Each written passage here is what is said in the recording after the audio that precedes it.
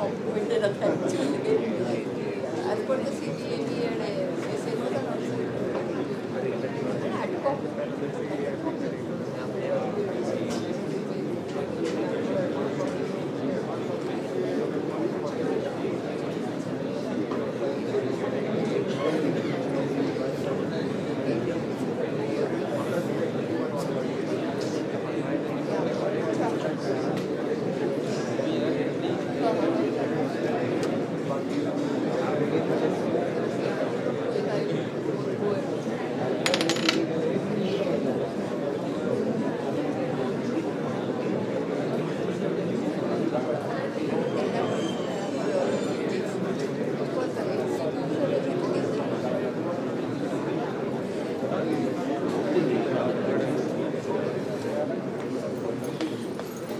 इथली लोकांना मागं बसा, तर हे छोटी वगैरे बसते, हे मागं बसा, सगळे मागं बसून घ्या, उठून मागं बसा,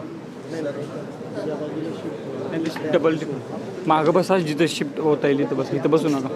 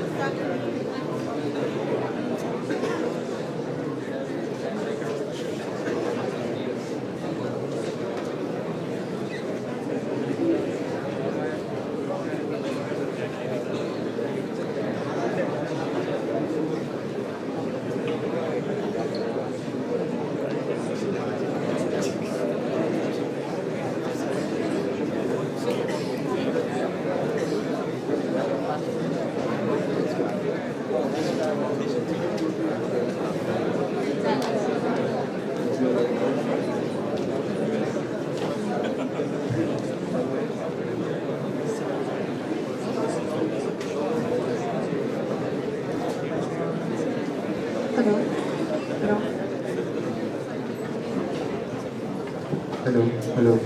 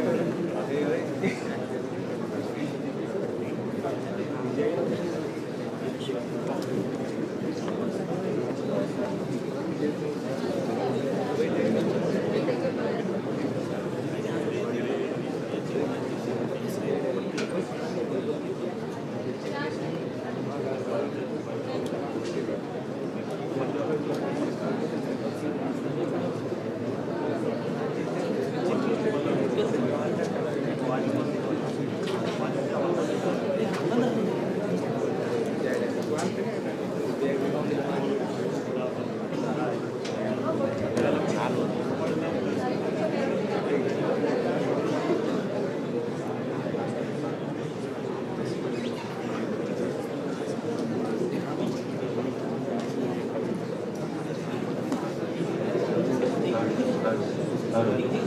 Hello. Hello. Hello. Hello.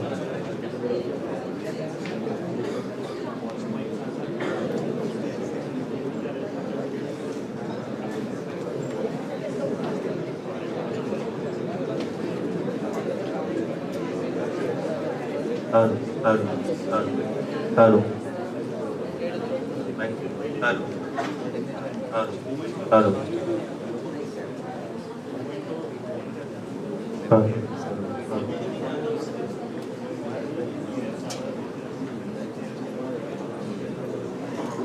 Hello. Hello.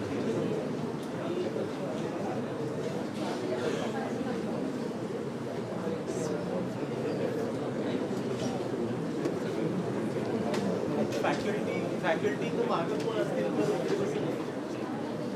तर मी आहे सिनियर रेसिडेंट आणि फॅकल्टी मागं इकडे त्या बाजूला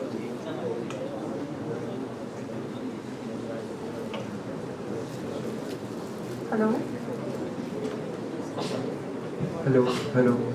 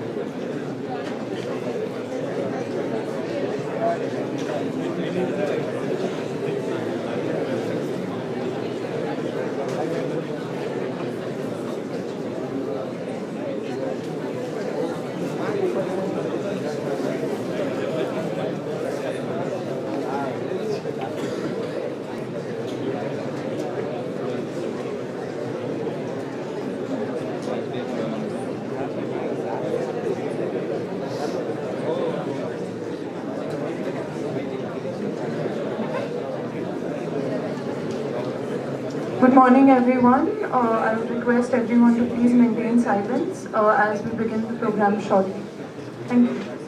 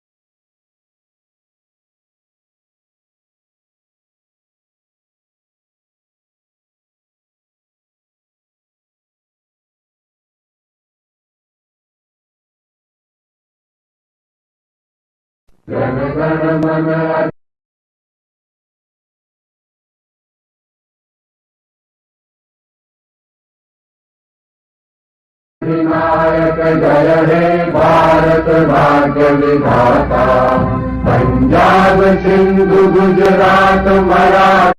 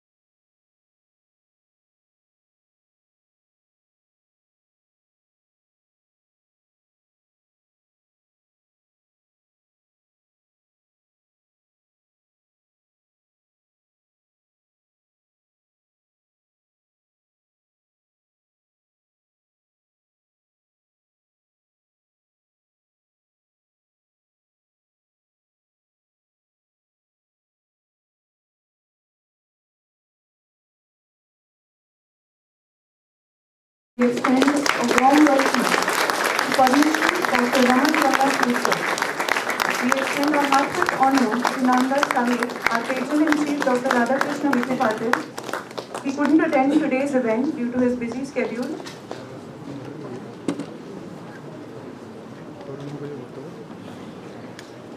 Amongst us, we also have Dr. Vijay Pandewar for this event.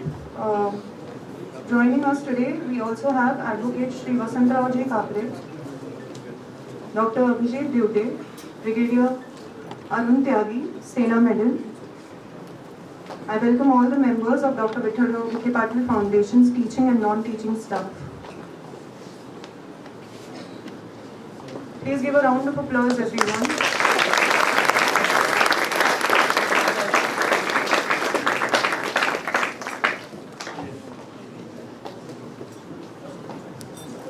आता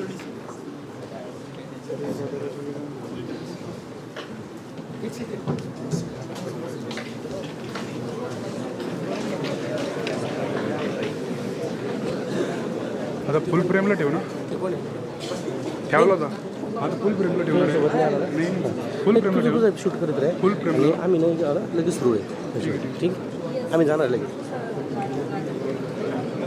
Ladies and gentlemen, esteemed dignitaries, professors, and revered teachers, a very good morning to all of you.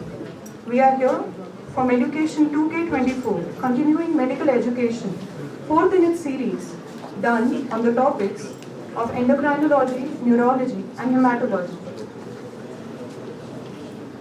And this event is focused on the fascinating field of HIV treatment, care services, and role of private sector engagement. I request everyone to stand in honor of the national anthem.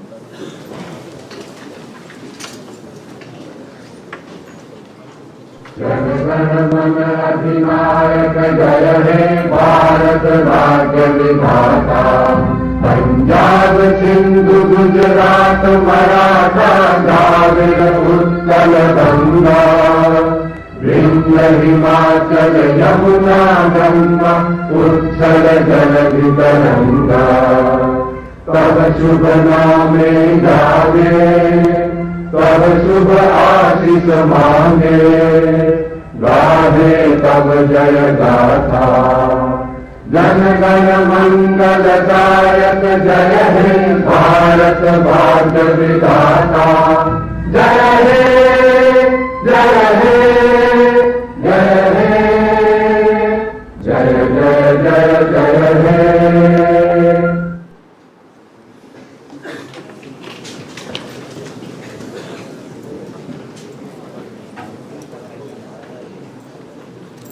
Our event today is graced by the presence of distinguished personalities who have dedicated their lives to the realm of medicine and knowledge. We are privileged to have among us some eminent figures who have illuminated the path of medical education and research. I, Dr. Shivangi Singh, I, Dr. Siddesh Shetty, will be a moderator for this event.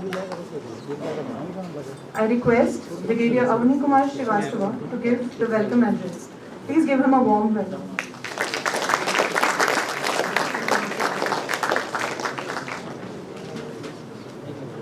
त्याला set करा खाली बसून Thank you, Dr. Shivangi and Siddesh. पहिलं तेवढं घे नंतर मग खाली बसून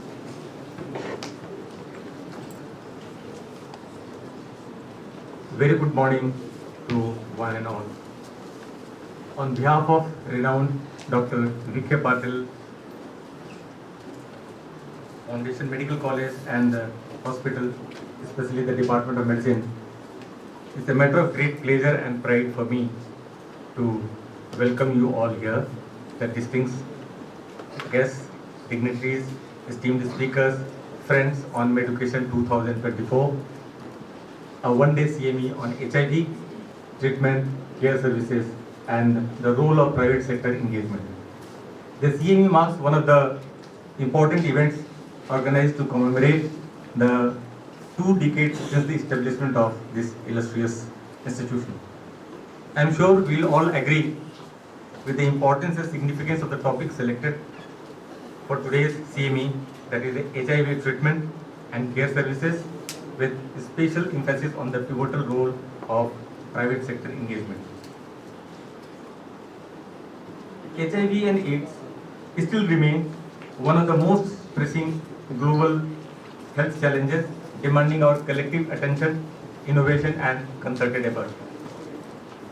The Indian journey of HIV and AIDS that started somewhere in 1984 when the first cases were detected in Chennai and Mumbai. And ever since, there has been a spread of the disease in every part of the country. As of 2023 data by NACO, we had approximately 2.5 million cases or patients living with HIV. By end of 2023, around 40,000 deaths in 2022. About 65% of these patients are under care of ART center, and around 63,000 new cases are detected every year. However, there has been a decline in the new case detections lately over a period of a decade or so, except that in 2003 where was there a slight increase. NACO was constituted to implement the National AIDS Control Program in 1992. Now CAP, NACP 4, NACP 5 is continuing from 2017 onwards and is set to continue till 2026. The aim of NACP 5 was to reduce the AIDS related mortality by 80% by the end of NACP 5 from the baseline of 2010. And the goal is to reduce the endemicity of HIV by 2030 to a level insignificant for public health by prevention, detection and treatment services with the help of public-private partnerships. I am happy to say that our college has been selected to participate in this public-private partnership scheme of NACP through ART Center. Today is indeed a very special day for Dr. V.K. Patil Foundation Medical College. The antiretroviral treatment center was inaugurated today, this morning, at our hospital by none other than the acclaimed scientist, keen researcher, the avid academician, the renowned social worker and doyen in the field of HIV and AIDS, Padma Shri Dr. Raman Gangasekar. A big round of applause.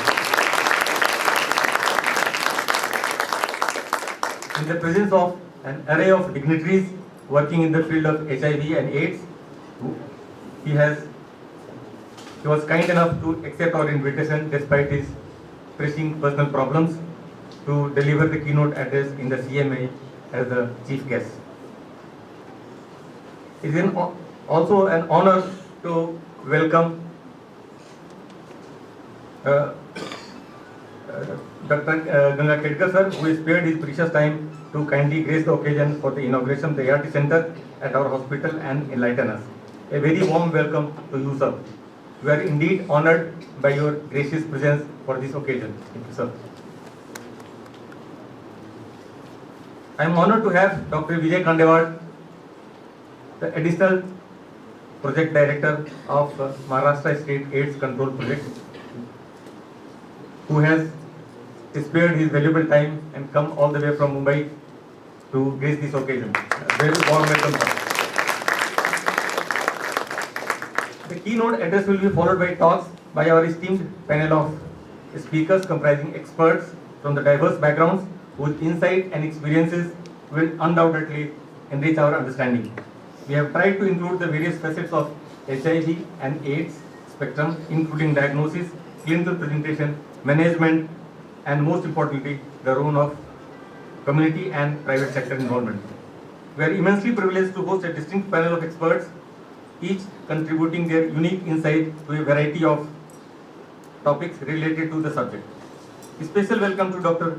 Vinay Kulkarni sir, who will come all the way from Pune, and Dr. Amit Dravid is yet to come, I believe, who have travelled all the way from Pune to share his experiences with us.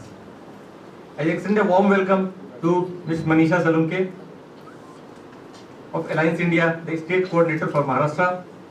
It was Ms. Salunke who initially came with the idea of establishing the PPP ART center in our hospital and for this CME program.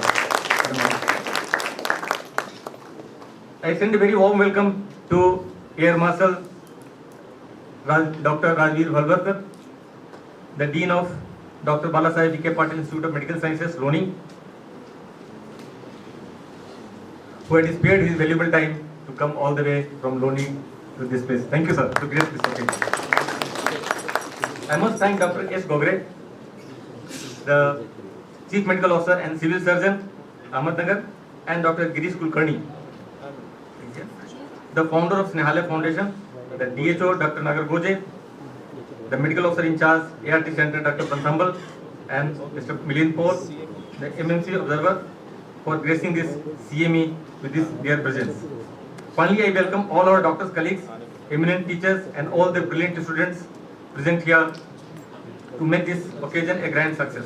I am sure we all will benefit from the presence of the eminent specialist speakers of today's CME and go wiser in the field of HIV and AIDS. I wish you all a very fruitful and enjoyable day.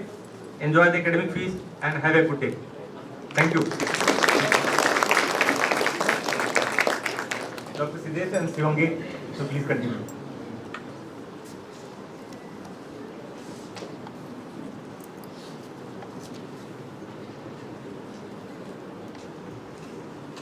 Thank you, Brigadier Srivastava, sir.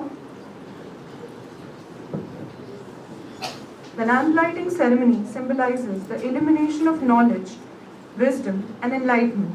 It serves as a beacon of inspiration, guiding individuals through the challenges and illuminating the path forward. This tradition embodies a shared commitment to excellence and pursuit of progress in various fields of endeavor. To make this event a blessed one, I invoke Goddess Saraswati by kindling the lamp of knowledge and wisdom for seeking the choicest blessings for the same. I invite Padma Shri Dr. Raman Ganga Khelkar, Air Marshal Rajveer Bhalwad, Dr. Vinay Kulkarni, Brigadier Arun Tyagi, Dr. Abhijit Devte, Dean Sir Dr. Sunil Nath Maske, Brigadier Srivastava, Dr. Sanjay Gogare, Dr. Vinay Kulkarni,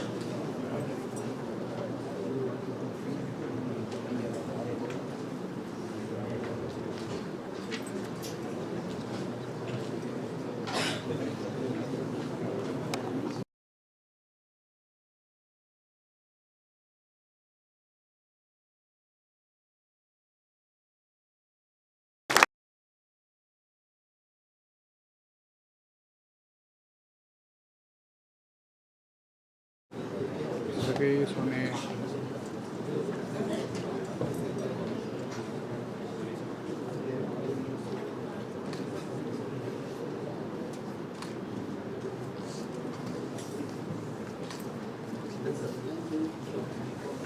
hello हां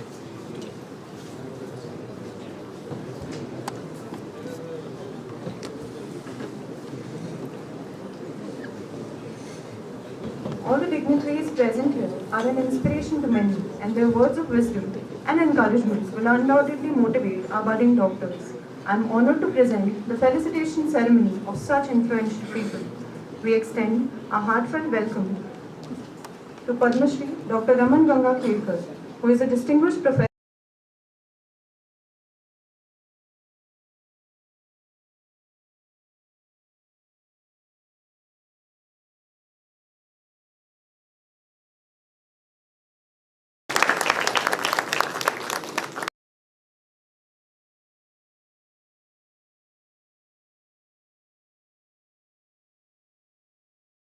by our chairpersons. Let us give him a round of applause as I request Dr. Abhijit Devte and Brigadier Arun Tyagi, Sena Medal, to kindly felicitate Padma Shri Dr. Raman Ganga Khelkar.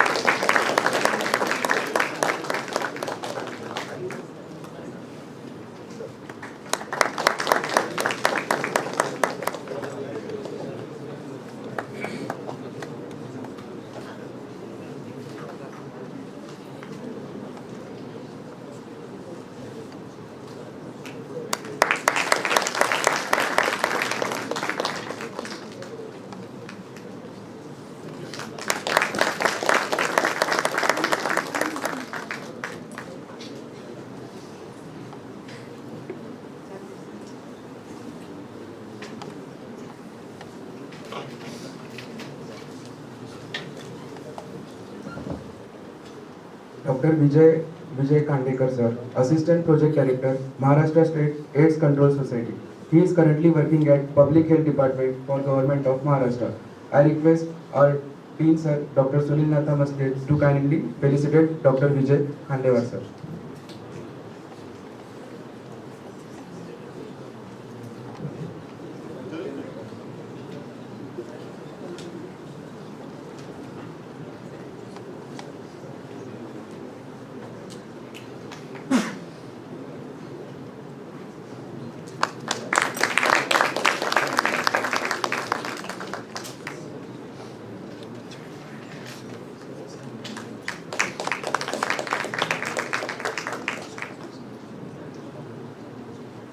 Dr. Vijay Kandekar is Additional Project Director, Maharashtra State AIDS Control Society.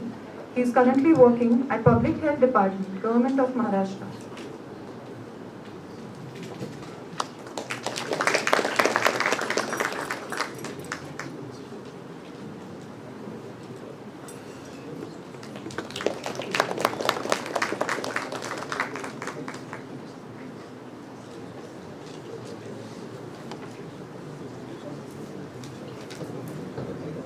Dr. Vinay Kulkarni is Coordinator and Medical Director, Prayas Health Group, Pune. He has more than 100 papers and poster presentations at national and international conferences. He was awarded IADVL Oration Dermacon, Bangalore 2019. He has special interest in HIV medicine, epidemiology, and behavioral science, critical dermatology, maculobullous dermatosis. I would request Dr. Ram Padalkar, Chief Administrative Officer, to kindly felicitate Dr. Vinay Kulkarni.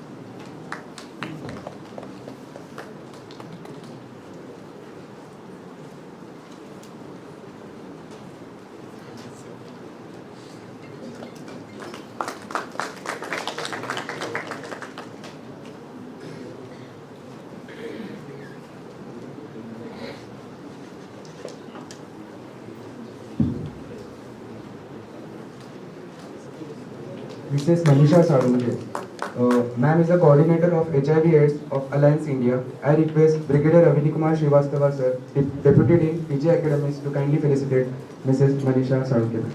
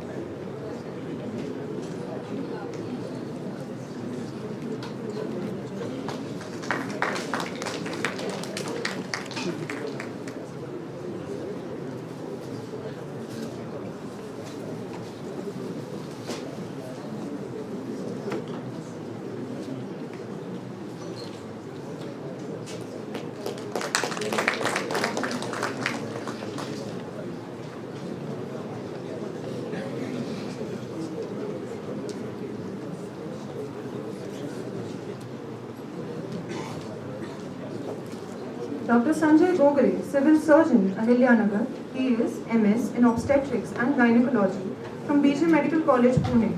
Let's give him a round of applause. I would request Dr. Vijay Patil to kindly felicitate Dr. Sanjay Gogre.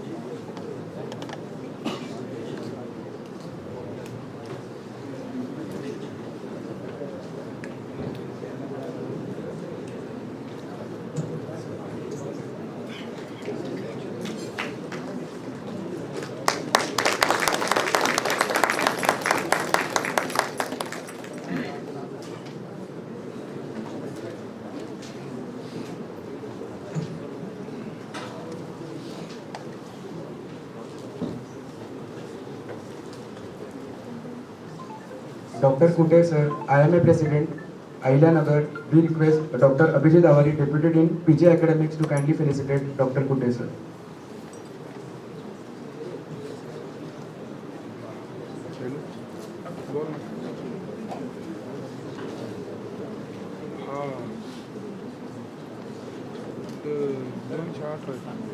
नहीं 8 रुपये 100 रुपये पाण्याचे 100 रुपये प्यायचे पाण्याचे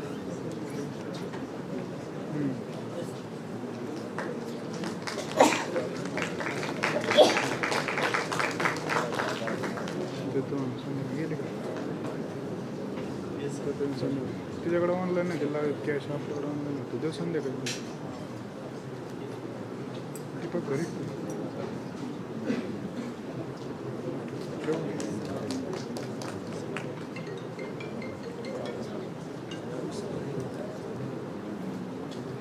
Air Marshal Rajveer Bhalwar, Principal and Dean at Dr. Balasaheb Vikhe Patil Rural Medical College, Loni. He is Gold Medalist in Examination Conduction by United Diabetes Forum Group. He has rich experience of 44 years. His expertise and knowledge on the topic will be invaluable for us. Let's give him a hearty applause. I will call Dr. Dean, Dr. Sunil Natha Maske and Brigadier Arun Tyagi to kindly felicitate Air Marshal Rajveer Bhalwar.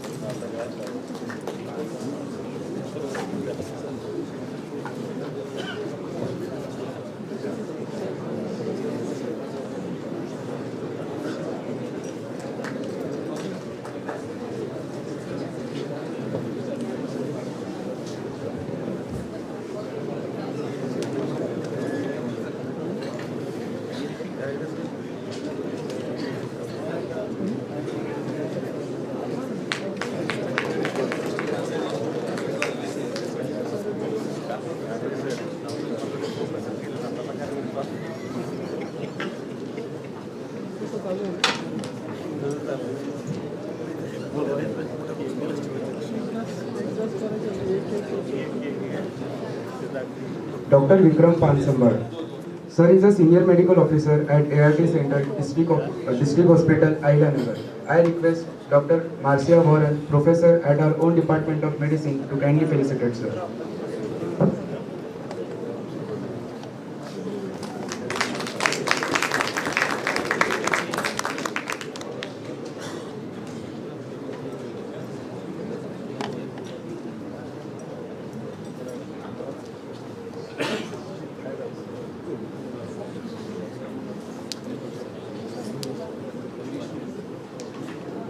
Dr. Kirish Kulkarni, postgraduate in political science with various undergraduate degrees, including law, management, journalism, social work, linguistics, etc. He is founder of Snehalaya to help women and children victims of sex trade. His mission is to solve complex social issues through grassroots movement and youth empowerment, aiming for continuity and wider community involvement. Dr. Kulkarni has dedicated 35 years to this cause. Let us give him a resounding applause. I will request Dr. Master Warren to kindly and Dr. Satish Pandey to kindly felicitate Dr. Girish Kulkarni.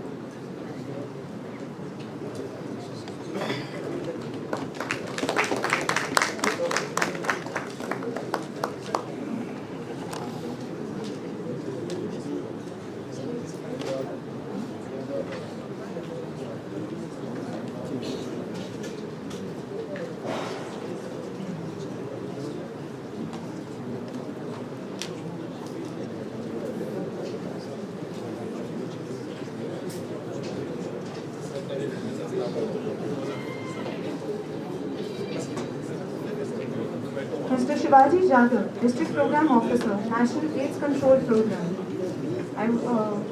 Let's give him a loud applause.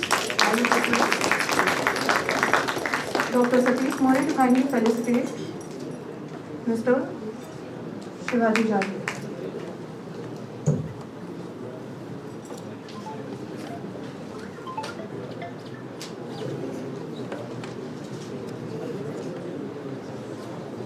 I would like to call Dean Sir to give the presidential speech. So without any further ado, let's give him a resounding applause and welcome him on the dais.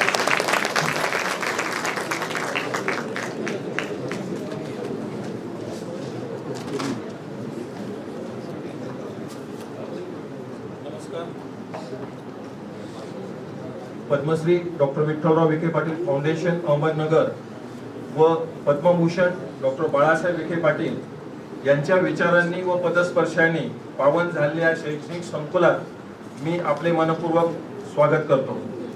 आज आपल्यामध्ये Padmashri doctor Raman Gangakhedkar sir हे उपस्थित आहेत। माझ्या मते सर्वांना सरांविषयी पूर्ण कल्पना आहे। सरांचं सोशल काम कोविडच्या काळामध्ये त्यांनी जे काही काम केलं आणि आता थोड्या वेळात नंतरच त्यांचे विचार आपणास ऐकायला मिळतील, त्यामुळे सरांचा परिचय करून देणं हे अशक्य काम आहे। सरांनी खूप काम केलंय। तसेच आजच्या मेडिसिन डिपार्टमेंटच्या वतीने आयोजित जी काही CME केलेली आहे त्या प्रीत्यर्थ उपस्थित असलेले डॉक्टर विनय कुलकर्णी, डॉक्टर विजय कांडेवार, आमचे मित्र सिव्हिल सर्जन डॉक्टर संजय गोगरे, प्रवरा मेडिकल कॉलेजचे डीन डॉक्टर बलवार, डॉक्टर रवींद्र कुटे, डॉक्टर मनीषा साळुंके मॅडम व आपल्याला गेले 15-20 वर्ष सदोदित मदत करणारे स्नेहालयाचे संस्थापक डॉक्टर गिरीश कुलकर्णी यांचे मी फाउंडेशन व संस्थेच्या वतीने सहर्ष स्वागत करतो। सकाळी आपले गायडन्स ज्यांचं आपल्याला सदोदित मिळत असतं असं पितृतुल्य व्यक्तिमत्व आदरणीय नामदार साहेब उपस्थित होते, पण त्यांच्या काही निश्चित कार्यक्रमामुळे आज ते आपल्यामध्ये उपस्थित राहिलेले नाही। तरीही त्यांचे आशीर्वाद या CME उपलब्ध आहे असं मी समजतो। तसेच आपल्याला नेहमी मार्गदर्शन करणारे आपले लाडके खासदार doctor Sujay Radhakrishna Vikhe Patil, doctor Abhijit Devte, secretary general doctor PM Gaikwad, मुख्य प्रशासकीय अधिकारी doctor Padalkar sir, director clinical services doctor Tyagi sir, वैद्यकीय अधीक्षक डॉक्टर सतीश मोरे सर, माझे सर्व कलिग, तिन्ही उपअधिष्ठाता, विभाग प्रमुख, सर्व शिक्षक व विद्यार्थिनींनो, CME ही आजची अतिशय सुंदर आणि सगळ्यांना उपयुक्त अशी ठरणारी आहे। तरी मी सर्वांना विनंती करतो की सर्वांनी त्याचा शेवटपर्यंत लाभ घ्यावा। मी थोडक्यामध्ये आपल्या संस्थेच्या वाटचालीविषयी 2 शब्द आदरणीय गंगाखेडकर सरांना आणि प्रमुख पाहुण्यांना सांगू इच्छितो। आज आपल्या संस्थे ही 20व्या वर्षात पदार्पण करत आहे।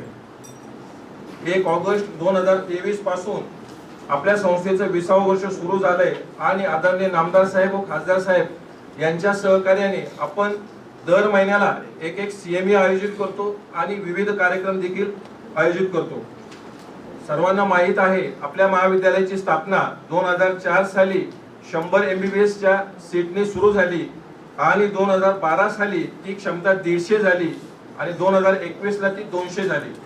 आज आपल्या संस्थेत मॅक्झिमम 200 क्षमते MBBS विद्यार्थ्यांसाठी आहे आणि त्याबरोबरच 2011 साली 10 विषयामध्ये पदव्युत्तर शिक्षण म्हणजे पोस्ट ग्रॅज्युएशन सुरू झालं आणि नुकतंच यावर्षी आपण 12 विषयामध्ये जवळपास 80-85 विद्यार्थी क्षमतेचं PG कोर्सेस सुरू करण्याचा मानस आहे। या सगळ्या वाटचालीमध्ये आपल्याला एक नाव विसरता येणार नाही, ते म्हणजे आपले पूर्वीचे सेक्रेटरी जनरल व आजचे शैक्षणिक सल्लागार आदरणीय डॉक्टर B सदानंदा सर। त्यांनी या सगळ्या वाटचालीमध्ये खूप मोठा सिंहाचा वाटा उचलला होता। तसेच या निमित्ताने या संस्थेत या महाविद्यालयात होऊन गेलेले सर्व प्राचार्य व शिक्षक मंडळी मी यांचे देखील आभार मानतो। या 20 वर्षाच्या वाटचालीमध्ये आपल्या महाविद्यालयास खूप मानाचे तुरे आपल्याला मिळालेले आहेत। जसं मी आता सांगितलं आपल्याकडे MBBS आणि पदव्युत्तर शिक्षण हे सुरू 2004 आणि 2011 पासून सुरू झालं आणि 2 वर्षापूर्वी आपण गव्हर्नमेंट थ्रू नॅक ही जी संस्था ॲक्रिडेशन देते त्यात आपल्याला A+ ही ग्रेड मिळाली, जी संपूर्ण MOHS मध्ये केवळ आपल्याच महाविद्यालयात मिळाली. तसेच आपण NABH, NABL आणि ISO देखील ॲक्रेडिटेड आहोत. आणि सर्वात कळस म्हणजे विद्यापीठाच्या सुवर्ण महोत्सवी वर्षानिमित्त आपणास संपूर्ण महाराष्ट्रातून एकमेव असा आणि अद्वितीय असा उत्कृष्ट महाविद्यालयाचा पुरस्कार व्हाईस चान्सलर डॉक्टर माधुरी कानिटकर यांच्या उपस्थितीत व डॉक्टर भारती पवार यांच्या हस्ते नुकताच प्राप्त झाला. आपलं महाविद्यालय हे एकमेव महाविद्यालय आहे ज्याला MOHS नाशिक युनिव्हर्सिटी तर्फे 2 शिक्षकांना उत्कृष्ट शिक्षक हा पुरस्कार मिळाला. या महाविद्यालयातील सर्व शिक्षकांचं यात श्रेय आहे. आपल्या महाविद्यालयातून जवळपास 1000च्या वर संशोधन पेपर प्रसिद्ध झाले आहेत, 15 कॉपीराइट्स, 13 पेटंट्स पब्लिश झाले आहेत व 23 पुस्तकं सर्व शिक्षकांनी लिहिलेली आहेत. 2014 सालापासून आपल्या महाविद्यालयातून रेग्युलर संशोधन पर व्हिम्स हेल्थ सायन्स नावाचं नियतकालिक निघतं. आज त्याचं संपादन डॉक्टर विशाल इंदुरकर करतात आणि अभिमानाची गोष्ट आहे की आज या नियतकालिकास 10 वर्ष पूर्ण झाली आहेत. MBBS मधील 5 विद्यार्थ्यांना विद्यापीठाचं गोल्ड मेडल म्हणजे सुवर्ण पदक प्राप्त झालं, तर पदव्युत्तर 3 विद्यार्थ्यांना सुवर्ण पदक प्राप्त झालं आणि 6 विद्यार्थी व्हाईस चान्सलर सर्टिफिकेटने गौरवण्यात आलेले आहेत.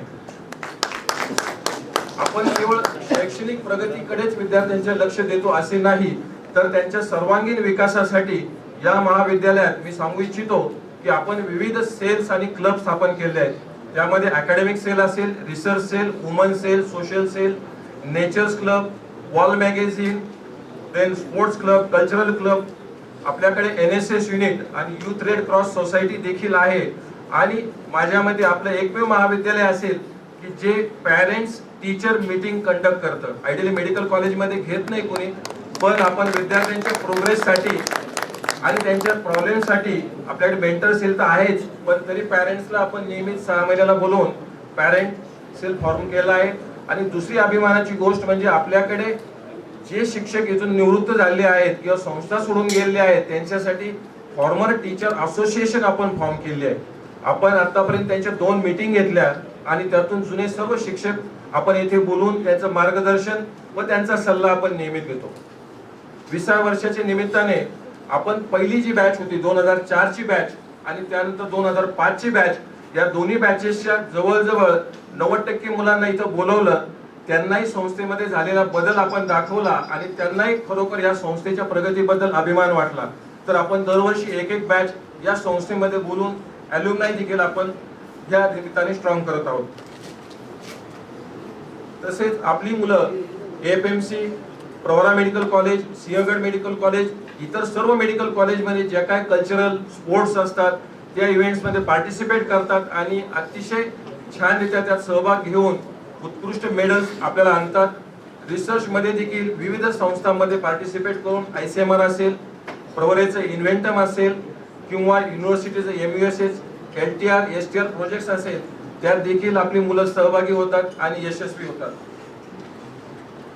आज ह्या 20व्या वर्षानिमित्त आपण रेग्युलर CME वर्कशॉप कॉन्फरन्सेस ही प्लॅन केली आहे आणि शिक्षकांसाठी आपण सेपरेट अकॅडमिक काउन्सिल वरती त्यांची नियुक्ती करण्यासाठी पाठपुरावा करतो आणि सांगायस अभिमान वाटतो की आपल्या संस्थेतील बहुतांश शिक्षक हे विविध विद्यापीठांच्या बोर्ड ऑफ स्टडीज वरती आहेत, सिनेट वरती आहेत आणि अकॅडमिक काउन्सिल वरती आहेत, जेणेकरून आपले विद्यार्थ्यांचे प्रॉब्लेम व शिक्षकांचे प्रॉब्लेम, शैक्षणिक प्रॉब्लेम या त्या विद्यापीठामध्ये मांडता येतात.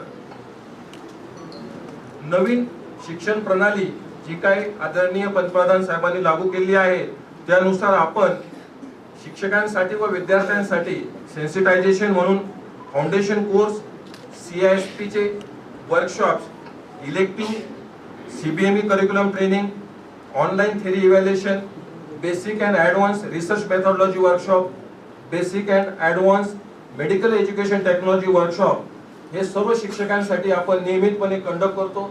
त्यात शिक्षकांना आपण सहभागी होण्यास लावतो. आणि आपल्या संस्थेत संशोधनासाठी 5 विषयामध्ये PhD चे कोर्सेस देखील आपण MHSच्या अंडर सुरू केलेले आहे. ह्या सर्व गोष्टी सांगताना मला एक गोष्ट प्रामुख्याने नमूद करावी वाटते. या सर्व वाटचालीमध्ये आमची मॅनेजमेंट, ॲडमिनिस्ट्रेशन, सर्व शिक्षक, शिक्षकेतर कर्मचारी आणि विद्यार्थी यांचा खरोखर मोलाचा आणि सिंहाचा वाटा होता आणि त्यामुळेच आपण ही सर्व प्रगती करू शकलो. आपण 20व्या वर्षाच्या निमित्ताने जे काही ॲक्टिव्हिटी कंडक्ट केल्या जातात त्या एकत्रितपणे कॉम्पाईल राहाव्या, पुढे भविष्य काळामध्ये या इतिहासाची नोंद राहावी म्हणून व्हीम्स न्यूज लेटर सुरू करत आहोत. मेडिकल कॉलेजचं अकॅडमिक वर्ष 1 ऑगस्ट रोजी सुरू होतं. तर 1 ऑगस्ट पासून दर महिन्याला ज्या ॲक्टिव्हिटी होतात त्या आपल्या एडिटर बोर्डाने बाइंड केल्या, कॉम्पाईल केल्या, जेणेकरून भविष्यात त्याचा उपयोग व्हावा. आणि मी आता मान्यवरांना विनंती करतो की त्यांनी त्या नियतकालिकाचं प्रकाशन करावं. धन्यवाद.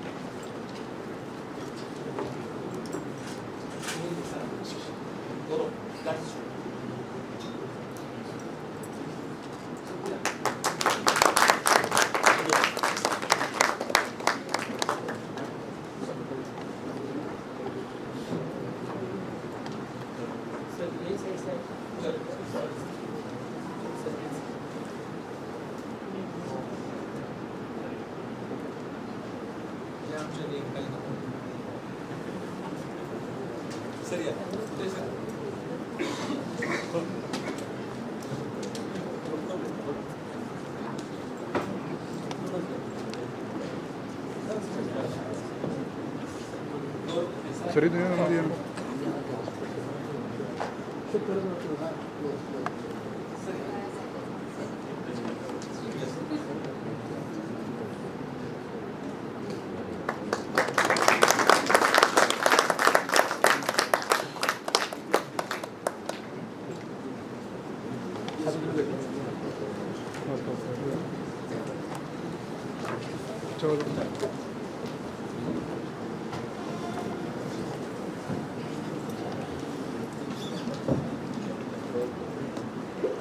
Thank you, Dean sir.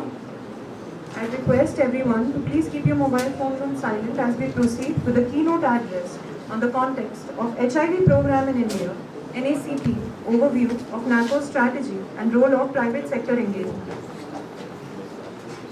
I welcome our chairperson, Air Marshal Rajveer Balwar, Principal and Dean, Dr. Vikhe Patil Rural Medical College, Loni. He has done his graduation from King George Medical College, Lucknow. He is MD and has PhD in Community Medicine from Armed Forces Medical College, Pune. He has done postdoctoral training in clinical epidemiology under INCLAC program. Co-chairing with him, we have Brigadier Ahmednagar Srivastava. Co-chairing with him, we have Ahmednagar Srivastava, Professor and Head of our own Department of Medicine. Sir done his MD in Medicine from Armed Forces Medical College, Pune. He was awarded medical certificate for excellence for UN missions in Democratic Republic of Congo and Chief of Army Staff Commandment on 2 occasions. Brigadier Srivastava has 24 articles under his proprietorship. So without any further ado, let's call them up with huge round of applause.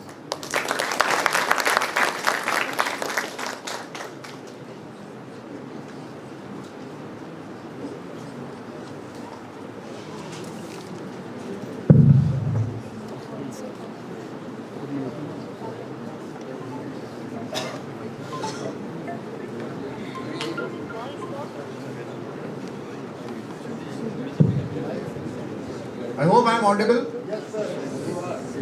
So, very esteemed members of the audience, respected Professor Gangakhedkar, today's chief guest, who will be delivering the keynote address, and my co-chair, Brigadier Srivastava, an old friend. Well, ladies and gentlemen, I'll be briefly introducing Professor Ganga Khedkar after 1 or 2 minutes, but before that, I'd like to give you a glimpse of what Professor Ganga Khedkar has contributed in our field and how he has reached that level of a luminary. I remember the late 1980s and the first half of 1990s. I was then posted as a faculty member at AFMC Pune, and I was also looking after the AIDS and HIV surveillance of armed forces. The situation that time, believe me, was as if some Holocaust has come. In fact, many of the epidemiologists and physicians over the globe were led to believe that maybe half of the world population may not be able to see the next generation. It was so bad. And how the overall problem in our country even, which was supposed to be around 7 per thousand positivity among the general population that time, I'm talking of the early 90s, it has come down to as low as 1 per thousand now. It's one of the biggest success stories. The National AIDS Control Program, which has been heralded and under the wings of luminaries like Professor Raman Ganga Khedkar, is one of the biggest success stories in public health in the modern times. It is not what I am saying to eulogize Dr. Ganga Khedkar, but it is documented. And with that background, his huge achievements, his tall qualifications would take a long time, but I'll just quickly, briefly introduce him, his achievements and his contribution. Professor Ganga Khedkar, presently is a distinguished professor, Symbiosis International Deemed University. He has held very, very important appointments. Formerly, he was the national chair of the ICMR. Formerly, he was the head of Division of Epidemiology and Communicable Diseases at the ICMR. He held a very, very important, and that was the appointment in which he actually contributed a lot to the National AIDS Control Program, and that was, he was the officer in charge, director of NARI, the National AIDS Research Institute at Pune. He has a large number of very reputed memberships. Some of them I would read out. He has been a member of National Task Force on COVID-19, a member of the WHO Scientific Advisory Group for the Origins of Novel Pathogens. He has been a member of the Standing Working Group of the NTAGI, which is our apex body in the country on vaccination and immunization. Professor Ganga Khedkar has also been awarded a large number of awards. I'll only read out some very, very tall awards, and of course we start from the prestigious award of the Padma Shri by the President of India in the year 2020. He was awarded the Doctor of Sciences by the Datta Meghe Institute and D.Litt by the Symbiosis International University. He has been awarded the Marathwada Bhushan in 2023, the late Dr. Shankarrao Chauhan Jeevan Gaurav Puraskar in 2022, the Lifetime Award of the AIDS Society of India in 2022, the Swami Ramnath Tirth Marathwada Gaurav Puraskar in 2021, and the Lifetime Achievement Award by the Army Institute of Technology Pune in 2021. These are just a glimpse. There are many, many awards, but I am sure we will be waiting now to listen to Professor Ganga Khedkar, who will now tell us the course, how he did it, how he did this miracle, and what does he expect us to do in future. Professor Ganga Khedkar, sir.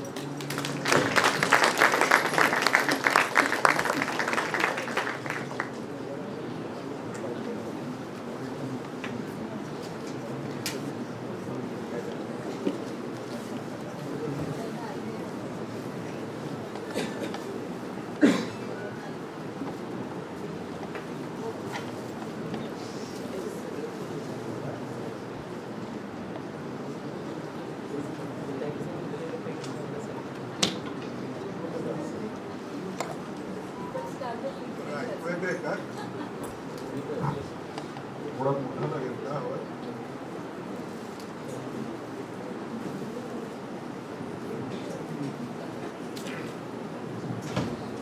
Thank you, sir, for the introduction and the kind words that you used. I wish I was to tell my story. I wouldn't have required slides, but I am expected to speak on overview of NACO or NACO's MECP in India and public-private partnership. One second.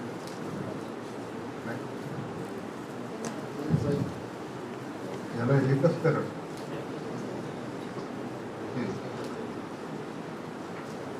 Now, I distinctly remember the early days of HIV epidemic, sometime around 1986. I was not there then, but just look at the scenario then. Because I came in 1989 into the field of HIV. You know, the first thing was there was a extreme denial when the first few cases among sex workers were detected. And that denial was to a tune that one could not believe, you know, the announcement that they had to make, even in Parliament, you know, was a very difficult challenge because nobody could believe that HIV is very much here. At that time, even discussions on sexuality was a taboo. If you look at the diseases, the disease that spreads through socially unacceptable behaviors is bound to evoke all kinds of reactions from the people. National STD control program was almost non-existent. It was a program which was actually established in the pre-independence era by Britishers, but there was hardly anything that was available then. Blood safety program was so rudimentary that there was only peripheral smear for HPUs to be done, VDRL and HBsAg, and that was about it. Healthcare infrastructure was not used to handling behaviorally transmitted infections, which was very much tough, and they did not have access to the key subpopulations to which we continue to refer now as those who made a huge difference. And our per capita expenditure of health was so low. I recall in those days it was reported to be somewhere around 30 rupees per capita. Now even if you were to introduce ELISA, so perhaps all the expenses would have been taken care of by this ELISA itself. But then how did we move? If you actually look at, I recall in 1989, people used to say, and he was one of the best epidemiologists, Dr. Jim Chin. He came out with one projection. They said that by 2000 AD, you will have almost 4 crore people infected by HIV in India. And that was a very scary thing at that juncture. Now, if you look at 37 years that have lapsed after the first report of few cases in Chennai, you find now HIV/AIDS or HIV disease, as we call, it's accepted by a majority, all the stakeholders as of now. If you look at discussions on sexuality, perhaps there is no such taboo at this point in time. You have recognized and mobilized the socially challenged group so well that they are getting involved in policy making in every way. But I must also say that kind of involvement which was there earlier is perhaps no more existent. It has come down dramatically, and that's a pain which we will talk about subsequently. When it comes to blood safety, the entire thing was taken by NACO, and actually the program was so well developed. Now today you have fractionation services which are also offered under the same program, which operates under National AIDS Control Organization. The services related to HIV have been integrated even up to sub-district levels as of now. The track record that we have right now is almost 20 years of ART services, 22 years of mother-to-child prevention of mother-to-child transmission program, and 27 years of targeted interventions that we have, and we have matured really well. We are closer to elimination targets for 2030, despite the fact that this is a chronic viral disease. You don't have a preventive vaccine, you don't have a cure. It's only about 4 decades old infection, even in the world, and still we talk of elimination as of now. So why did this happen is a question that will come to everybody's mind. Now, to me, one of the things which I would definitely say is the dramatic, rapid, and progressive response that came from policymakers that made a huge difference. You look at the HIV infection which was detected in 1981, you will find that the first HIV surveillance, which was a passive surveillance, we were not used to doing it properly, but it was started in 1985. And then the first cases were discovered. I can also tell you, though we talk of these first cases as such, the first case actually that took place was elsewhere rather than Chennai. If you look at the records that you have in ICMR. The National AIDS policy that was developed in 1987.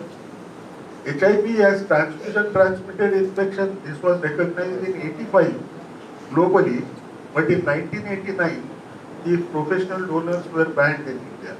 So very little time between that period, and we changed the whole thing. If you look at HIV-2, it was first identified in 1991, and look at the strength of the program. The program introduced HIV-2 ELISA as well. It was HIV-1 and HIV-2 ELISA. Within 1.5 years period, after a report of HIV-2 in India. It's not a simple task. Those who work with the government, they will realize that if you want to spend 5 rupees more or train people on a newer test, you will find it extremely difficult to roll out in a short period of time. Prevention of mother-to-child program, the discoveries of the drugs that you could use against them were reported in 1994. The first report came from MEDUCATION. But by 1999, we rolled out our own program. So within 5 years, look at the massive country that we have. We first started with 11 centers of excellence, and there the study started, and by 2001, PMTCT was also rolled out. If you look at ART first line, we rolled it out in 2004. The rest of the world had rolled out in 1994. But we were lucky. We did not use their drugs, which were PI-based regimen. They could have damaged the program very badly. We were lucky we went on cheaper regimens which contain NNRTI-based medicines sometime in 2004. If you look at second-line drugs, second-line ART, that started in 2008. So if you look at the rapid response that the government gave was immense in terms of changing the projections that they had shown earlier. Now, if you look at National AIDS Control Program, the first program that started was in 1992. It used to be 5 years program, fully supported by World Bank. And during that period, what was the key feature? The key feature was simple.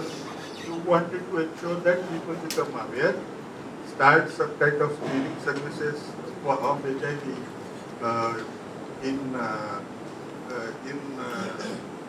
can we actually make this bigger? I am not able to see this.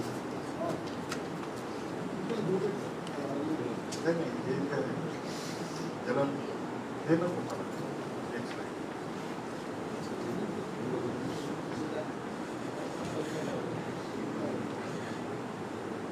That. I distinctly recall in 1992, one of the major changes that occurred was in 1994, the realization that this is a sexual-driven program actually came out, and the first funded program internationally for Sonagachi actually came out in 1994. So historically we always say Sonagachi was first, but that is not true. It was Saheli project in Pune, and there was one in Kamatipura that started running far earlier compared to Sonagachi. But it made a remarkable change. In that particular period, we recognized that this is a sex work-driven program, whereas rest of the world was struggling with who should they target. No? India was one of those countries which first focused on sex workers, clients of sex workers, and then we started moving on the classical Bruce Weniger model that we had. Now, since that was done, the spread actually became far lesser compared to what people thought, because it was not, it was, the focus was so intensified among sex workers, IDUs and MSM that things started moving out. Though I must make a correction, MSM programming was not so strong in the beginning compared to sex workers programming or even injecting drug users programming. Why do I think these were very important? You have to recognize that MSM, they used to have pinoanal sex that was legally not acceptable. Now, if you look at injecting drug use, your laws would not allow even going to them, even knowing who is pushing these drugs. But NACO took a bold step. They said this is for social welfare, this is for the health of the people. Despite the fact that this was a government agency, it started supporting projects, which means you directly fund for certain activities to reduce the harm. That's not a simple step for any government department to ever take. That's something which is remarkable. In NACP phase 3, the EIs, they were scaled up to a larger extent. You had district focus, mainly because in phase 2, we established structures of SACs, because there was a fear that the money that has to be rolled out for doing all activities tends to get delayed, mainly because it comes through government and there are too many approvals to take. So a non-governmental approach was also not going to work. So it was decided that already happened. No, ART, PMTCT, that was already rolled out in NACP phase 3. In NACP phase 4, one of the things that was done was test and treat policy was started at that time. It took little longer while, to my mind, to roll it out because of obvious constraints that we had to buy too many drugs, because once you say test and treat, it's not something which would be easy. And then NACP was extended, NACP phase 4 was extended until 2020, and then we have now a new NACP phase 5, which is part of it. And why does this become important? This becomes important because the government has committed to SDG goals. SDG goals.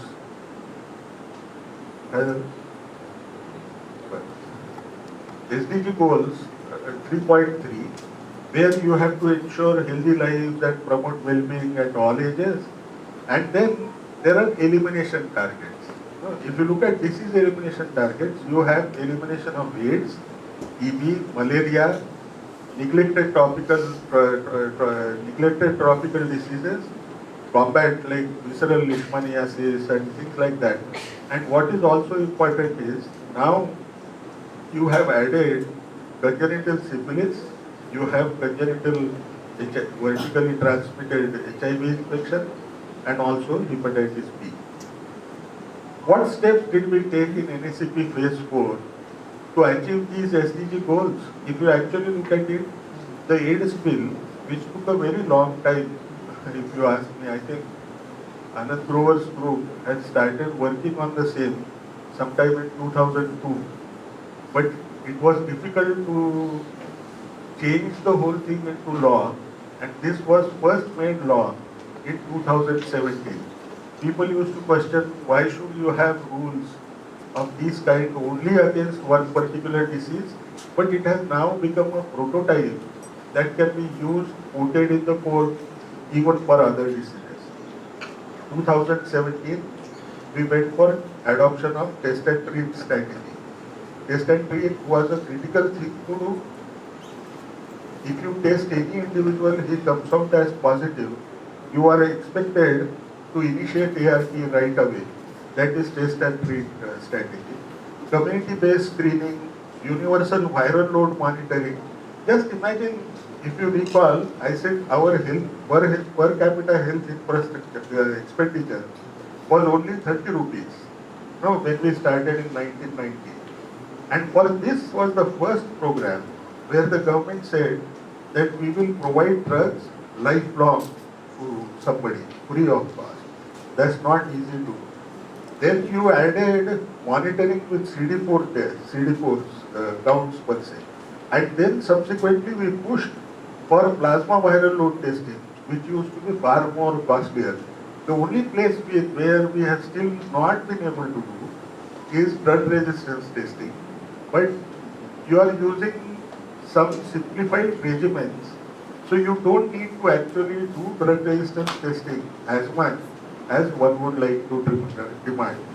And then you have dolutegravir based ART regimen, which was adopted during phase 4. How did this happen? It happened because of one of the trials where we also participated, was HPTN 052 trial.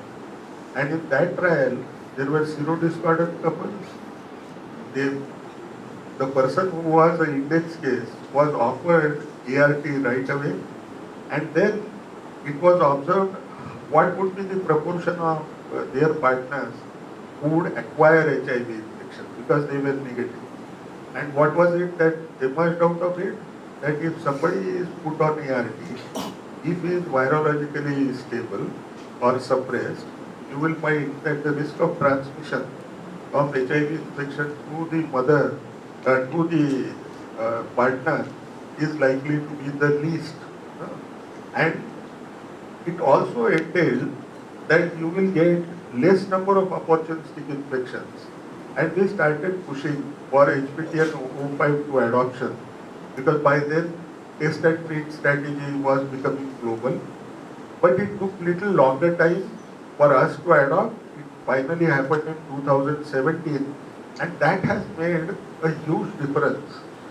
Why is it a huge difference? Because we could actually limit the numbers close to about 25 lakhs as of now, mainly because our rollouts have also been very stronger. Now, if you look at the pandemics that occurred, you will perhaps remember COVID now, but look at the stark reality. HIV was among the pandemics in our own era as such, and when it started occurring, you look at the period that we still have. You have passed almost 40 years, and more than 40 years have gone in, but HIV continues to be here. So we have to now manage not only those who are HIV infected well, but also ensure that if I want to control this infection, I will have to adopt rigorous policies that will be adopted by the people. You look at where we are as of now. If you look at adult HIV prevalence rate, it's dipping. You look at PLHIV size estimations, they are also becoming far more stable. And they are becoming stable because you are providing antiretroviral drugs, and therefore people don't die, and the numbers continue to be maintained well. How is this epidemic that we have in India? First it was sex work driven. If you look at now the prevalence rates that are estimated, you will find the highest prevalence continues to be among injecting drug users. What does that essentially mean? It tells you one thing, that my coverage for injecting drug users is lower and substance use is increasing rapidly across in India. And that's something which we have to keep at the back of mind. You will continue to have challenges that would come through MSM population as well as female sex workers. But antenatal women, you have been able to manage manage to control this infection really well.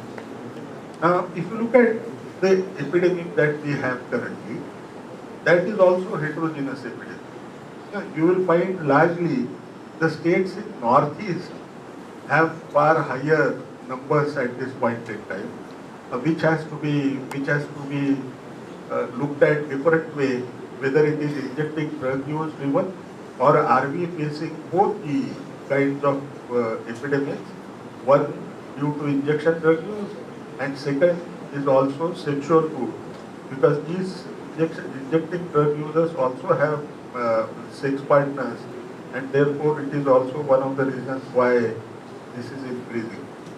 Now, if you want to end AIDS, what are the critical elements to end AIDS? You have to reduce incidence of HIV, and when will it come down? It comes down when you provide quality ART services to reduce the community viral loads. Now, that concept of community viral load doesn't exist now, mainly because the prevalence of this infection is so low. Therefore, you can't call it as community prevalence rate, community viral load as one of the main features. But people having detectable viral loads, their numbers are becoming small and smaller. Reduce biological and behavioral vulnerabilities among at-risk individuals, saturate all HIV-infected individuals with ART, and for the vulnerables, you have to provide comprehensive package of preventive intervention and create enabling environment which I believe in empowerment. But additionally, stigma reduction is another issue. Now, how is Government of India proposing to go ahead with that? You will find that is, if I have to go towards the phase 5, what are my targets? Reduce annual new infections of HIV by 80%. This is compared to 2010 bar that we had. Reduce AIDS-related mortalities by 80%. Eliminate vertical transmission of HIV, syphilis, and now hepatitis B. Promote universal access to quality STI, RTI services. Eliminate the stigma and discrimination that they face.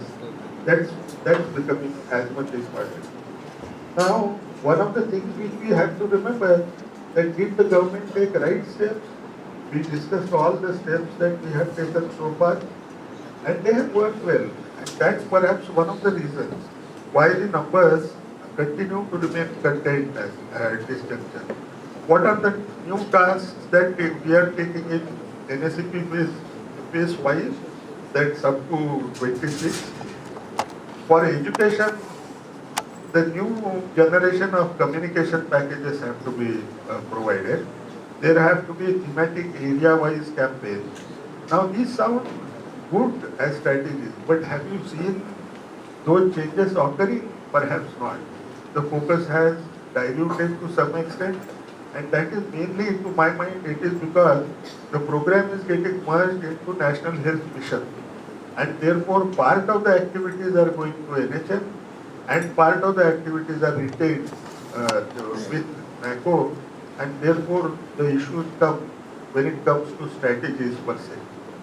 When it comes to prevention, we have to ensure that 1 million of high-risk groups and bridge population continue to remain HIV negative. Now you are suddenly not speaking of what proportion has HIV infection. It is maintenance of those who are HIV negative as HIV negative through is considered as an approach, and therefore you are finding that newer strategies like PrEP is evolving as of now. You want to ensure that EIs focus more on the key populations per se, and community-based organizations have to be incorporated in community mobilization. Unfortunately, this is also one area where perhaps to my mind we are slipping at this point in time when it comes to community mobilization. If you look at for early detection, you have to offer large number of groups, different tests that are available to you, and especially about 8 crore population is expected to be covered by offer of 8 crore tests, to people in India.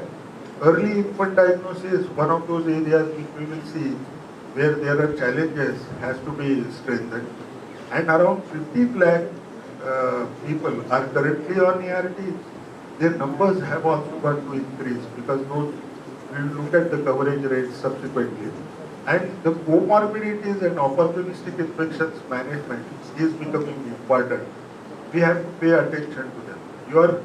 You are ensuring that these people will survive for a long period of time by using ART.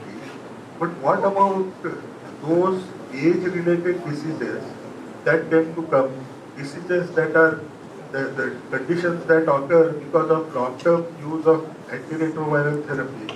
We will have to ensure that we will be able to offer them.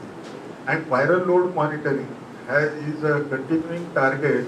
We have to ensure that it will almost become a guideline which would be akin to what you see in the West, but it's still not happening. These are the figures which we have been hearing a lot. What is it? It has already been talked of during introductions. So one of the things which we have to remember is the first gain that we are perhaps seeing is number of new infections. These new infections number is getting smaller and smaller as the time has passed by. So when do you say that we have achieved AIDS goal? For 2030, there has to be the number of new infections, HIV infections that could occur in 1,000 uninfected. And there is a definite change in the way now the indicators are coming. Reduction in annual new infections, 90% decline by 2030 from baseline year of 2010. The reduction in annual AIDS-related deaths, the figure continues to remain 90%. And attainment of 95 strategy. What does this mean? That 95% of people who have HIV infection are detected, 95% are linked to the ART services, and of those 95%, you will find 95% have virologically suppressed it. Now, if you look at those figures, what would it mean? That you would have to offer comprehensive prevention measures to the population. You will have to ensure that there will be universal access to quality STI, RTI services, and even for vertical elimination of syphilis and now added hepatitis. We were going on the right path, but unfortunately COVID pandemic struck. And COVID pandemic reduced HIV testing that used to occur so commonly because of the lockdown. Obvious reasons were during lockdown people did not go out, and the result was in new cases that could occur, their detections became less at this juncture. There is some degree of increase in loss to follow-up that has occurred. So Maharashtra was relatively better because we had the PLHA groups who stood strongly, and even they asked for permissions for taking these medicines to different people during lockdown. And Maharashtra government was so strong at that time that they decided to offer them passes so that nobody stops them anywhere. That has worked, but still loss to follow-up during that period is an issue. Increase in mortality of HIV-associated infections that occurred, especially TB. TB, the deaths increased, and even to some extent, the new infections have increased, mainly because the person was staying in the same family during lockdown period and has infected others as well. Now, are we on track when it comes to key targets and current progress? You will find that what we, up to 2022, whatever the data that is available in the public domain, you will find that the current progress rate in 95 strategy is currently 95% of the people know, 82% of the people know that they have HIV infection out of the total who are positive. When it comes to linking, 86% have been linked. When it comes to virally suppressed, 93% of them are known to be virally suppressed. And HIV infected mothers, those who are on ART, the target comes down to 77%, which otherwise should have been 95%. There are obvious reasons. You can question those figures, which we perhaps have a deal subsequently. Now, if you look at where we are in the third phase of this infection. In the first phase, you tend to have higher new infections and lower deaths. In the second phase, you will always find in such epidemics, there are higher deaths and new infections. They continue to be at a higher level. And now we are transitioning into the third phase, where there are higher new infections than deaths, because you are providing antiretroviral therapy to these people. The deaths also come down rapidly. What is our incidence rate? Incidence rate is very, very low. At this juncture, it has already peaked. From there, today it has come down to 0.05. 0.05 is a very small incidence that we are observing. But we need to be cautious, because you had COVID. It is possible that it is likely to impact the emergence of new infection or incidence of the disease, and for that we need to be vigilant at this juncture. This is Bruce Manager's model. If HIV is to be introduced in any naive population, the first group that will be affected will be core group. Then subsequently, the bridge population, which would get infected, will transmit it to the mainstream population of women and children. So essentially, if we adopted a strategy of focusing more on the key subpopulations, and you look at the current coverages for targeted intervention, you will find majority of them exceed 100%, which may not necessarily be the truth, but it is a statistical policy to my mind. But migrants and truckers, migrants continue to pose a challenge. We have to also remember them, but we also need to remember one thing.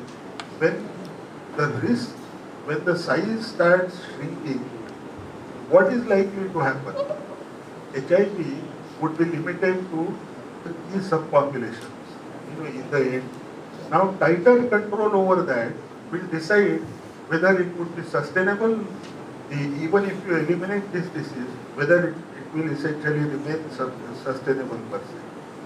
You look at the ART coverage among different subpopulations, because if you want to reduce the risk of spread, you have to have a very high coverage rate for the subpopulations which can spread the infection rapidly, or the transmission efficiency can be high. But if you actually look at these figures, which are official figures of Ministry of Health, since now it is part of Ministry of Health, you will find that the estimates that you have for HIV infection among sex workers or MSF and the current coverage under ART centers, perhaps those figures may differ. What does it essentially mean? You have to have very effective, stronger EIs if you want to firstly reach the elimination target and then sustain the elimination per se. Now, as I said earlier, you have 3 infections which can be transmitted from mother to the baby, and they are HIV has to be eliminated, syphilis has to be eliminated, and even hepatitis B. Though hepatitis B comes under National Viral Hepatitis Program, the offer of interventions is likely to happen only through National AIDS Control Organization, and therefore these three have been put in because we have a far better infrastructure in MCH as of now. Now, when you think in terms of how we have progressed in HIV positivity among pregnant women, it has been reducing fairly well towards June, that it is 0.03% as of now, which is remarkably low. Are we going closer to the targets of 95 among ANC? Perhaps there is room to think that in the third bar, you are seeing it's only 86% of the positive pregnant women initiated on ART against estimated positive pregnant women. So these are small issues of which we have to tackle as a challenge. But what is important? If you look at EID, early infant diagnosis, there are many things which perhaps need to be addressed well. These are operational issues. If we have to ensure that elimination of HIV in the children born to HIV positive mothers has to occur, we'll have to ensure that EID programming also includes so that you can connect these children as well as the mother to ART centers. If you look at what has been happening under NSAP, it has been expanding in terms of service delivery points dramatically over a period of time. The scale up of even testing, excluding even the pregnant women, has been occurring at a fairly good rate at this point in time, and the yields are declining, and therefore there is a worry at the national level that if the yields decline, am I justified in offering tests to each and everyone who comes to me? Now, second thing which we have to remember, the number of people who are HIV infected and are receiving ART continues to around 15 lakhs. There used to be double data entry which had occurred, so the data has been cleaned, but the numbers are not increasing as much as one would like to, because at this point in time, we have also got to remember, if I say 24 lakh people are estimated to be infected in India, I look at only a figure of 15 lakh in ART centers, and therefore there is a reason to worry how I would increase, and that's perhaps one of the reasons why public-private partnership has to become stronger and stronger. If you look at second line ART and third line ART, the numbers start shrinking dramatically, which essentially is a pointer either for long survival with the first line, or it also means that people are dying with first line itself, maybe as LFUs, which we have to worry. If you look at the coverage for ART, and there, if you look at viral load testing, showing virologically suppressed proportions of HIV infected individuals, you will suddenly find that there are figures for public sector labs, which is on the left side, and the figure for PPP labs, where we have outsourced viral loads. You will find there is a significant difference between the proportions when it comes to that, and that's a reason for worry, mainly because you will have to focus on those geographic areas where PPP is actually working, why their numbers are becoming lesser in terms of suppression that is occurring. What is also important for us to remember, that these people are getting older. HIV infected people tend to have premature aging, and therefore offering them care services or preventive services through ART centers as a part of integration into the general health system is going to become important over a period of time. We have now HIV/AIDS bill. There has been large progress that has been done, but still not in all states you have ombudsman. which are required as a part of HIV/AIDS. So why do we need a public-private partnership? We have to remember that in India there is a mindset that taking care in private sector is a matter of pride, which is very common in India. And it is worse for stigmatized diseases. People tend to get worried. Somebody will see me, people may recognize me, and then why should I go there? I go to the private sector doctor. And there is a very high coverage for every type of service in public sector among HIV infected or vulnerable piece of populations. And PPP would actually add substantiative numbers that are still not in the net of public sector ART centers or even any program that we have. So if one needs to enhance coverage with ART, one needs to test more number of people. The more the testing sites, the higher is the likelihood that you will add small numbers by including them in the public-private partnership. Public-private partnership is also vital because this is a stigmatized disease and people seek anonymity.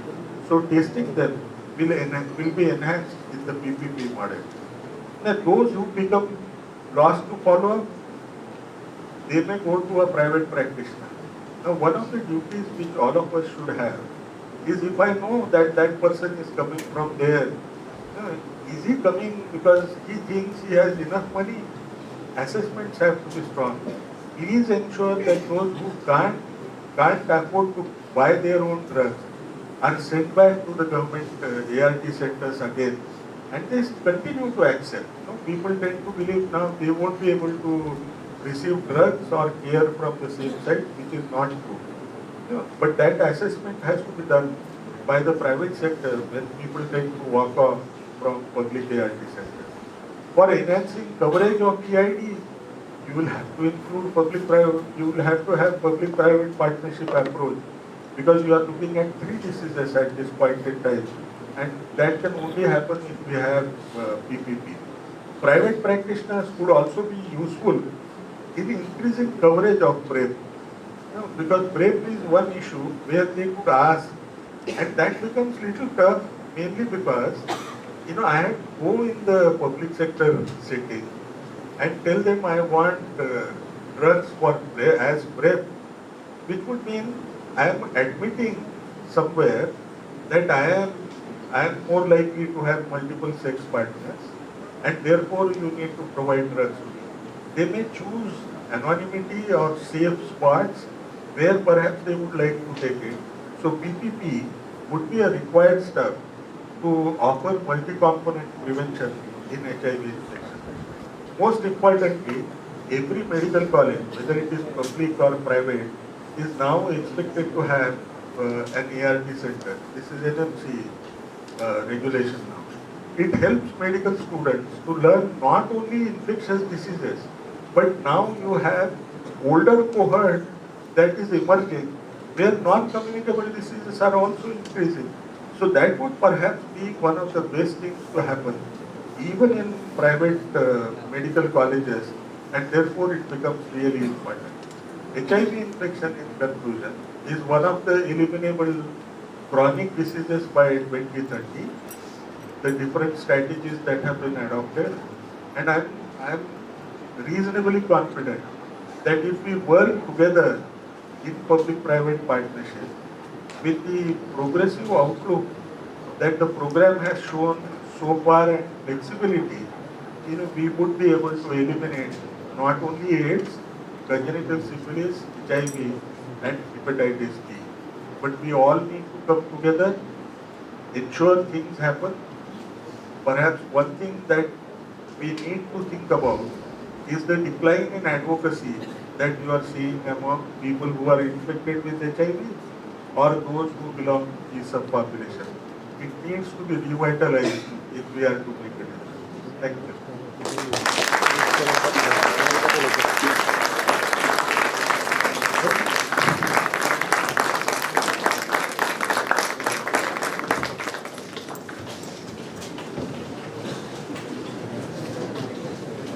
चल लवकर संपायची वेळ काय घेतं काय वगैरे कुठला introduction Thank you, Dr. Raman Gangakhedkar sir.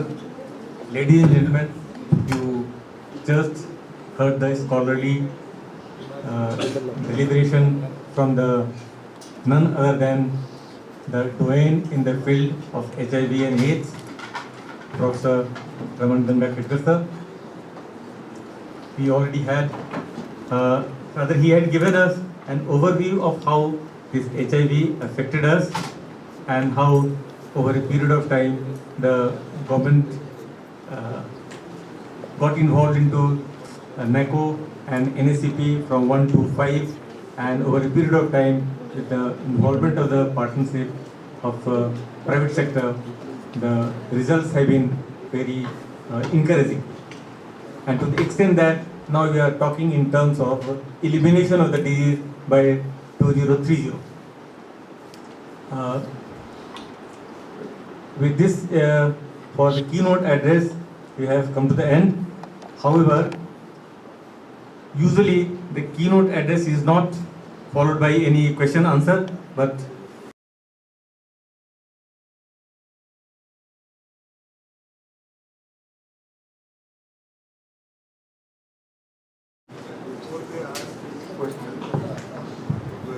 one message that I would like to young medical student.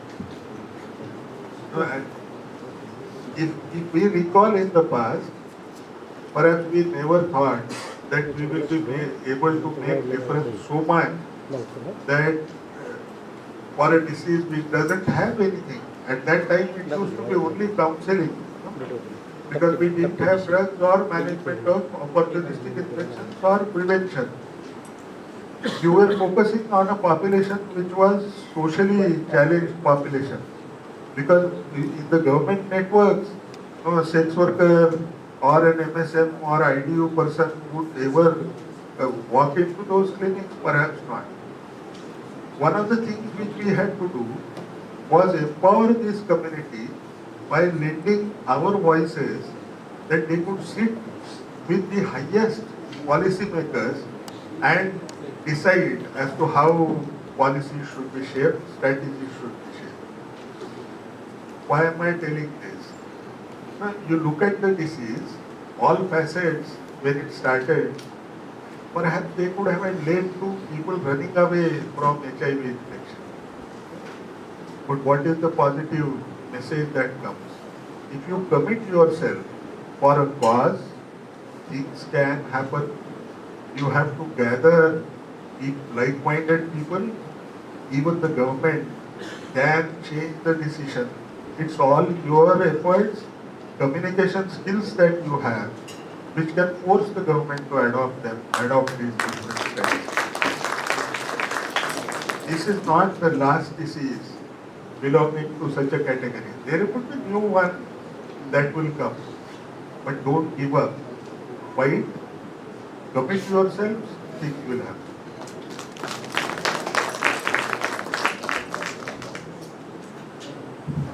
आणि एक गोष्ट लक्षात ठेवायची, गव्हर्नमेंटला कान नसतात असं आपण समजतो. That's not true. It is your own communication skills. You provide evidence, government is willing to change. There is no person under the sun, especially in India, who would like to destroy our own people. Why would they? No, it's how you deal with them. And one message that I would like to give: never confront the government in public. Please understand. It can be on one-to-one basis. You bring in a lot of community mobilization, things can happen. You have to spend time on communication skills, packaging information the right way, because you have to remember, when you spend 1 rupee, the cost is 140 crore rupees. So if it is 1 rupee increase in expenditure, it becomes 140 crores. It's not easy, but you have to keep on making those efforts. So don't give up. You will see new diseases coming. Don't worry. And don't even ever think that we are into health transition model, and therefore NCDs are going to predominate, infectious diseases go. Please remember, this was first statement that I used to make when I went to ICMR headquarters as head ECD, that even if NCDs will predominate, what will happen? All these NCDs have associated immunosuppression. And when you have immunosuppression, you will find that infectious diseases are bound to increase. So don't give up on either side. You have to keep a balanced approach and go ahead, do it.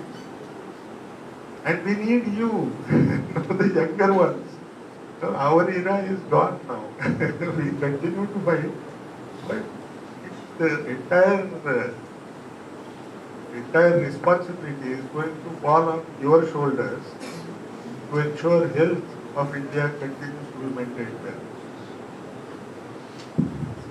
One just point.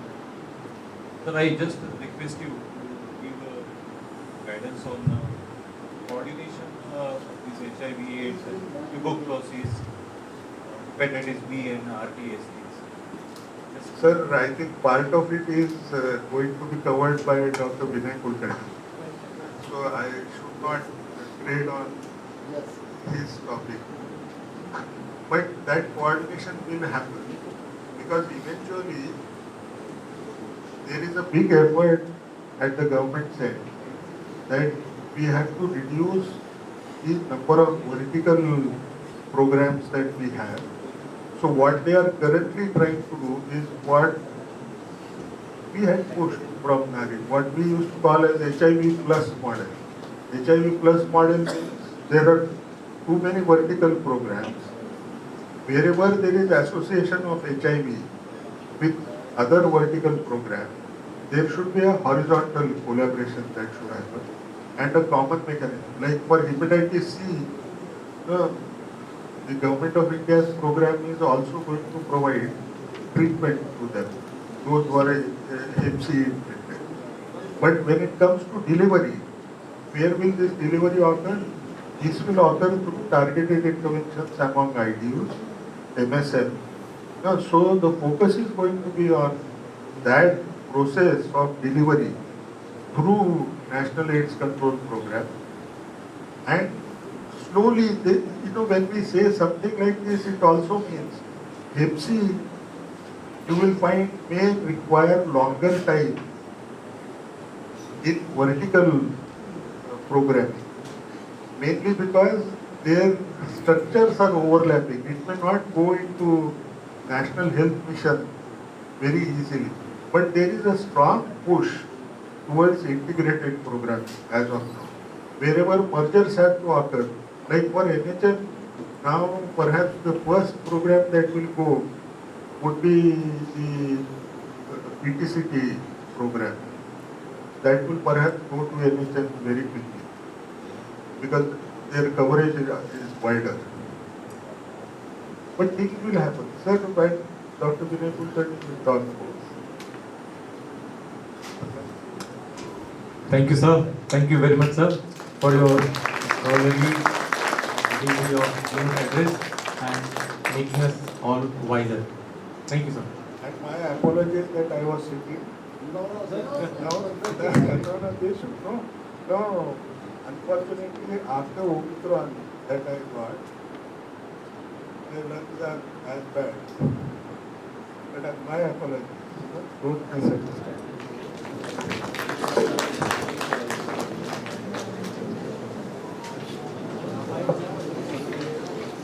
I would request Air Marshal Dr. Rajveer Barwar and Brigadier Ani Kumar Srivastav to give memento to Padma Shri Dr. Raman Gangakhedkar.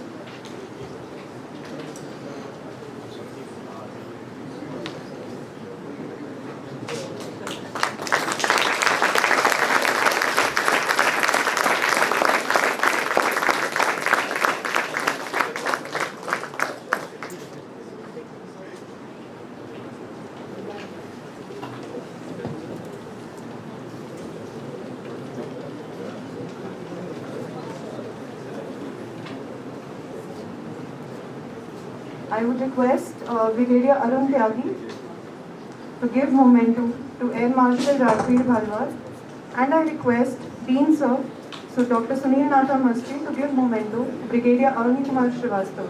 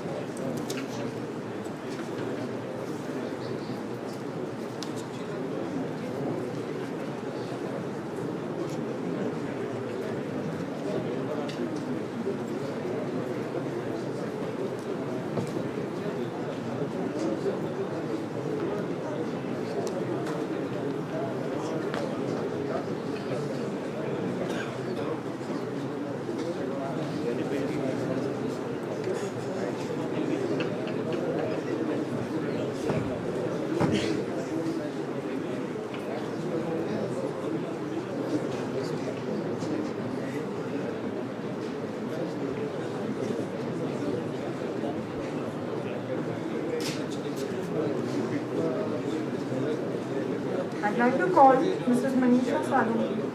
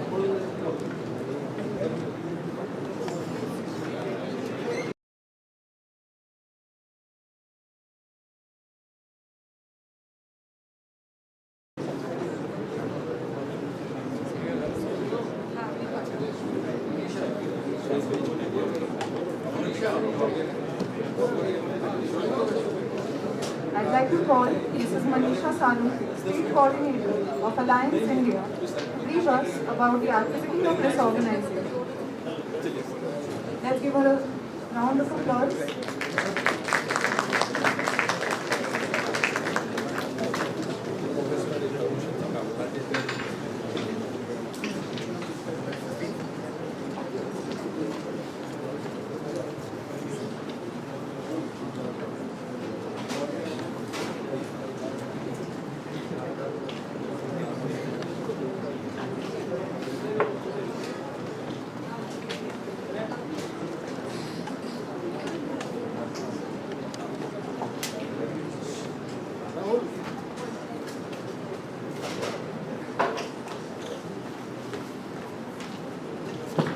Hello.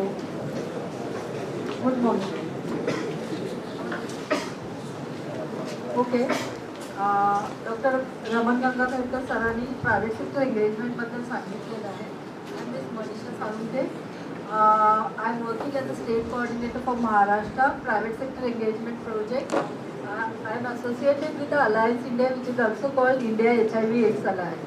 So I will not talk about now why private sector, because sir has already covered that. So there is no point. I have nothing to say. So I will talk about basically what is Alliance India, what I did till date within last 2.5 years, and what are the strength of the processes. So I will take only 5 minutes. Don't worry.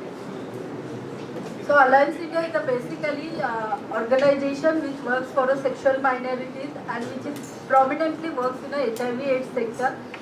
This is a multinational organization which works in India as well as other 24 countries.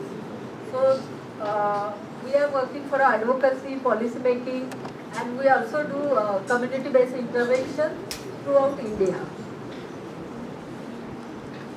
So private sector, HIV/AIDS control, I will not cover this side. This is sir covered. So we should avoid repetition. So private sector engagement in Maharashtra, as I am working as a state coordinator for private sector engagement, what we have covered till date. So out of 33 districts, 36 districts of Maharashtra, except Pune, Thane and Mumbai urban and Mumbai rural, I am covering all the other 32 districts of Maharashtra. So we have covered all the districts within last 2.5 years. So out of them, 16 are high prevalence districts, 11 moderate and 5 low prevalence districts. Out of so we have in Maharashtra totally 36 private medical colleges. Dr. Ganga Kedkar sir was talking about PPP ART model. Basically, we are implementing in all the private medical colleges. So, in all 32 districts, we have 26 private medical colleges. I have visited all the colleges in Maharashtra, and we have started around in 18 private medical colleges. We have started PPP ART center. Yeah. So, my other job is to map private practitioners who are actually giving ART treatment in the district. So, I have mapped around 191 private practitioners in 32 districts. Out of them, we have mapped 91 private practitioners. Out of them, 159 private practitioners successfully contacted, and 105 practitioners are providing ART treatment, and out of 105, 97 at least reported to MSAC once. So 97 preferred providers are providing ART treatment in the Maharashtra. As a third component, providing mentorship to the special ARTC, I have recently started providing the mentorship to the special ARTC. One is from Nashik, Ahmednagar and Nagpur. So strength of the process, I would like to focus strength of the process. It was a journey from unknown to the known. Like there was a big challenge, private practitioners, mapping the private practitioner, contacting them and reporting them, making them report, it's a big challenge. So I think that's the best, best strength of this process. Strong support from the MSECs and DAMCO. I would like to share in the recent national review of Alliance India, where all the 17 states were presented, Maharashtra was the best model for the transition process, as in each and every district, DAPCO has involved actively. DAPCO, District AIDS Prevention Control Unit, has played a very, very important role, and they are the primary contact person. So in Maharashtra, we had no problem in transition because of their involvement from the beginning. Third is networking with the stakeholders like Vihar, Sati, LGBTQ community. Building rapport with the private practitioner and private medical colleges. I have a good rapport with the private practitioner, and one of them is our Dr. Warren Madam. So our Jodi has made this CME successful. Congratulations to you. I am very grateful. Travel enriched me personally, learned many things actually. like data management. No, these are two different things actually. It got mixed up. Okay. So travel actually enriched me in the sense I love to travel. So I have discovered my own strength. I can communicate with the people. I can do, I can write articles about my learning, and I can actually do a good video shoot. So now I have planned that I will make few videos about the gender and gender equality. So I think that's a very great journey which has helped me to explore my strength. So learn many things like doing presentation, doing mapping, how to keep positive attitude. If you are not getting the expected response also, you should smile and be happy. Association with Alliance India, definitely, as Dr. Ahmednagar sir has focused that community participation in a policy making is very important. I think Alliance India is the organization which supports community and which makes every effort to involve them in a policy making. So this is a success story of a transition in Maharashtra where all the DAPCO, DPO, district supervisor, MNE people were involved in a virtual meeting where we have actually done a transition of PP's reporting from me to district level. So this is a photograph of that meeting. And the second is state level workshop which we organized last week with a private medical college, all the representative of private medical college, DAPCO representative, government ARTC senior medical officer, even our Dr. Vikram was one of the resource person for that workshop, and Vihan CSC representative was there. So this is a story of coming together, private, public, and government, non-government, all the stakeholders, and making the successful model of private sector engagement. Thank you for listening.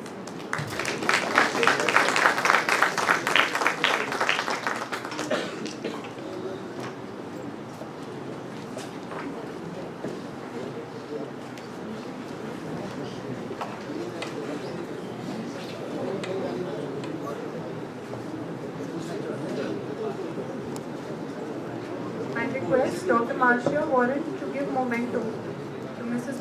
Manisha Salu.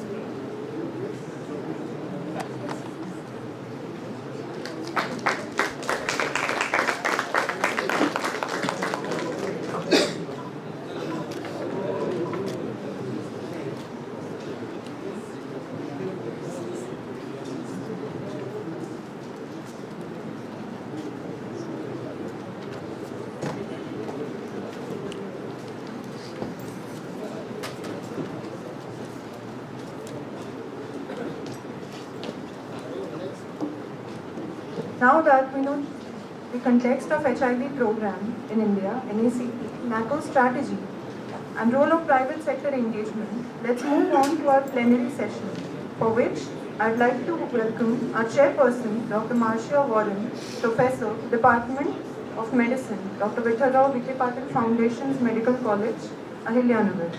She is an alumnus of Christian Medical College, Vellore. She owns a fellowship from Indian Society of Cardiology. She has 30 articles under her name. She was awarded Sakhi Sanman Puraskar, Nagar Icon Puraskar, Special Citations Award by TAL, and many more. Co-chairing with Dr. Marcia Warren, we have a distinguished physician, Dr. Harmeet Kathuria. He is an alumnus of BJ Medical College, Pune, currently Academic Secretary, Ahmednagar Physicians Association. Let us give them a warm welcome.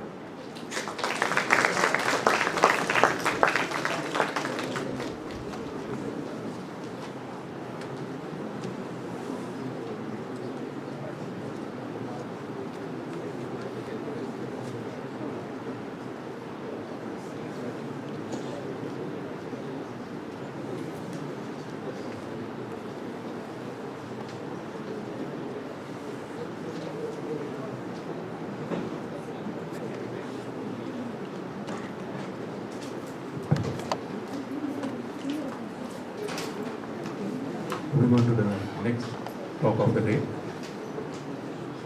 Dr. Vinay Kulkarni, our second speaker of the day, is a highly accomplished medical professional with an extensive background in various specialties.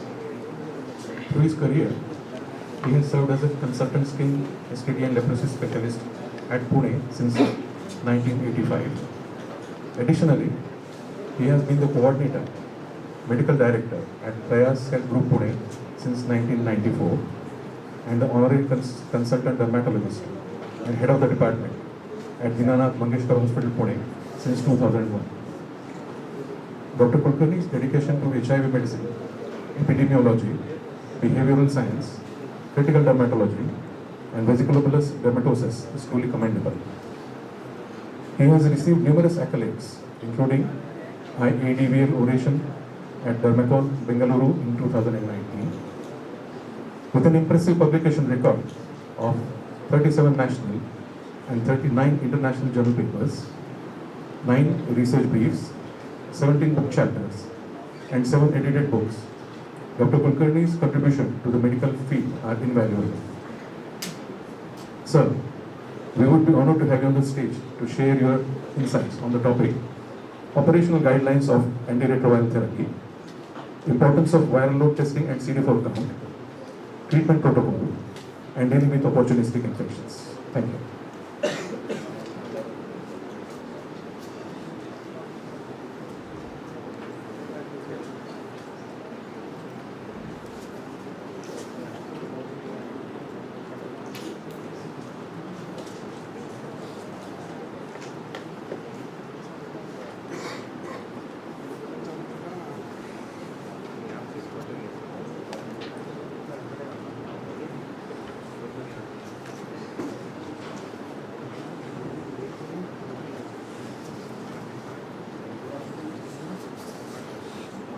Good afternoon, everybody.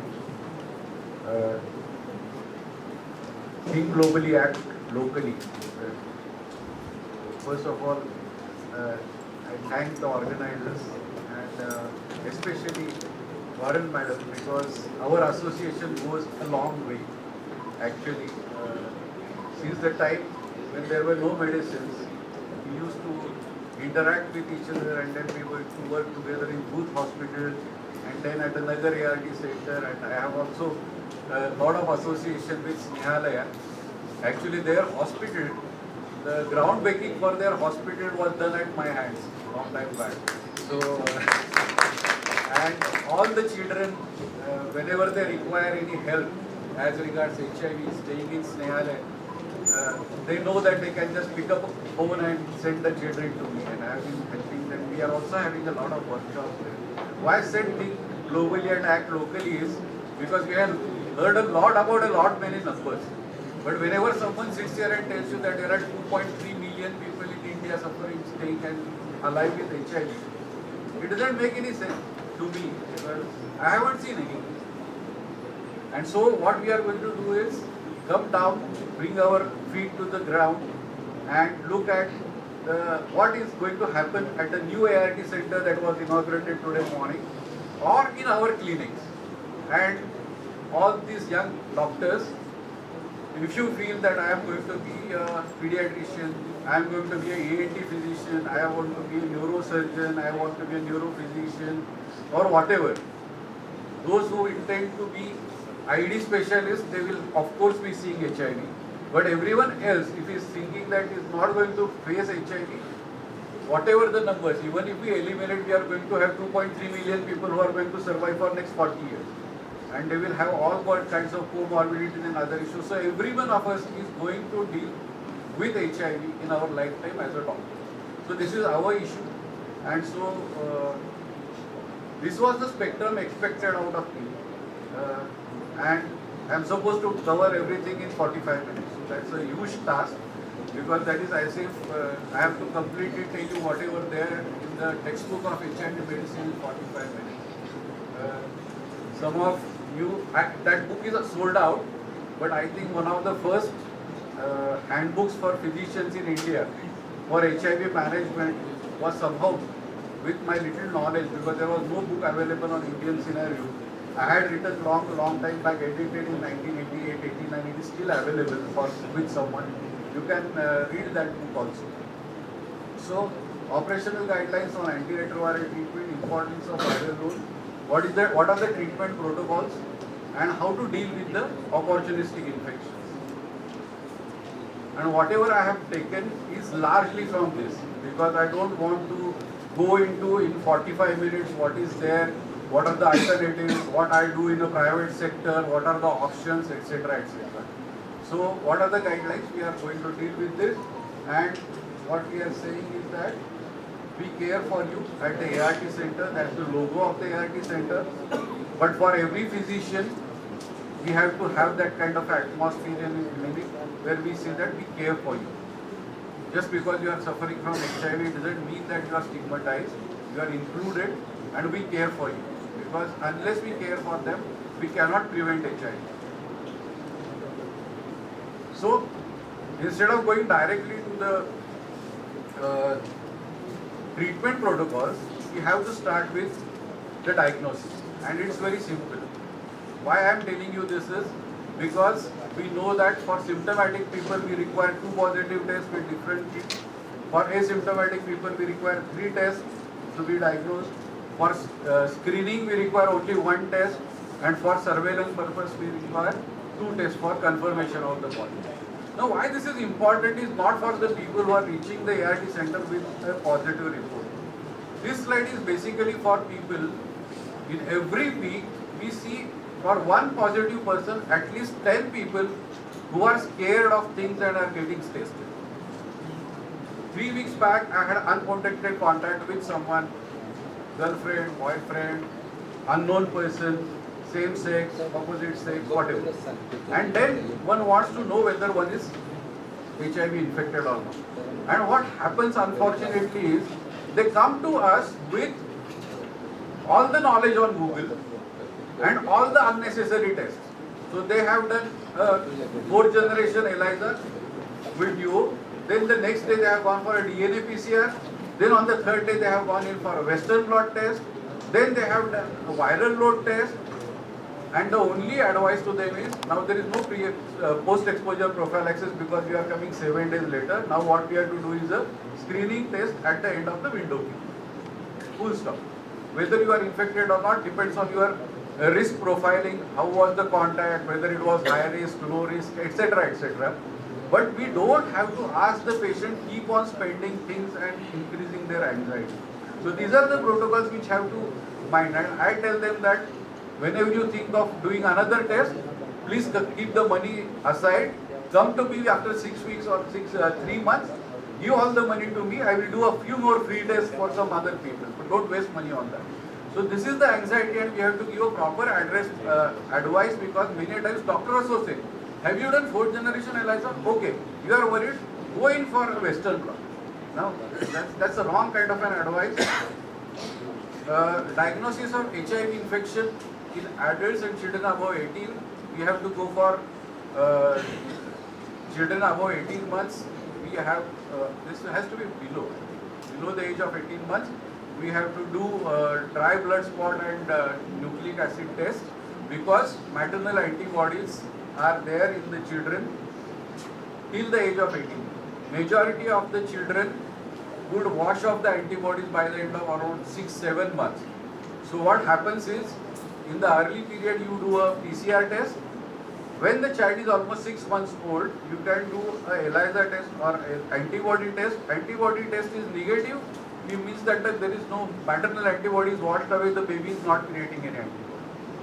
But if the antibody test is positive, don't tell the child that the child is infected, but you will have to go for antigen test till the child is 18 months old. Another very important thing is, we have to have at least 1 test which differentiates between HIV 1 and 2 in our screening protocol.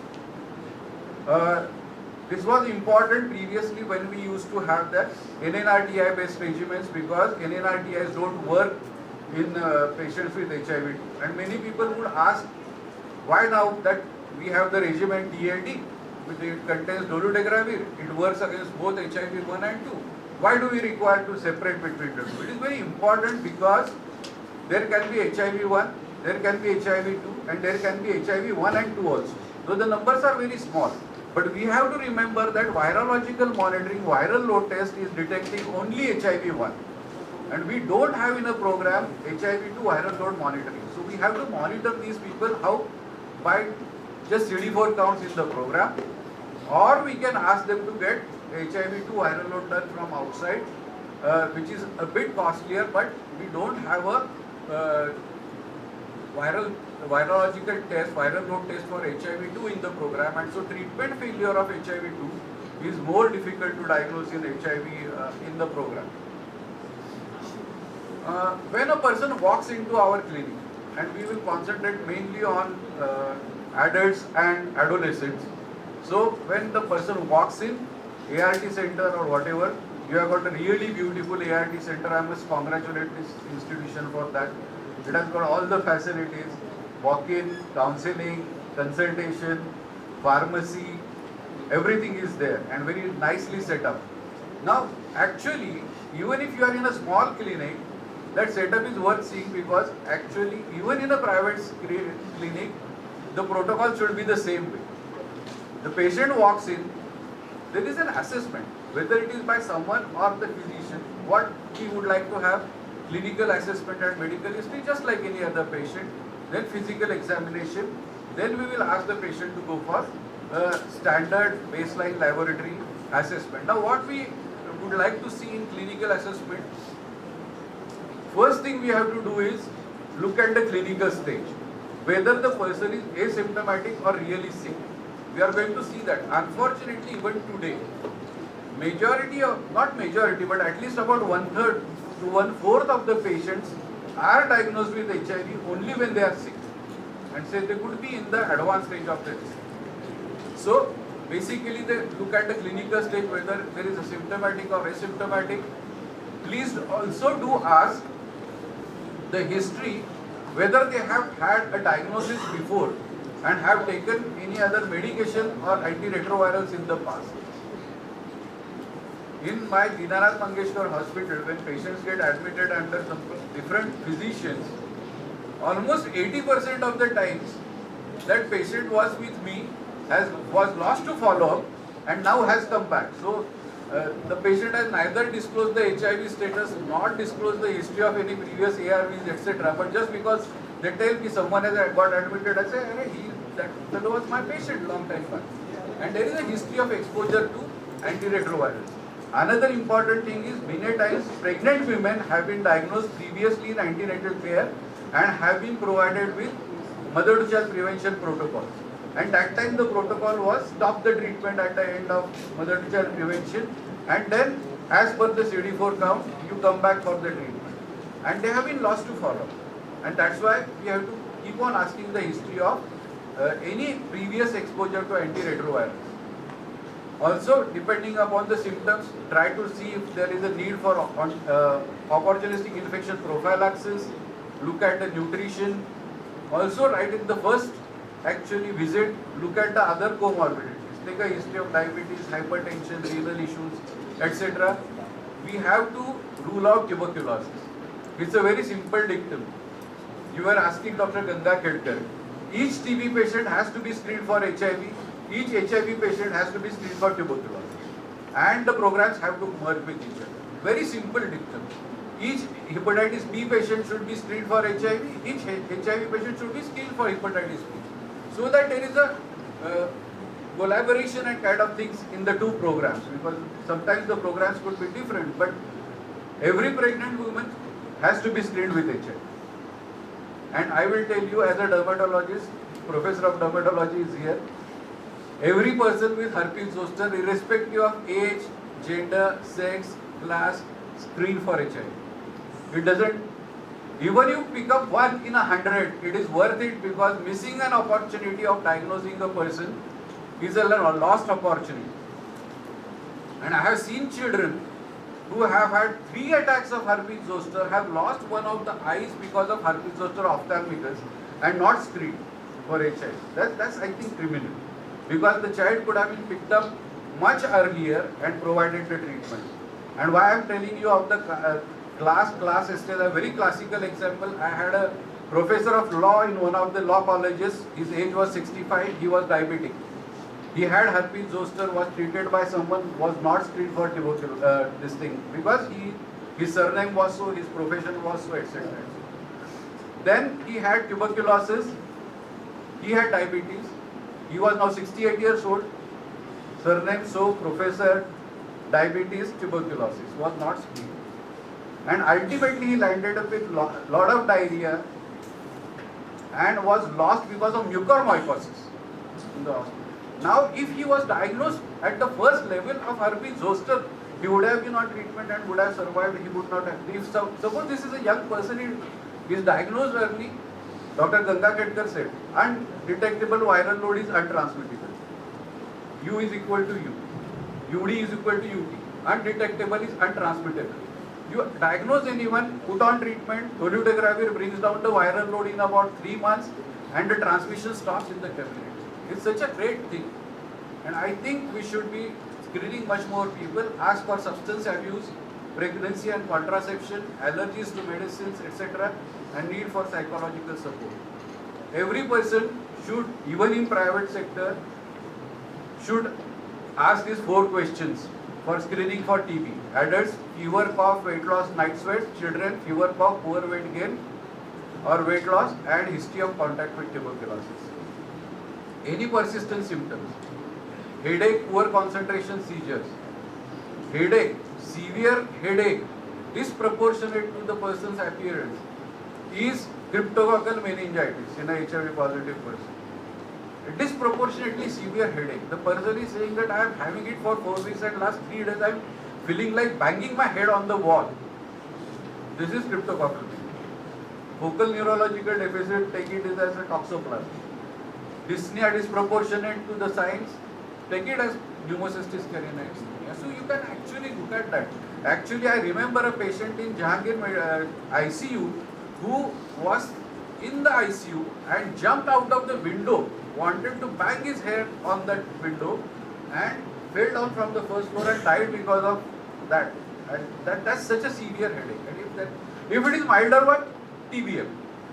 If it is severe, it is cryptococcal meningitis. These are certain things which I think clinically also you can pick up, and these are the patients to be prioritized at the ART center or in your clinic. One who is sick should get the priority, because for others you can wait for a few more days. Ask the history for other sexually transmitted infections. One STI increases the chances that the person would have another STI. So screen for syphilis, screen for gonorrhea, look for other things, do other tests. Look at the risk behaviors. And risk behaviors is in a non-judgmental way. You know that there could be same-sex partners, there could be multi-sex partners, there could be whatever, high-risk partners, but you have to be non-judgmental, because if you are judgmental about it, then next time the person is not going to come to you. There is a very nice book called My Own Country by a person called Abraham Burgess. Also other books are Tennis Partner, etc. etc. Very large best-selling books, novels on HIV in United States. And there is an incident in that where the first HIV patient in that village in Tennessee Valley goes to a father, a doctor in the clinic. He has pneumocystis pneumonia, and the doctor takes the history of same-sex behavior and in a preaching way says to the patient that, well, I don't approve what you do, but that won't have any difference in the way I would treat you. To which the patient says, no, but it makes a difference, the way you look at it. If you don't approve my behavior, your behavior is going to change. So it is completely different what our beliefs are, but we have to be completely non-judgmental, especially when we are dealing with transgenders, men having sex with men, children of sex workers. They are stigmatized. And I don't use this, they are innocent, etc. Everybody in this world is innocent. Many times people talking about mother-to-child transmission, why these innocent children? When we call children innocent, we make someone guilt.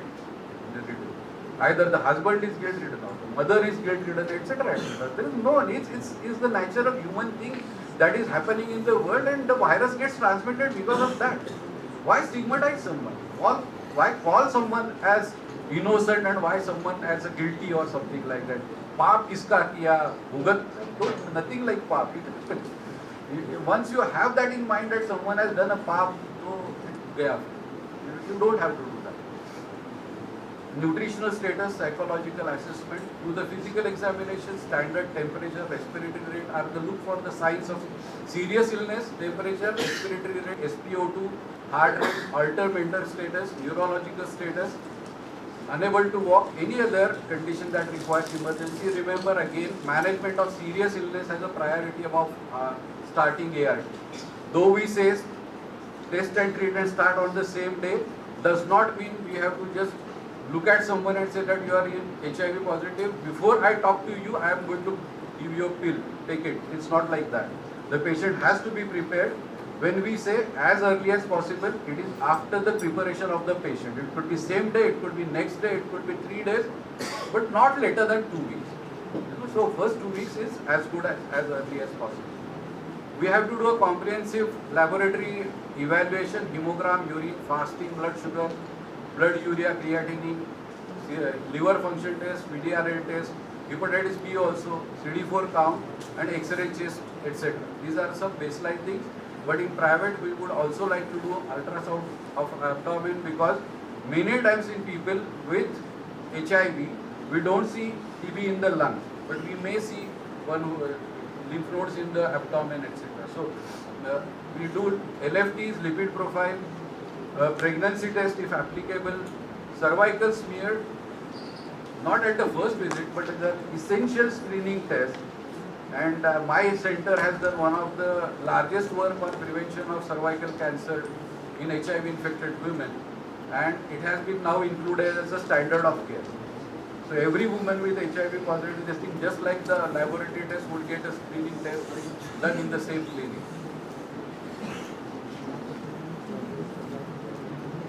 So what are the goals of treatment? These are classical ones. Clinical goal is we have to reduce the symptoms, we have to have increased survival. Virological goal is greatest possible sustained reduction in viral load. That is complete suppression and maintaining it. Immunological goal is to increase the CD4 counts. Therapeutic goal is that rational sequencing of drugs so that we know which one to use as the first line, what to reserve for the second line, etc. And prevention goal is that we have to counsel as well as treat the patient so that the virus doesn't get transmitted to other ones. This is all in the books. All the exam going guys will have to learn that. What is the life cycle of the virus?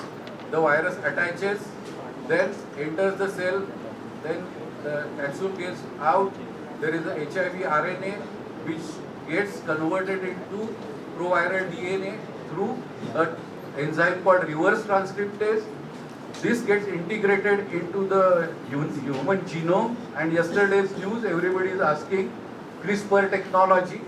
What is CRISPR technology? And there was a news yesterday, and flashed all over, that this technology has led to thinking that HIV may be cured. What are they going to do is, with this CRISPR technology, this genome, proviral DNA of HIV, which is integrated into the human genome, with that they are going to split it externally and take it out. And then the human genome would grow, so that there won't be any replication of the virus. When there is no replication of the virus, there would be cure. That's the CRISPR technology, those who got this Nobel Prize, but it is still in the experiments, it is still in the laboratory, it is not even in the test tube, it is not a cure. And advice for everyone. Many people also ask about those other patients, Berlin patient and kind of thing, who got cured after stem cell transplant. But this is not for the general public. We cannot have stem cell transplants for 2.3 million people to have elimination of HIV. And then there is this integration, then there is translation, mRNA, proteins are formed, then there is protease, and then there is the formation of the virus, and we have entry inhibitors, we have fusion inhibitors, entry inhibitors, we have reverse transcriptase inhibitors, we have integrase inhibitors, we have protease inhibitors, and we have now budding preventing drugs also which are not yet available, and then we have now some monoclonal antibodies also. These are the drugs in the pipeline, and probably Dr. Amit Dravid would in the afternoon talk about what is new in antiretroviral drugs. This is the list of the drugs. The bold ones are available in the national program.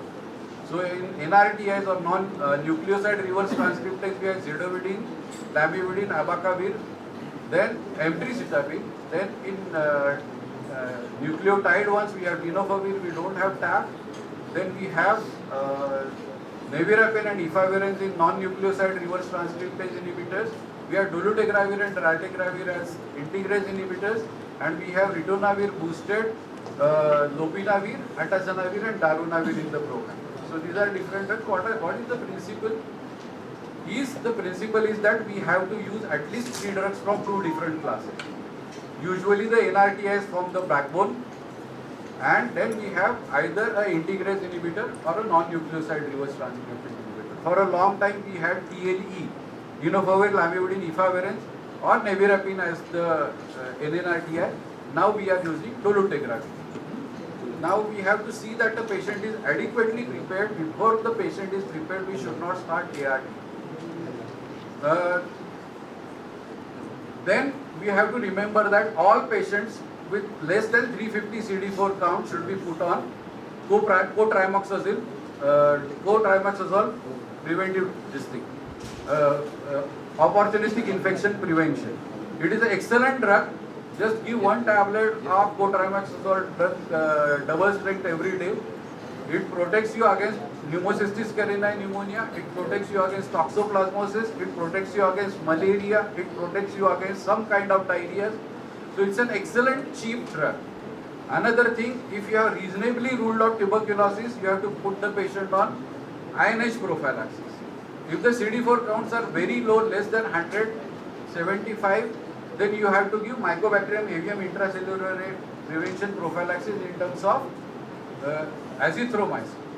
But if you have any of the opportunistic infection, the priority is to treat the opportunistic infection first, stabilize the patient, and then start antiretroviral treatment. The exceptions would be probably progressive multifocal leukoencephalopathy.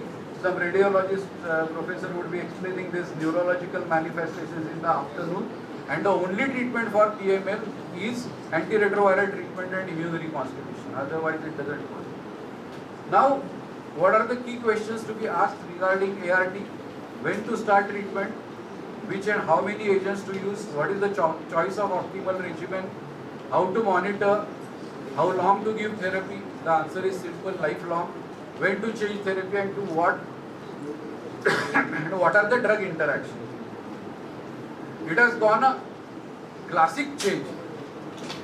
Dr. Warren Madam would remember that when we used to have AIDS conferences long back, every session would start when to start and a debate on that. Someone would argue less than 200 CD4 counts. Then there would be a counter argument, why not 350, etc. That debate is dead and settled. You have to start antiretroviral treatment to everyone diagnosed as early as possible. So there is when to start is not there, but it was first less than 200, then it came to 250, then it became 350, then it became 500, and now we are starting the treatment as early as possible for everyone because there is enough evidence on multiple trials. What to start? We know that fixed dose combinations are the best because pill burden is one of the factors that limits your adherence. So what is the national program giving? Previously it was giving TLE, now we are shifted to TLD, which is single tablet, tenofovir, lamivudine and dolutegravir. Okay? We have to tell the patient that treatment is lifelong.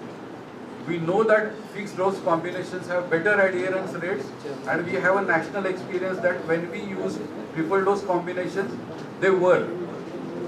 Because why I am saying this is because for patients who had less weight or children, adolescents, in national program we have tried all kinds of things. Half tablet twice a day, 1 tablet on one day, half tablet on the other day, etc., etc. The professors of pharmacology in this hall would have driven me out, telling like this. But we have done everything, and still it has worked. It is not that it has not worked, not that we have to do with everyone, but it works. Okay. So what is the recommended choice? 100 वर्ष आयुष्य. I just took your name. Dr. Amit Dravid. In consideration of WHO guidelines, we have decided that dolutegravir is going to be the first choice. So we are having two NRTIs, tenofovir lamivudine and integrase inhibitor dolutegravir for all patients. Why dolutegravir? It has got a high genetic barrier. What does that mean?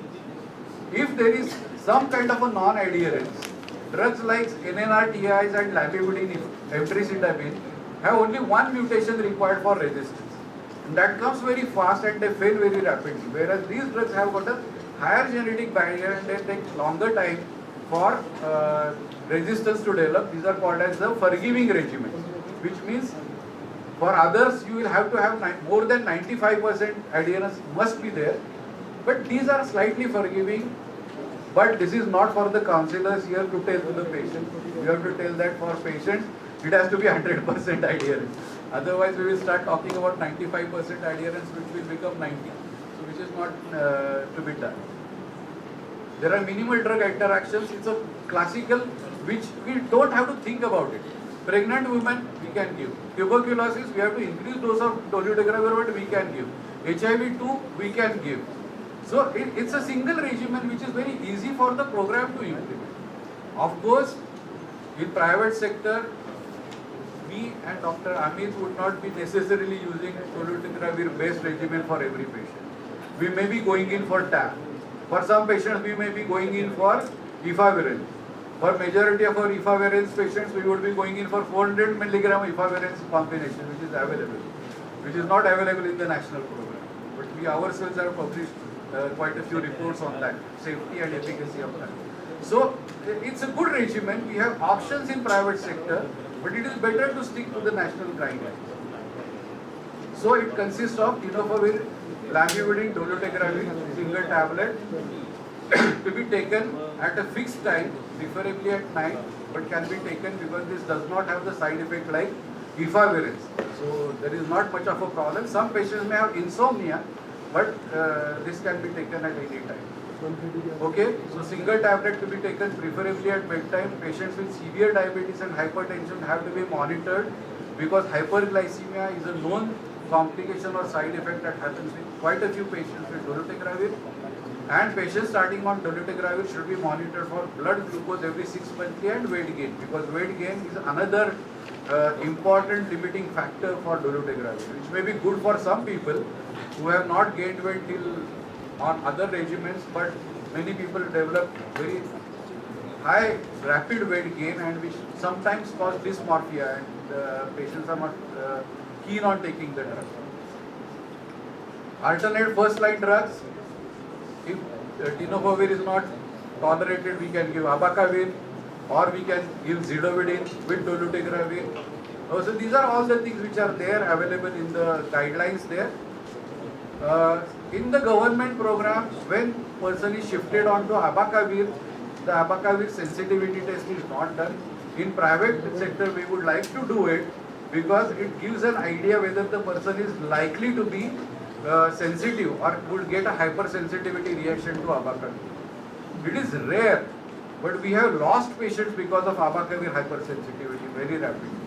And so at least in private sector, we would like to do abacavir sensitivity before putting the patient on the. Now, for adolescents, there are certain other issues apart from adults. One thing is of disclosure. And just exactly yesterday evening, I got a 24-year-old girl with pleural effusion, diagnosed HIV infected.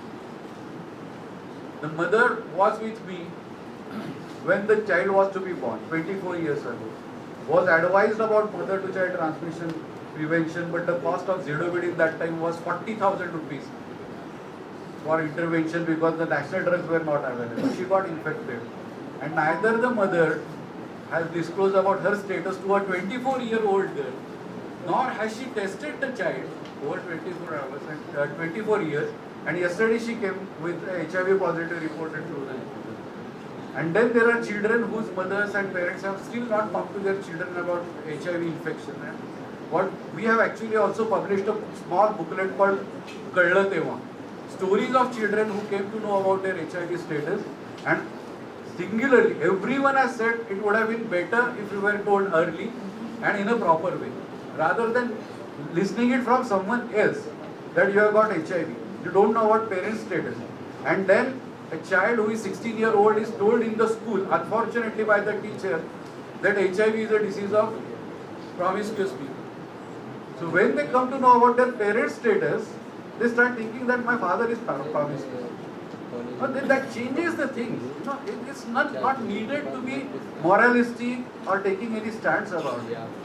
While talking generally also about it. And I keep on, there is a group of dermatologists talking about HIV in our WhatsApp group. And anyone, anytime uses the word promiscuous, I send a message that this is a word not to be used. You can talk about highly sexual behavior, but who are you to decide what is someone doing, whether it is promiscuous, non-promiscuous, or what? It's none of it. We talk about highly sexual behavior. So try to avoid morally overladen words. There are adherence issues with adolescents, and I would definitely say there is not a single adolescent on the face of the earth who has taken his ART from childhood on time, every dose, and non-adherent, not non-adherent. Every adolescent, 99.99% have been non-adherent at some time or the other. Time of the exam, disclosure, fights with others, reluctant to take medicines, frustrated about everything, breakups with the friends, girlfriends, boyfriends. Everyone has missed the doses sometime or the other. We need a lot of psychological support, and there are physical and sexual issues, well-being, growing up. We have a program, Girish knows that, for adolescents. We have conducted workshops, 5 days residential workshops for more than 1,200 children all over the state, for talking to them about HIV. And the response has been fantastic, and the way they have changed after the workshops, looking at that, is excellent. PPT, CT and ART, I am not going to talk of this thing, but our PD is there, and Ganga Kedkar sir has said that we should not be talking about the government directly. But if you read the last thing, we know that mother to child transmission potential is around 15 to 40%. We generally say 1 in 4. And the current guidelines say that the transmission rate in 27 was 27.4%. We have such a huge mother to child prevention program, and what have we achieved? If it is 27.4%, if we had not done anything, it would have been 30%. This is a huge failure, I think. And that is not the failure of the program, that is the failure of all of us. Because we have not created that kind of awareness in our pregnant women that every pregnant woman should get screened and should get an intervention. Because in today's era of UD is equal to UT, forget about your sexual partners, but none of the children should be born with HIV. The transmission should be 0. It's 100% preventable. And I think we have to work a lot on that. Monitoring patients on ART, we have to do clinical examination, etc. We have to do CD4 counts and viral loads at designated times. CD4 counts have been taken out of the national program, except for the people who have got low CD4 counts and virological failure. But I think in private sector we continue to do it at least once in a year, because we would like to pick up those who are failing and would require, even if the virologically suppressed, those who require opportunistic infection prevention should be picked up early. So maybe those below 500 would be done more frequently, etc. But we keep on doing. Also maybe in secret, because we have got our CD4 machines and we cannot throw them away. But we are doing virological monitoring more frequently. Viral load is the most crucial monitoring. So at 6 months and 12 months after ART initiation, and those who are virologically suppressed every 12 months thereafter. PL-HIV with plasma viral load report less than 1,000 copies should continue the same ART regimen.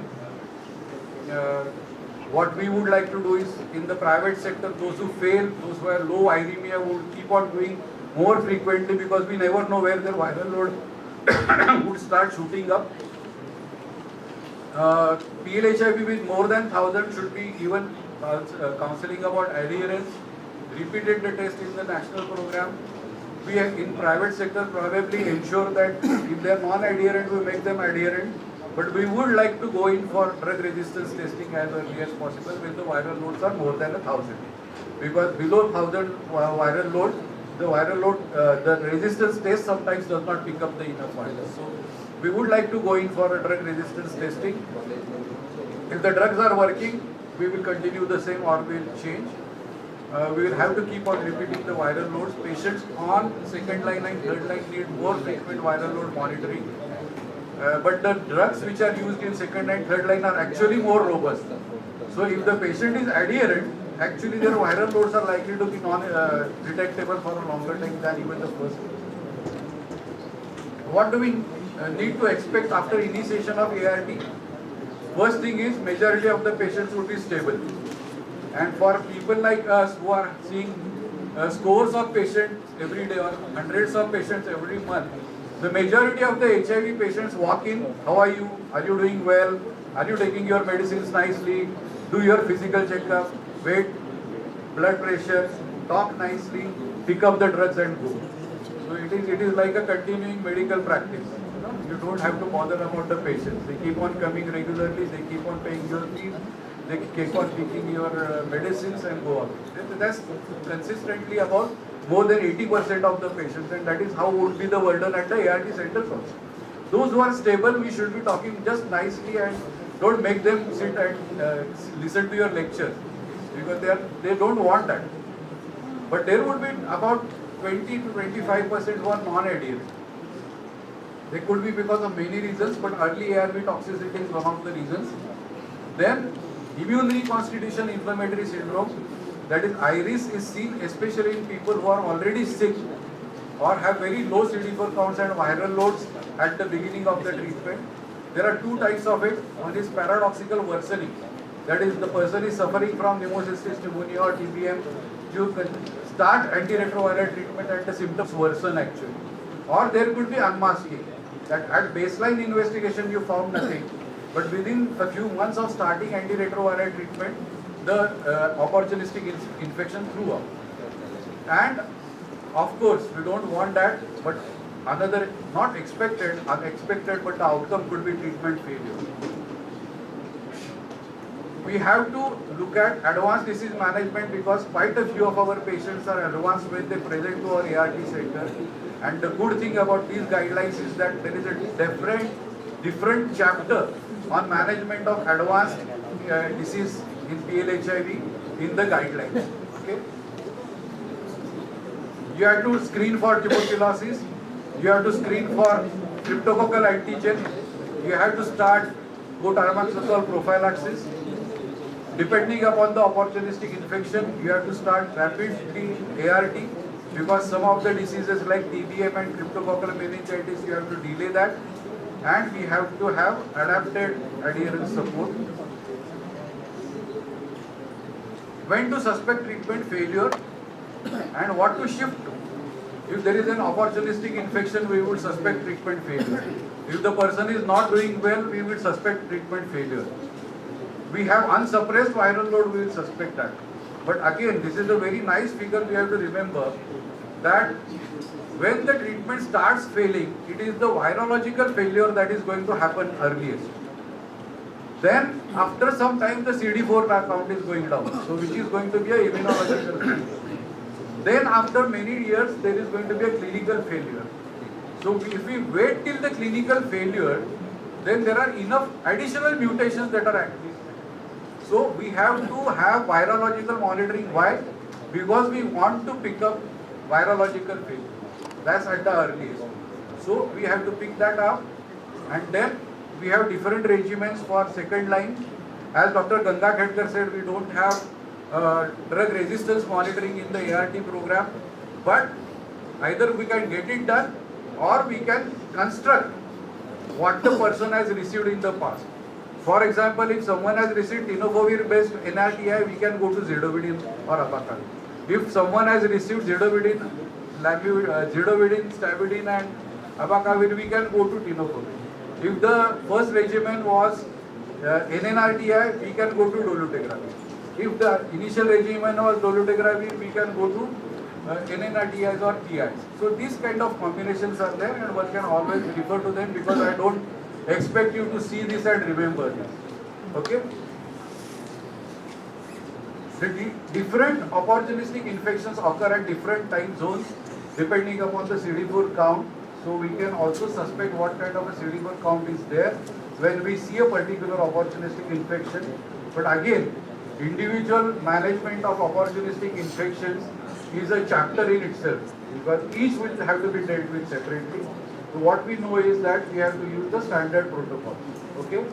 But we have to have primary OI prophylaxis. I have already talked about cotrimoxazole, INH and azithromycin. And secondary, if someone has PCP, we have to continue the cotrimoxazole secondary prophylaxis for tuberculosis and then cryptococcal infection.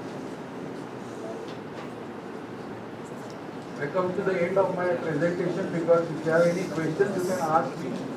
But this is all technical. But without compassion, you cannot manage anything. And so you have to have a compassion. It improves adherence, it improves outcomes of treatment, and it should be an integral part of our learning too. So my request to the medical faculty here, that not only medicine, but we also teach our students how to talk to patients, how to listen to patients, how to respond to what we listen, and be compassionate. Thank you.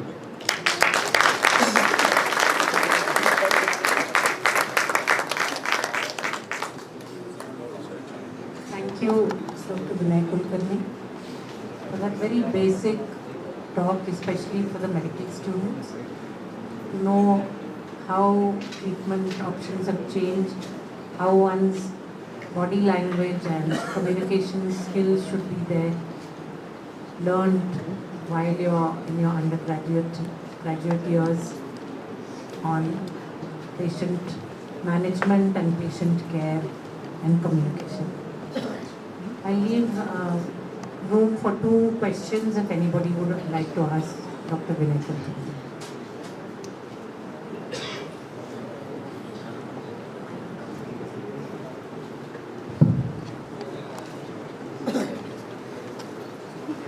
Good afternoon, sir. So I am an orthopedic surgeon, and there are crush injuries. Patient comes with bleeding, and their bones are protruding out.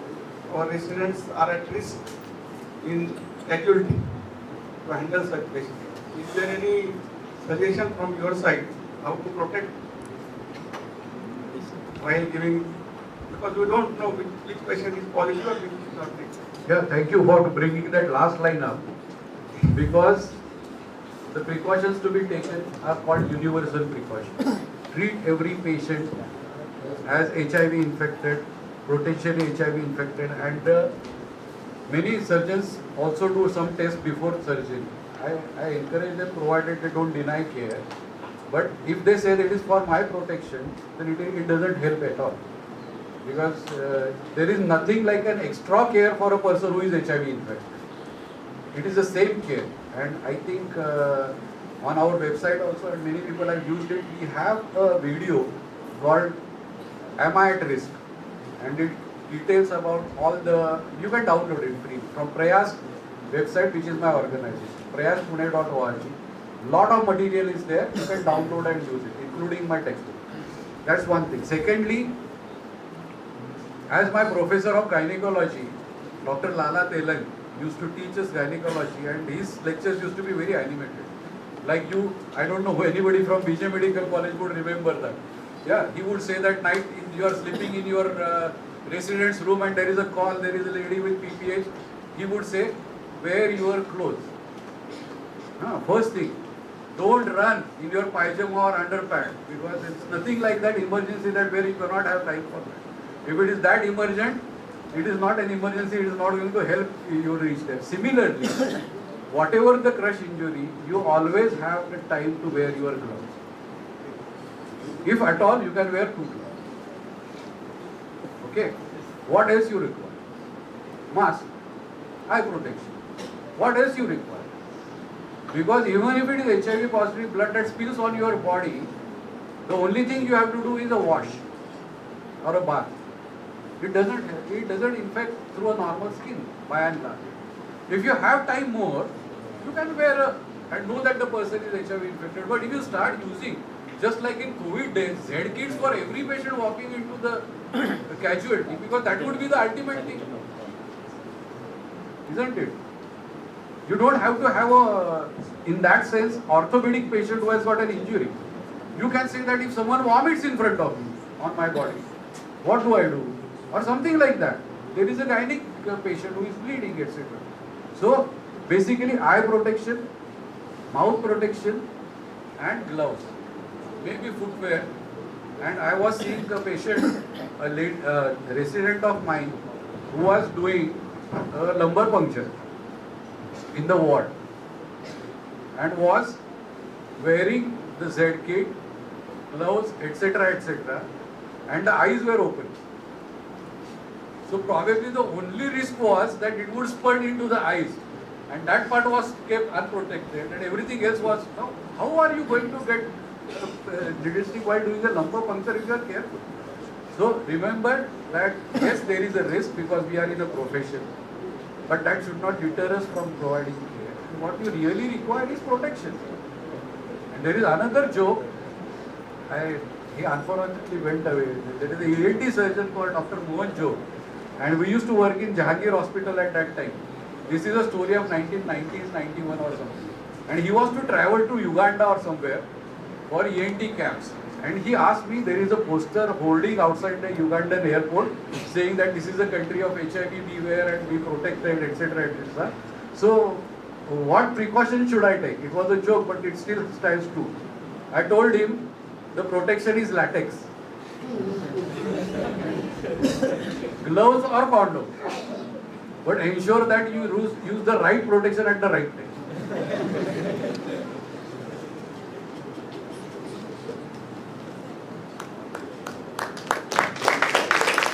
Thank you, sir. We are extremely grateful that you made the journey from Ahmednagar, sir, to come back. You have done a lot of work in Snehale, you and Dr. Sanjeevani, your wife, and Girish is here, so we'd like to really thank you, and we hope that if we invite you again, you'll be willing to come. Always pleasure to come to Nagar. Thank you. Thank you.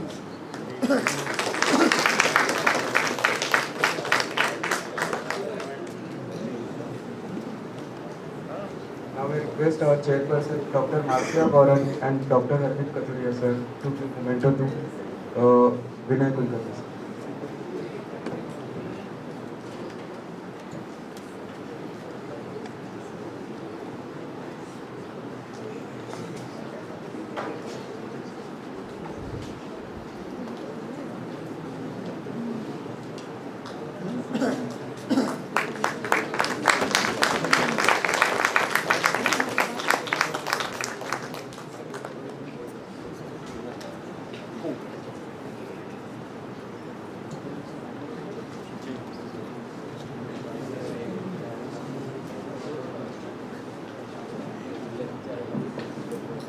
I request Dr. Vasant Kataria, sir, to give memento to Dr. Marcia Goran.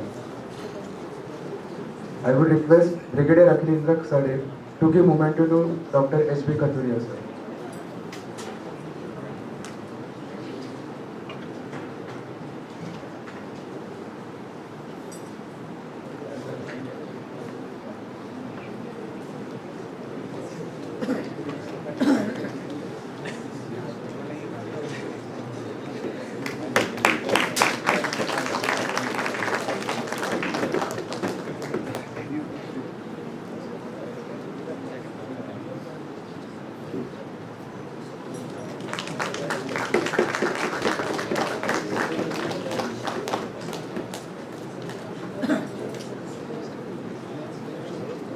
Our next chairperson for the session is Dr. Abhijit Awari, Professor and Head, Department of Microbiology at our own college. He is alumnus of Dr. Bahasar B.K. Patil, Rural Medical College, Loni. He published 25 articles in national and international journals. His extensive experience in handling COVID-19 initiatives, including trying programs and serving as a nodal officer, are commendable. Co-chairing with Dr. Abhijit Awari, we have Dr. Satish More. You all know him as our medical superintendent, professor at Department of Community Medicine. He was former WHO RNT-CP medical consultant in Karnataka, Maharashtra and Goa. He started an initiative, My Maharashtra. Let's give them a round of applause.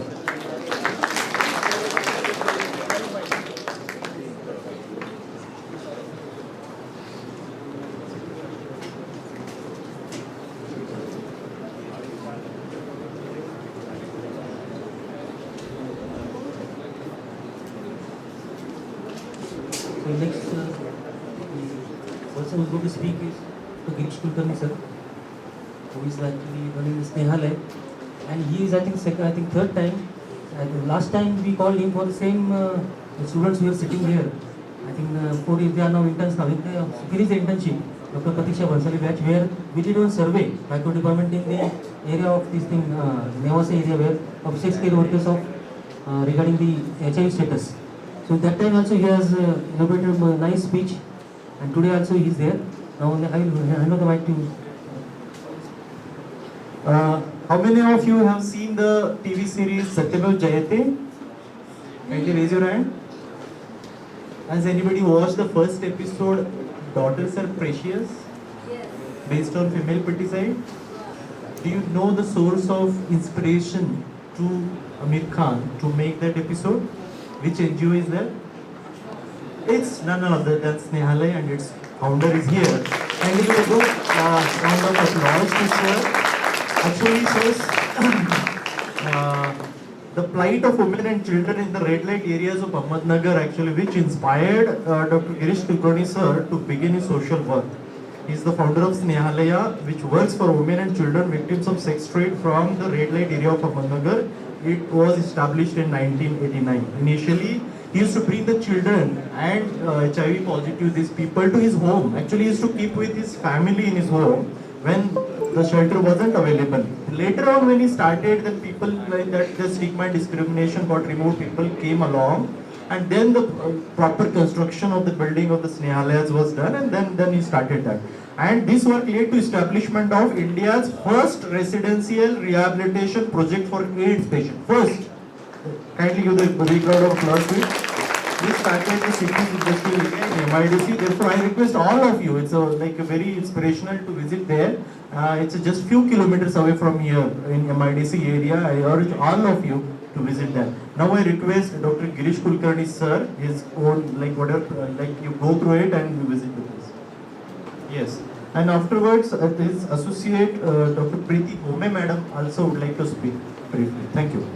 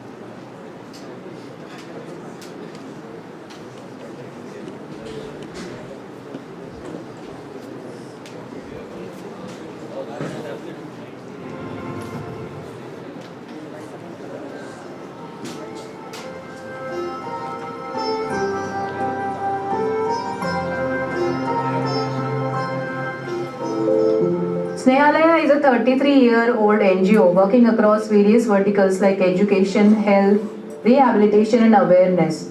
We primarily work with people living with HIV/AIDS and children who are all orphans, children of sex workers and so on, and also for women in distress. These by-lanes witnessed a man stop near them 33 years ago. Here, he saw prostitutes and their children beside them. Going against the social tide, he chose to get the children home and give them a new life. This selfless act of Mr. Girish Kulkarni gave rise to a movement which we know today as Snehalaya. Nearly 2.1 million people are infected with HIV and almost 130,000 people succumb to AIDS each year.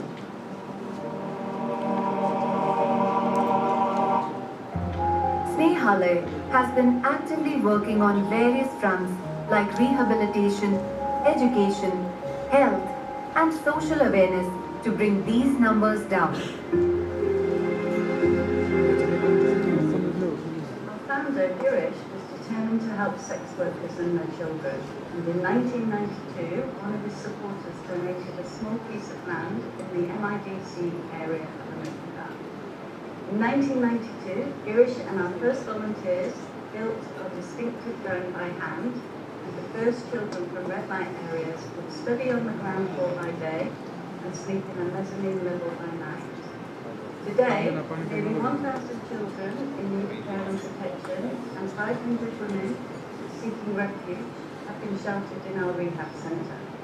Snehalaya empowers all of our women and children, many of whom are living with HIV, providing home, food, clothing, education, skills and personal development, and vital health care, including daily ART medication. Our Snehalaya family nurtures their self-confidence and skills, encouraging bright and successful futures. Just like a family does, we help our women and children find marriage partners. Our unique matchmaking program for people living with HIV introduces prospective brides and grooms and hosts their weddings. To date, we have made 68 very successful matches, and thanks to medical advances, between them, the HIV couples have given birth to 18 happy and healthy babies, all of whom are HIV negative.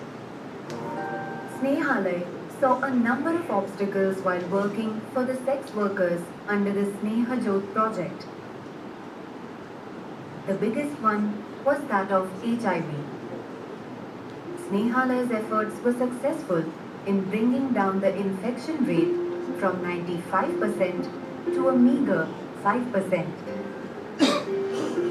The families that were abandoned for contracting HIV were embraced by Snehalaya under the project Ahmednagar.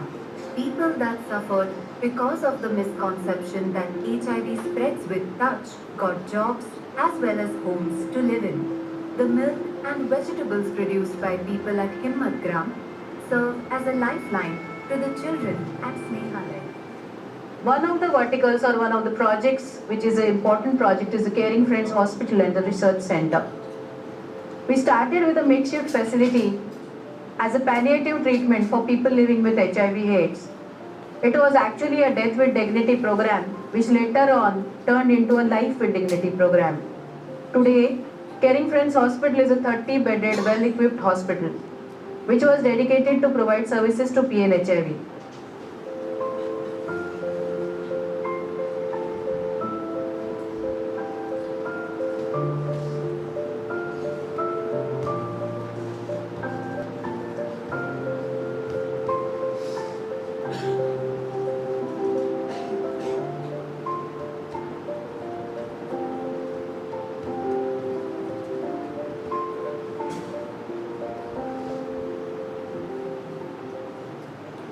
HIV positive बच्चे समाज का सबसे निचला तबका है। कभी कभी dustbin में उनको छोड़ दिया जाता है, कैरी बैग में भर के बच्चा जो गेट पे लगाया जाता है एडॉप्शन सेंटर के, और उसका कोई कसूर नहीं, लेकिन ये सजा भुगत रहे हैं। जो भी कोई बच्चा स्नेहपुर एडॉप्शन सेंटर में आता है तो मेरे से लेके यहाँ के हर केयर गिवर तक हम सब लोग उन बच्चे के माँ बाप रिश्तेदार बन जाते हैं। तो हमको लगता है कि बच्चों की सेवा ही ईश्वर अल्लाह यीशु की सेवा है।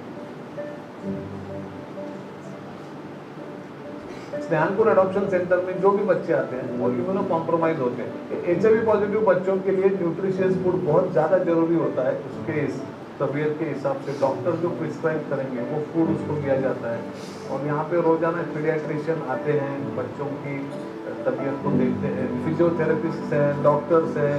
तो बच्चों के ऊपर 24/7 निगरानी है। बिल्कुल परिवार के बच्चे जैसे उसकी परवरिश करने की हमारी कोशिश है।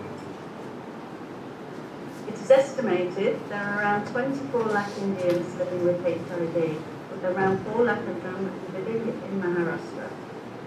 Every World AIDS Week, we conduct awareness programs throughout our district, encouraging people to know their status through HIV testing. With 1/3 of Indians holding discriminatory views towards people living with HIV, we also work with communities to bring an end to the damaging stigmas surrounding HIV misinformation.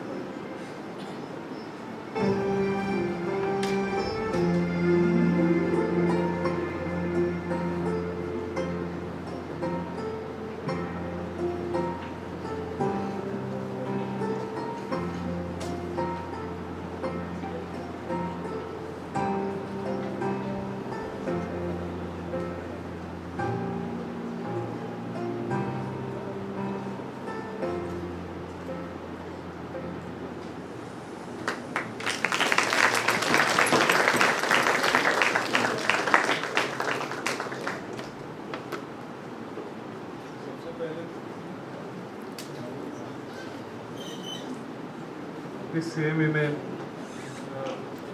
न्यायालय को presentation का अवसर देने के लिए VK Patil foundation medical college की सारी team को मैं बहुत धन्यवाद कहना चाहूँगा।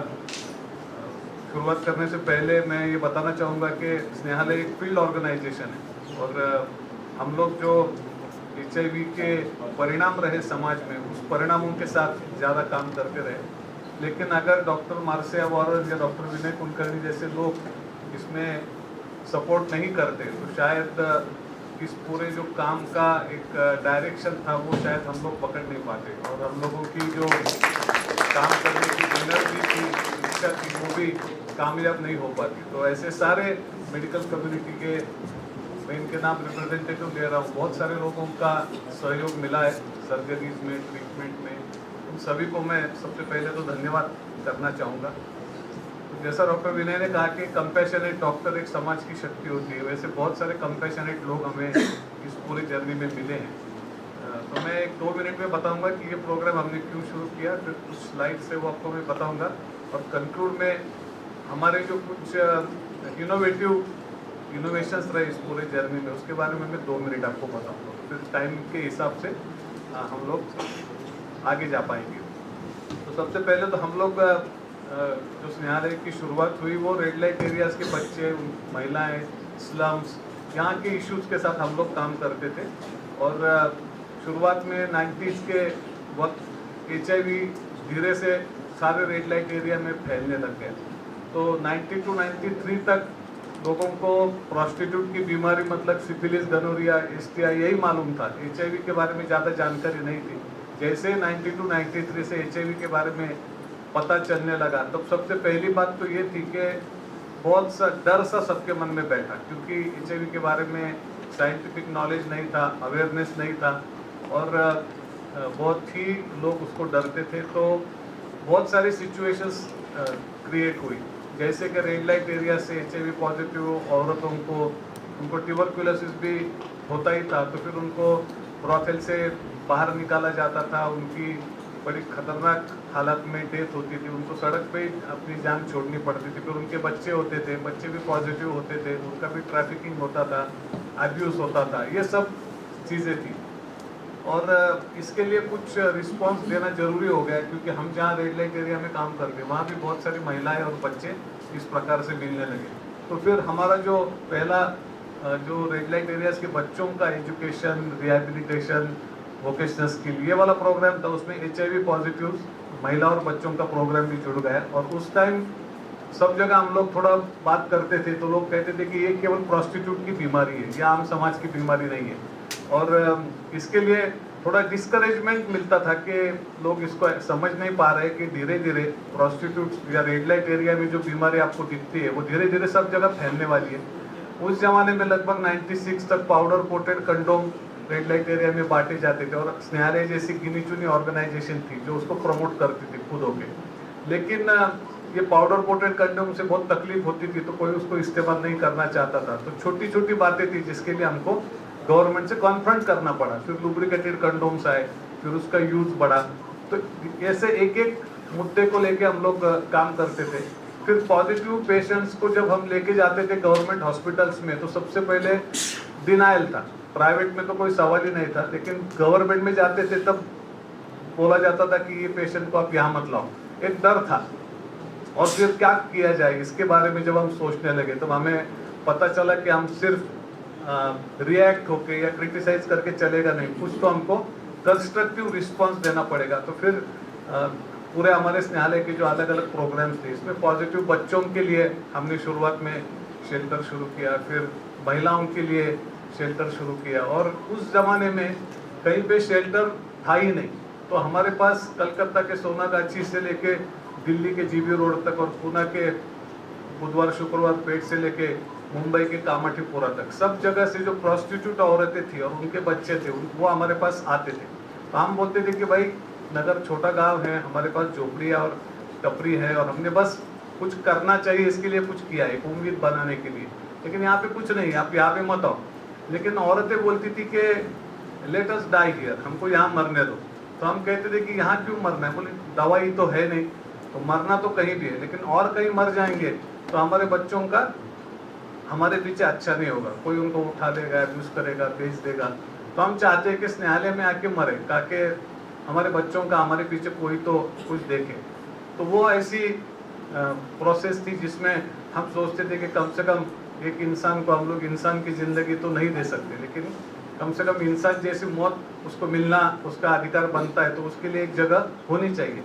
और वो दौर में अहमदनगर का बूथ हॉस्पिटल जिसके इंचार्ज डॉक्टर वारन मैडम थी, ऐसे लोगों ने काफ़ी सपोर्ट किया। पुणे में एक हमारी मेंटर थी विजयाताई लवाटे, जिसको डॉक्टर विनय संजीवनी ताई ने बहुत सपोर्ट किया, प्रयास की टीम ने, और बहुत सारे बच्चों को नया जीवन उनसे मिला। तो उस जमाने में एक ही जगह थी, अगर ज़्यादा मेडिकल कॉम्प्लिकेशन हो जाते थे तो बूथ हॉस्पिटल में लेके जाते थे। और गवर्नमेंट का टीबी वार्ड था, लेकिन उस टीबी वार्ड में भी पॉजिटिव पेशेंट को लेने की मानसिकता नहीं थी। और फिर पेशेंट भी वहाँ एक दिन दो दिन रहे और पूरा डिस्कार्डेशन उन्होंने देखा, कोई ख्याल नहीं कर रहा है, कोई सुन नहीं रहा है, तो वो भी निकल जाते थे वहाँ से। तो वो दौर से एक प्रेरणा मिली हमको कि हमको कुछ करना चाहिए।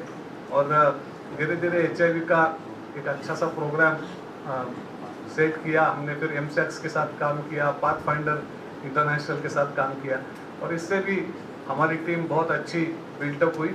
तो कुछ इस पूरे आज की तारीख में लगभग स्नेहालय में पहला लाइसेंस इंस्टीट्यूशन है जो 2002 में हमको पहला लाइसेंस मिला, क्योंकि उसके पहले जो children in need of care and protection CNCP बच्चे थे उसकी लिस्ट में HIV बच्चे थे नहीं। और फिर जब लाए तब ये पूछा जाता था कि लाइसेंस नहीं है और आपने इन बच्चों को कैसे रखा। तो हर जगह पे एक संघर्ष तो करना पड़ता है, क्योंकि गवर्नमेंट सिस्टम में भी रूल्स आते हैं, गवर्नमेंट की स्कीम्स आती हैं, लेकिन सब जगह कभी करप्शन आपके बीच आ जाता है, कभी किसी को काम ही नहीं करना है, काम बढ़ाना नहीं है, ये वाला अप्रोच होता है। कभी इसमें पैसा आ जाता है तो बहुत सारे लोग ये सोचते हैं कि फिर अपनी खुद की NGO बनाए या अपने पहचान के किसी को ये काम दे दे। तो इस टाइप की टेंडेंसीज है जिसके साथ आपको लड़ना भी पड़ता है। तो जिसको अच्छा काम करना है उसको लड़ाई तो करनी ही पड़ती है। ऐसा नहीं होता कि आप केवल अच्छा काम कर रहे हो और अच्छा काम ही कर सकते हैं, आपको संघर्ष तो करना ही पड़ता है। तो ये संघर्ष हमने हर जगह पे हर स्तर पर किया हुआ है। और कुछ जो 4 प्रोग्राम्स है हमारे HIV पॉजिटिव्स के लिए, तो उसके बारे में डॉक्टर प्रीति आपको शेयर करेगी, और मैं फिर बस इनोवेशन बोल दूंगा आपको और कंक्लूड करूंगा। और मैं जैसा सर ने कहा कि यहाँ से बहुत नज़दीक है स्नेहालय, तो आप वहाँ पे आ जाइए। मेडिकल स्टूडेंट्स हैं उनको खास करके मैं कहूँगा कि आपको आना चाहिए, क्योंकि जैसा डॉक्टर गंगा खेड़कर सर ने भी बताया कि ज़िंदगी में कभी न कभी आपका HIV पेशेंट के साथ पाला पड़ने ही वाला है। तो आप आइए और एक वहाँ पे आप आके जाते हैं तो आपको दिखाई देगा कि बड़ा नॉर्मल से लोग हैं, आपको अलग फ़र्क दिखाई नहीं देगा। वहाँ पे पॉजिटिव लोग हैं, एम्प्लॉयज़ हैं, स्टाफ है, किचन भी वही लोग चलाते हैं, लेकिन आपको कोई फ़र्क नहीं दिखेगा। सब लोग एक परिवार की जैसे रहते हैं। तो जो स्नेहालय के अंदर माहौल है वो चाहते हैं हम लोग के पूरे समाज में भी वैसा ही माहौल होना चाहिए। तो मैं प्रीति को कहूँगा कि वो कुछ चंद मिनटों में अपना प्रेजेंटेशन बताएं कि किस प्रकार के प्रोग्राम वहाँ पे चलते हैं।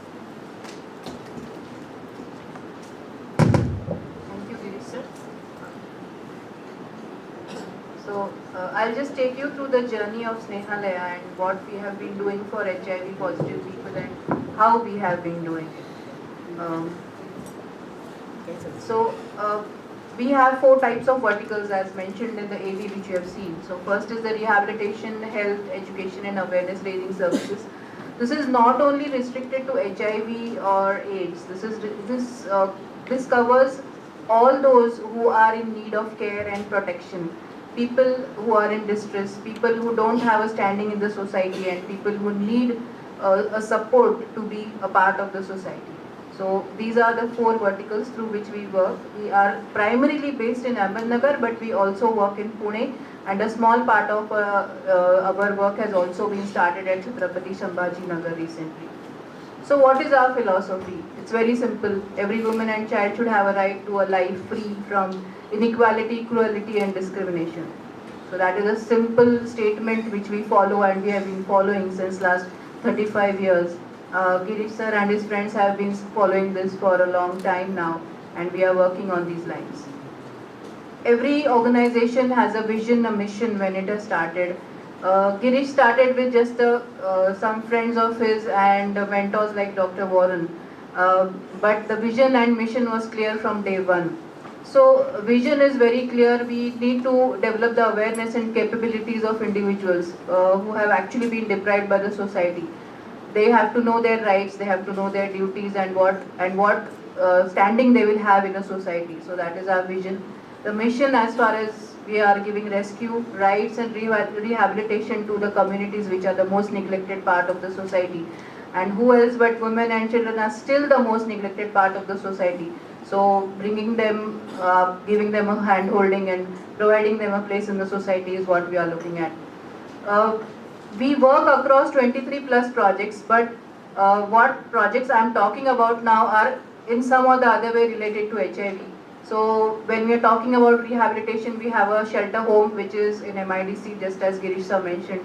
We have a women's shelter, and women living with HIV are a part of this shelter. We have a biofarm which we showed in the AV. It's a 30-acre biofarm, and here people living with HIV work there, learn all the skills of dairy farming, and they are the providers of food and milk for our kids. We have adoption center where we also have HIV positive kids. But the sad part of it is the children who are HIV positive, born HIV positive children, they are still only adopted out of India. No Indian parents have till date adopted a baby who is HIV positive. That's that's a saddening part of our adoption agency. We have been doing adoption since last 20 plus years, and that is what we have seen. As far as healthcare is concerned, Sneha Jo TI1, TI2 works with MSACs, and we have a Caring Friends Hospital. Education is, so recently our education, that is the English medium school, which we have been running from 2010. We were chosen as the world's 3 best schools. We were 3rd in the ranking as world's best school. You will say how? You must have thought that it is good in academics, it is good in sports. So above all, there is one more thing which we have excelled in, and that is overcoming diversities. Children living with HIV, children not living with HIV, children of sex workers, children of workers, daily wage workers, everybody study under a single roof. English medium school was started when our children were not given admissions in the regular schools in Ahmednagar. We started with a single aim to provide education to children of sex workers and children living with HIV. For a long time, that is till 2015, none of the schools were giving admissions to our children, and none of the children from outside our premises used to come to our school. till 2015 this was the scenario, but now we have 70% kids coming from outside Snehalaya and studying under the same roof with children living with HIV/AIDS. So this is how we have overcome the diversities, and we are one of a kind of school in Ahmednagar which is doing that, and we feel proud of it. About awareness, we have a community radio called Radio Nagar where we continuously talk about whatever we do. And recently a pilot project by NACO called the Sampurna Suraksha Kendra in the district hospital. So we have been given to run this project. It is based in district hospital just opposite to the Link ART center. So just as I said, we have come a long way since 1989 when Girish started educational programs for children of sex workers and palliative care for people living with HIV. These are some of our major achievements. Due to the work which we have been doing for such a long time, there is a 100% reduction in second generation of prostitution. We have no underage sex workers in the Ahmednagar district. There is 100% reduction in child marriages in the 6 slums where we work.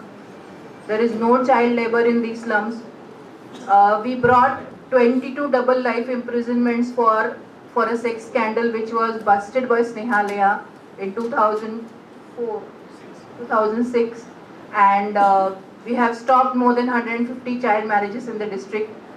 The women, the sex workers who are registered with us, we ensure that there is 100% use of condoms by them, and there is about 80% reduction in HIV among sex workers. It's a big class with whom we work with. So these are our beneficiaries.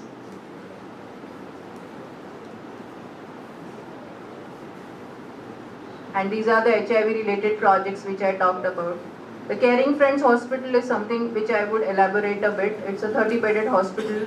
We have recently, that is in 2017, moved to a bigger facility. We started with the Sneha Deep Rugna Seva Kendra in 1992. Then we partnered with KHPT for some time, NACO with some time. Then we also worked with Pathfinder International.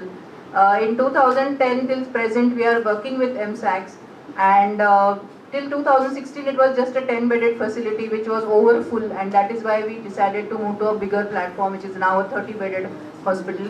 Presently we have partnered with FHI 360, which is a world-renowned organization working in the field of HIV/AIDS. It works across 30 countries and they have been supporting us since last year. And USAID has also recognized our work recently. So these are the services and key activities which we are doing in Caring Friends Hospital.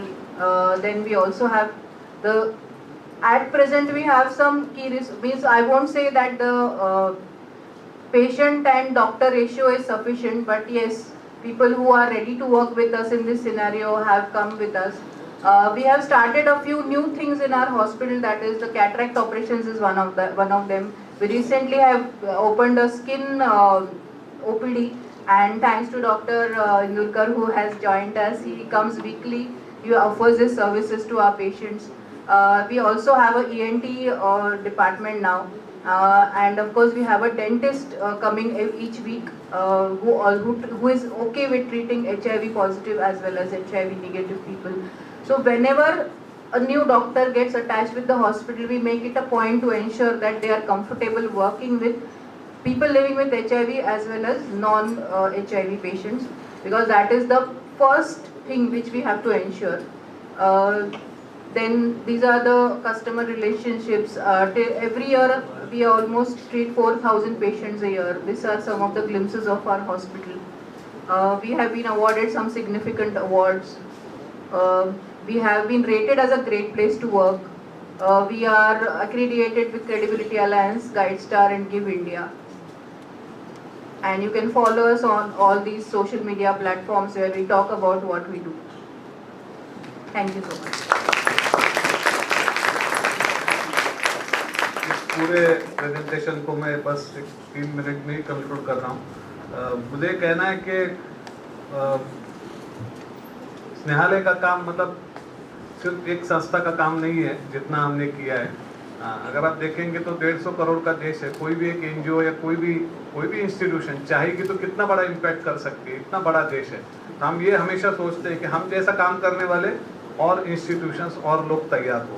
तो इसके लिए लगभग 70 से ज़्यादा संस्थाओं का child care institutions का training पूरे देश के स्नेहालय में हुआ है। उनको सारी जो प्रोसीजर्स हैं चाइल्ड वेलफेयर कमेटी के साथ करने का काम है। अगर डेथ हो जाती है किसी भी पॉजिटिव पेशेंट की, जो फॉर्मेलिटीज़ होती है जो ह्यूमन राइट कमीशन के साथ आपको करनी पड़ती है, ये सब, और फिर उसका अंतिम संस्कार, उसके लिए भी जो प्रोटोकॉल्स है, ये सारे बातों के बारे में इन इंस्टीट्यूशंस को ट्रेनिंग देके उनको एम्पावर किया। तो इसके कारण सब जगह पे इंस्टीट्यूशंस जो शुरू हुए, आज की तारीख में महाराष्ट्र में 34 जगह पे HIV पॉजिटिव बच्चों के शेल्टर होम्स है, उनका लाइसेंस है।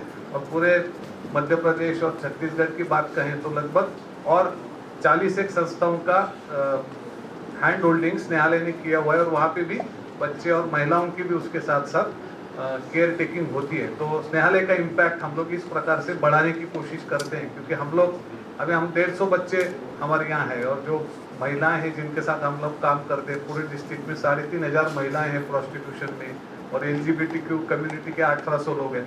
लेकिन इसके अलावा इतना बड़ा समुदाय है जिसके पास पहुंचने की ज़रूरत है। तो हम लोग दूसरी संस्थाओं को इसके लिए मोटिवेट भी करते हैं और एम्पावर भी करते हैं। तो इसमें जो रेड लाइट एरिया में HIV और STI के कंट्रोल में जो कामयाबी मिली है, उसका मेन एक कारण रहा कि हमने उनके रेगुलर पार्टनर्स के क्लब बनाए। तो उसका नाम सोनू क्लब हम लोग देते हैं, क्योंकि जो प्रोस्टिट्यूट महिलाएं होती हैं उनका अपना भी कोई एक आदमी होता है, उसको वो सोनू कहती है।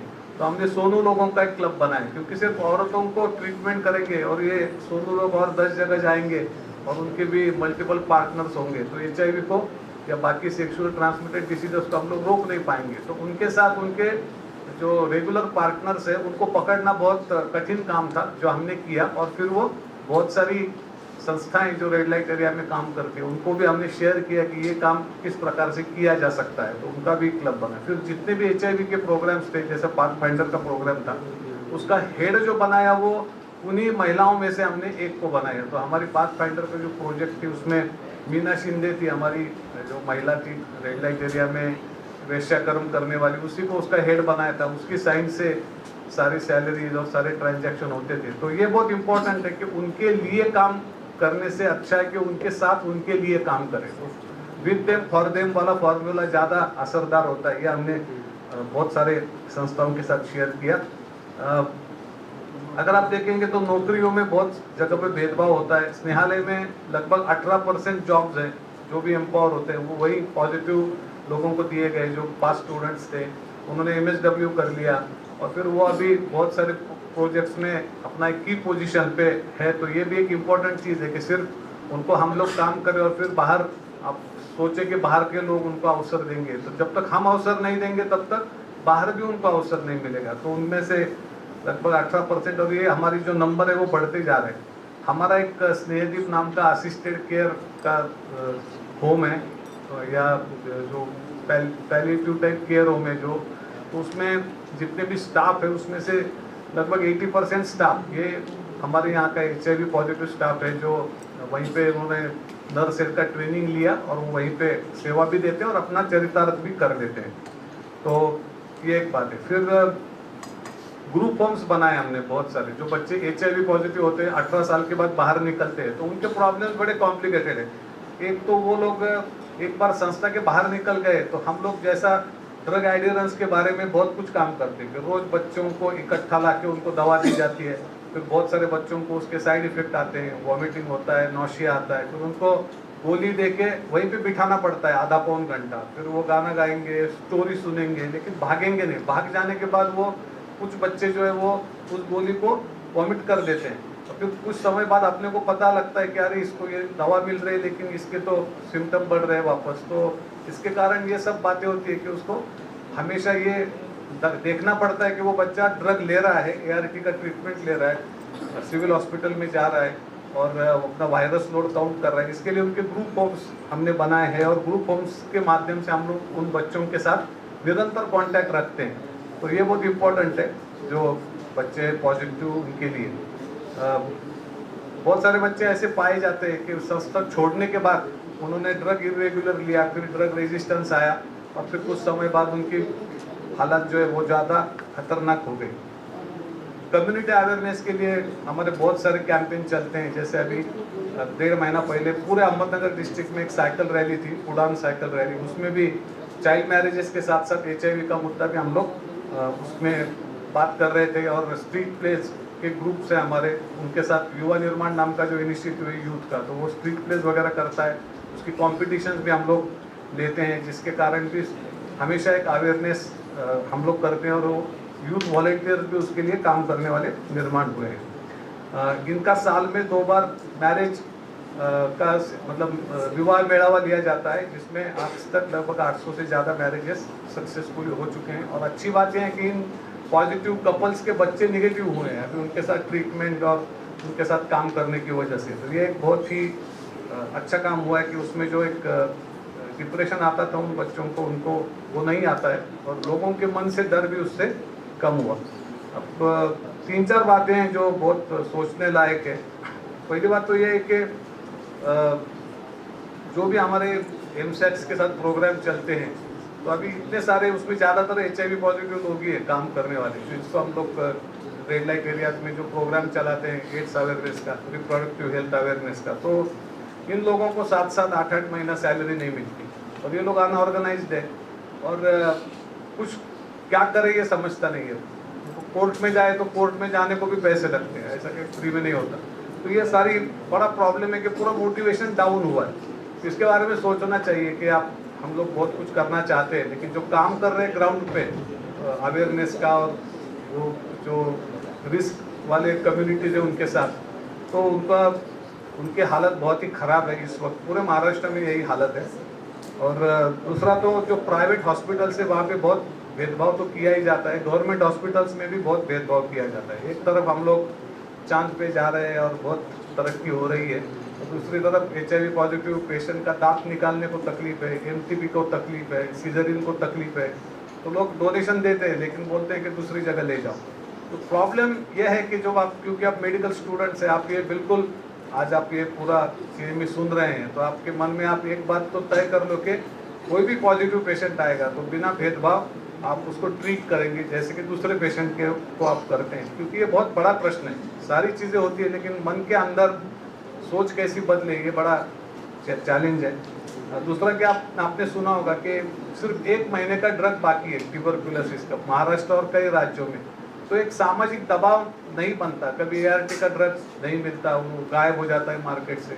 फिर अभी सेंट्रल गवर्नमेंट ने सारे स्टेट गवर्नमेंट को बोला है कि आप खरीद लो, लेकिन ये खरीदारी हो नहीं रही है। तो अगर एक 20 दिन के बाद पूरे ड्रग्स खत्म ही हो जाएंगे ट्यूबरकुलोसिस के, तो क्योंकि बहुत सारे लोग वो HIV पॉजिटिव है जो TB की दवा ले रहे हैं, तो क्या होगा आप सोच सकते हैं। तो कोई सामाजिक दबाव इसमें रहना बहुत जरूरी है। हम जैसी संस्थाएं तो करती है, लेकिन एक बड़ा अलायंस इसके लिए भी करना पड़ेगा।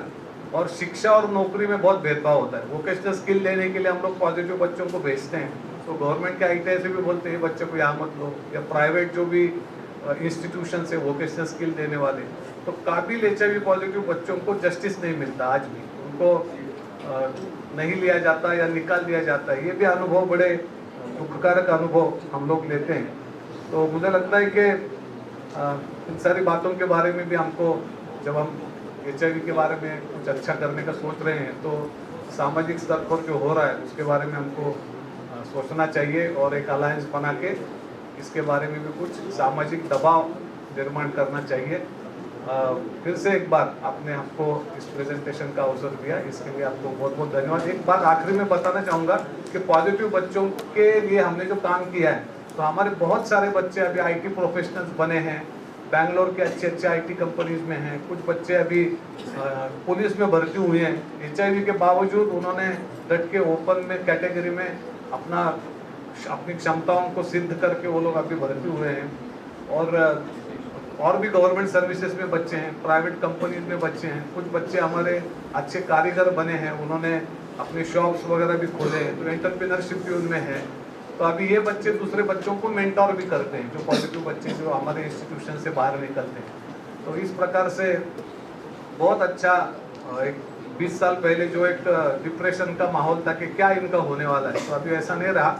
बच्चों के लिए बहुत सारे ऑप्शंस और अपॉर्चुनिटीज़ भी है, तो हालत बहुत अच्छे हैं, लेकिन इसको और अच्छा भी किया जा सकता है। हम सब लोग मिलके करेंगे। तो और एक लास्ट बट नॉट लीस्ट, बहुत सारे बच्चे दवा लेते हैं और उनके ऊपर दवा काम नहीं करती, तो वो क्यों काम नहीं करती इसके बारे में खोजबीन होना जरूरी होता है। लेकिन बहुत सारे जगह पे अगर जाते हैं तो इसके बारे में सोचा नहीं जाता, तो उसके लिए टेस्ट है, उसको वो गवर्नमेंट में होती नहीं है, तो फिर पैसे लगते हैं। तो ये भी है कि कुछ 5-6% बच्चे तो होंगे कि जिनको दवा काम नहीं कर रही है, तो उनके ऊपर आपको इन्वेस्टिगेशन करना चाहिए। तो उसके लिए भी कुछ हो जाए तो बहुत अच्छा है।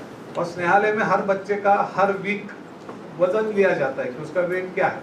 अगर वो ग्रो हो रहा है थोड़ा थोड़ा तो ठीक है, अगर वो वही है तो थोड़ा सोचना पड़ता है, और कम हो रहा है तो उसकी इन्वेस्टिगेशन हम लोग तुरंत चालू कर दें। तो इससे ऐसा होता है कि हम लोग प्रिवेंटिवली बच्चे का कुछ हेल्थ डाउन हो रहा है तो उसके साथ काम करते हैं। और डॉक्टर संजीवनी कुलकर्णी मैडम ने एक बार बताया था कि हर बच्चे को आप 1 वाटी दाल जरूर देनी चाहिए। उन्होंने बहुत जिद करके बोली थी, और डॉक्टर वॉरन ने भी कहा 1 वाटी दाल उनको बहुत जरूरी है। तो अभी इनके न्यूट्रिशन में भी काफ़ी चेंजेस किए हैं जिससे कि उनका हेल्थ जो है वो अच्छा मेंटेन रहता है। तो आप सबको दोबारा स्नेहालय आने के लिए मैं निमंत्रित करता हूं, और इस अवसर देने के लिए सभी महानुभावों को मैं आभार व्यक्त करता हूं।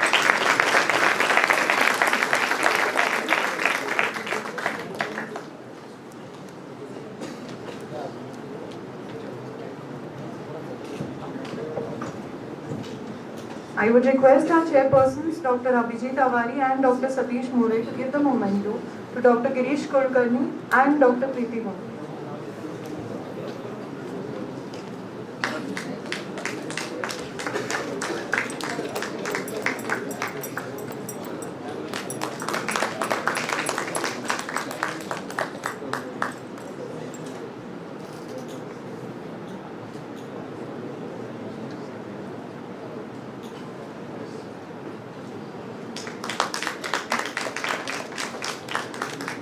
I would request Brigadier Arun Tyagi to give the memento to Dr. Abhijit Avari, and I would request Brigadier Avani Kumar Srivastava to give the memento to Dr. Satish More.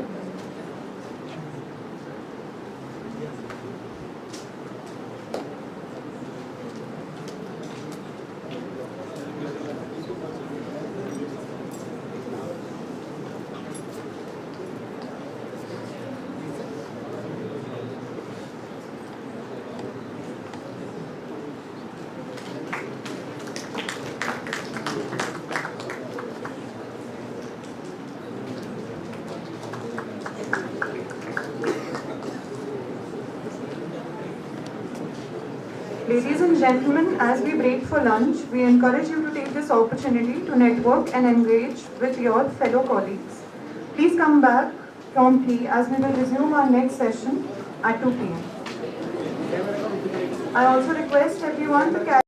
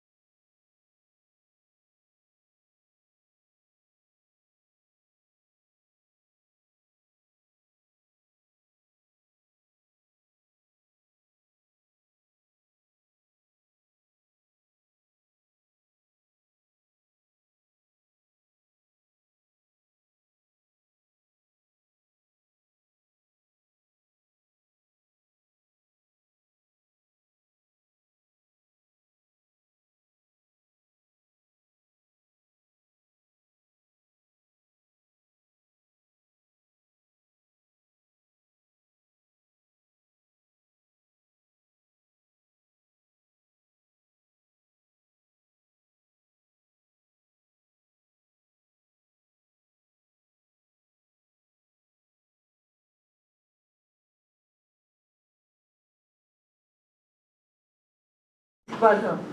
Co-chairing with Dr. Mahajan, we have Dr. Vasant Kataria. This distinguished professional is Director and Head of Department of Cardiology at Anand Rushi Hospital. He is an alumnus of Grant Medical College and JJ Group of Hospitals, Mumbai. Multiple research presentations in diabetes at various national and international conferences are done by him. His most recognized research paper was Diabetes in India. Let us give them a warm welcome.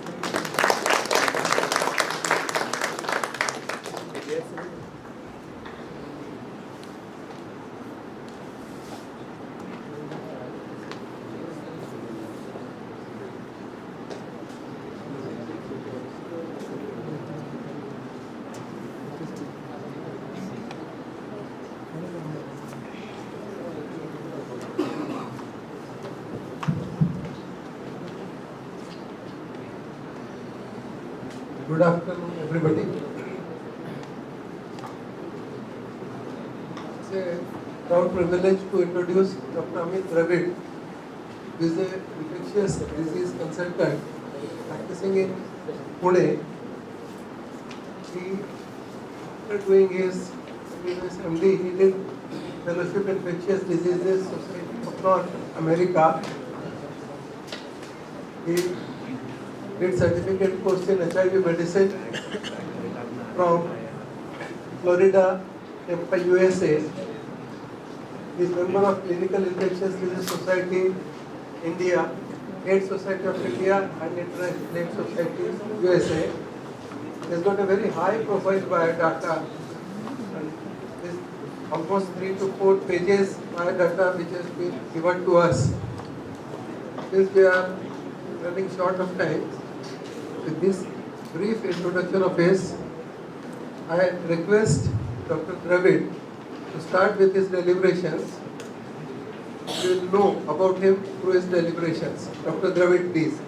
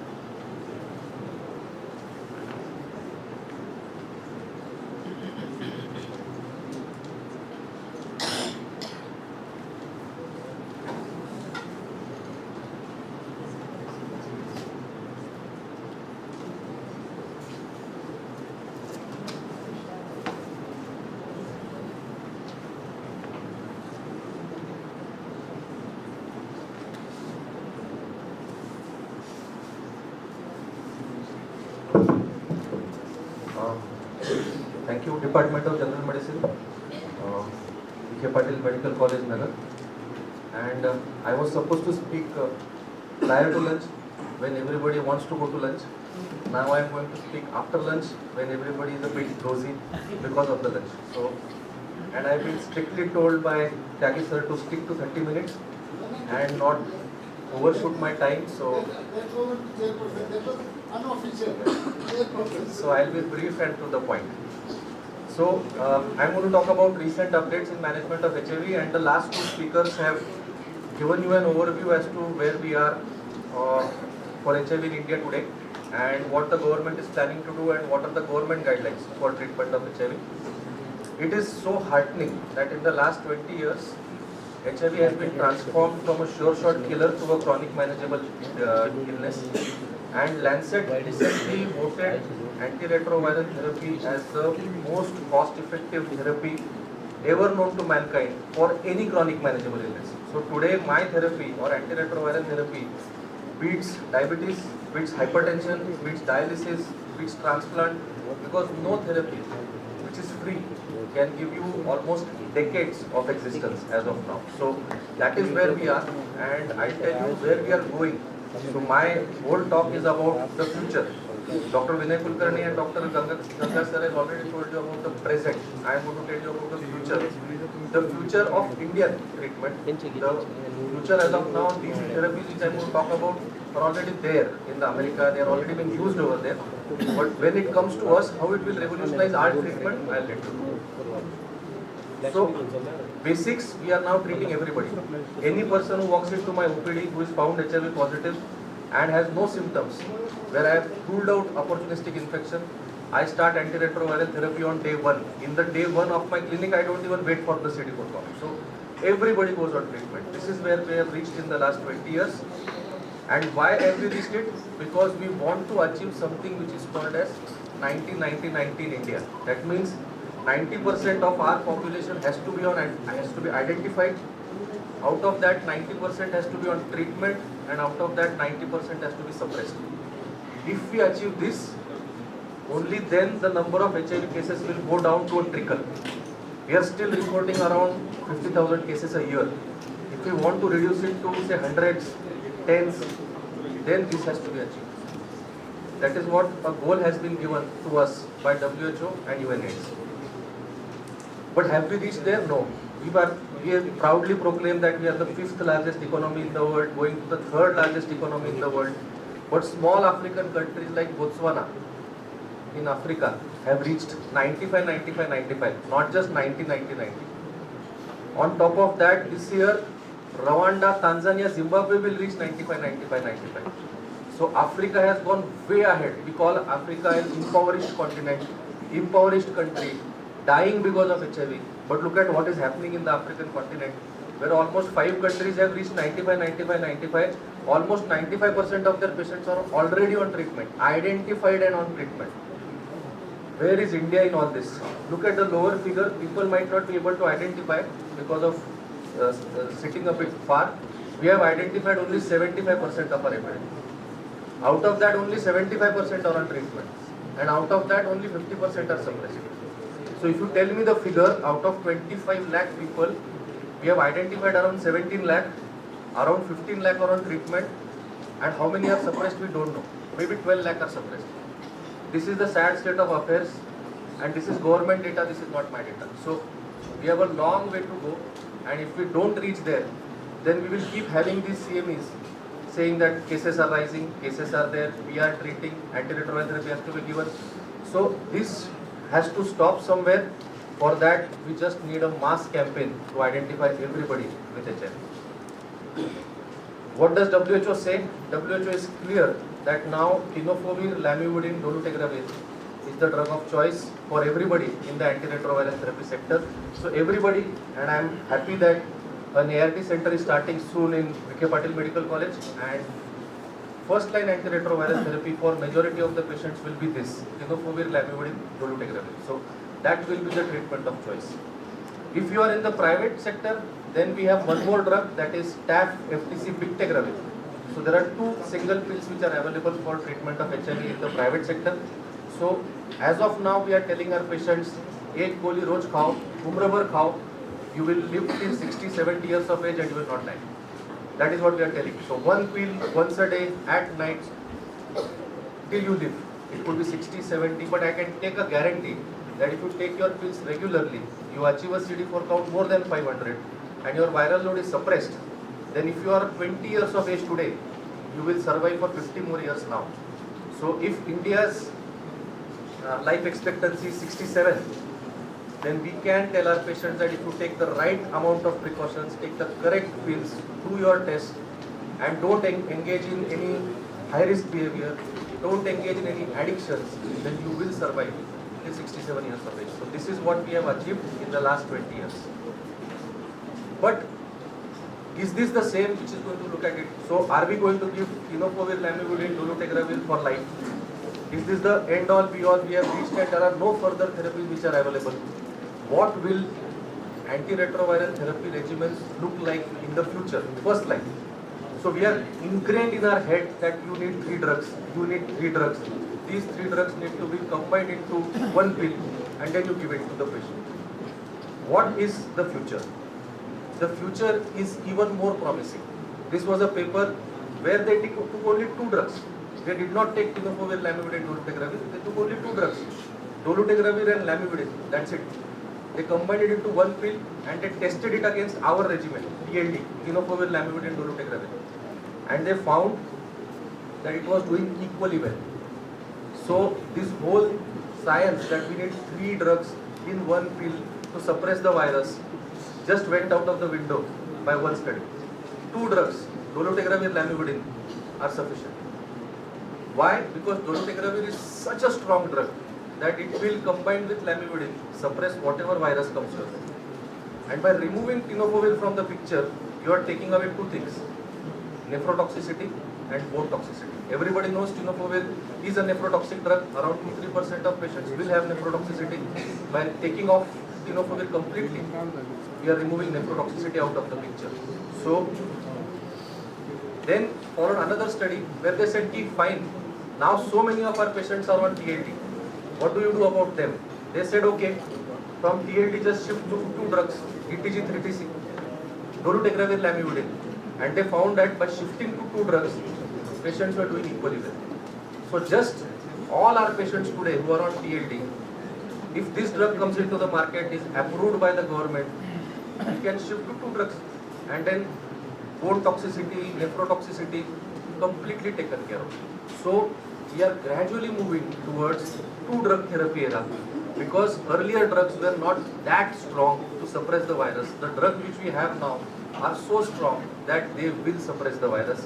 Dolutegravir per se will suppress the virus. So for all 2-drug regimens, dolutegravir will be one drug which will always be there. Then there is another pill which is not available in India, but it's available in the States, which is called as dolutegravir rilpivirine. Again 2 drugs. One integrase inhibitor, one NNRTI. That's it. 50 mg dolutegravir, 25 mg rilpivirine. Only 75 mg tablet. One pill once a day. Again does the same thing, suppresses the virus and keeps you healthy. So for treatment simplification, we are gradually moving towards 2 drugs therapies. And finally, the real blast will come when this regimen comes into India. Already available in the States, not available in India, but 3 Indian companies have got license for manufacturing this. And what is it?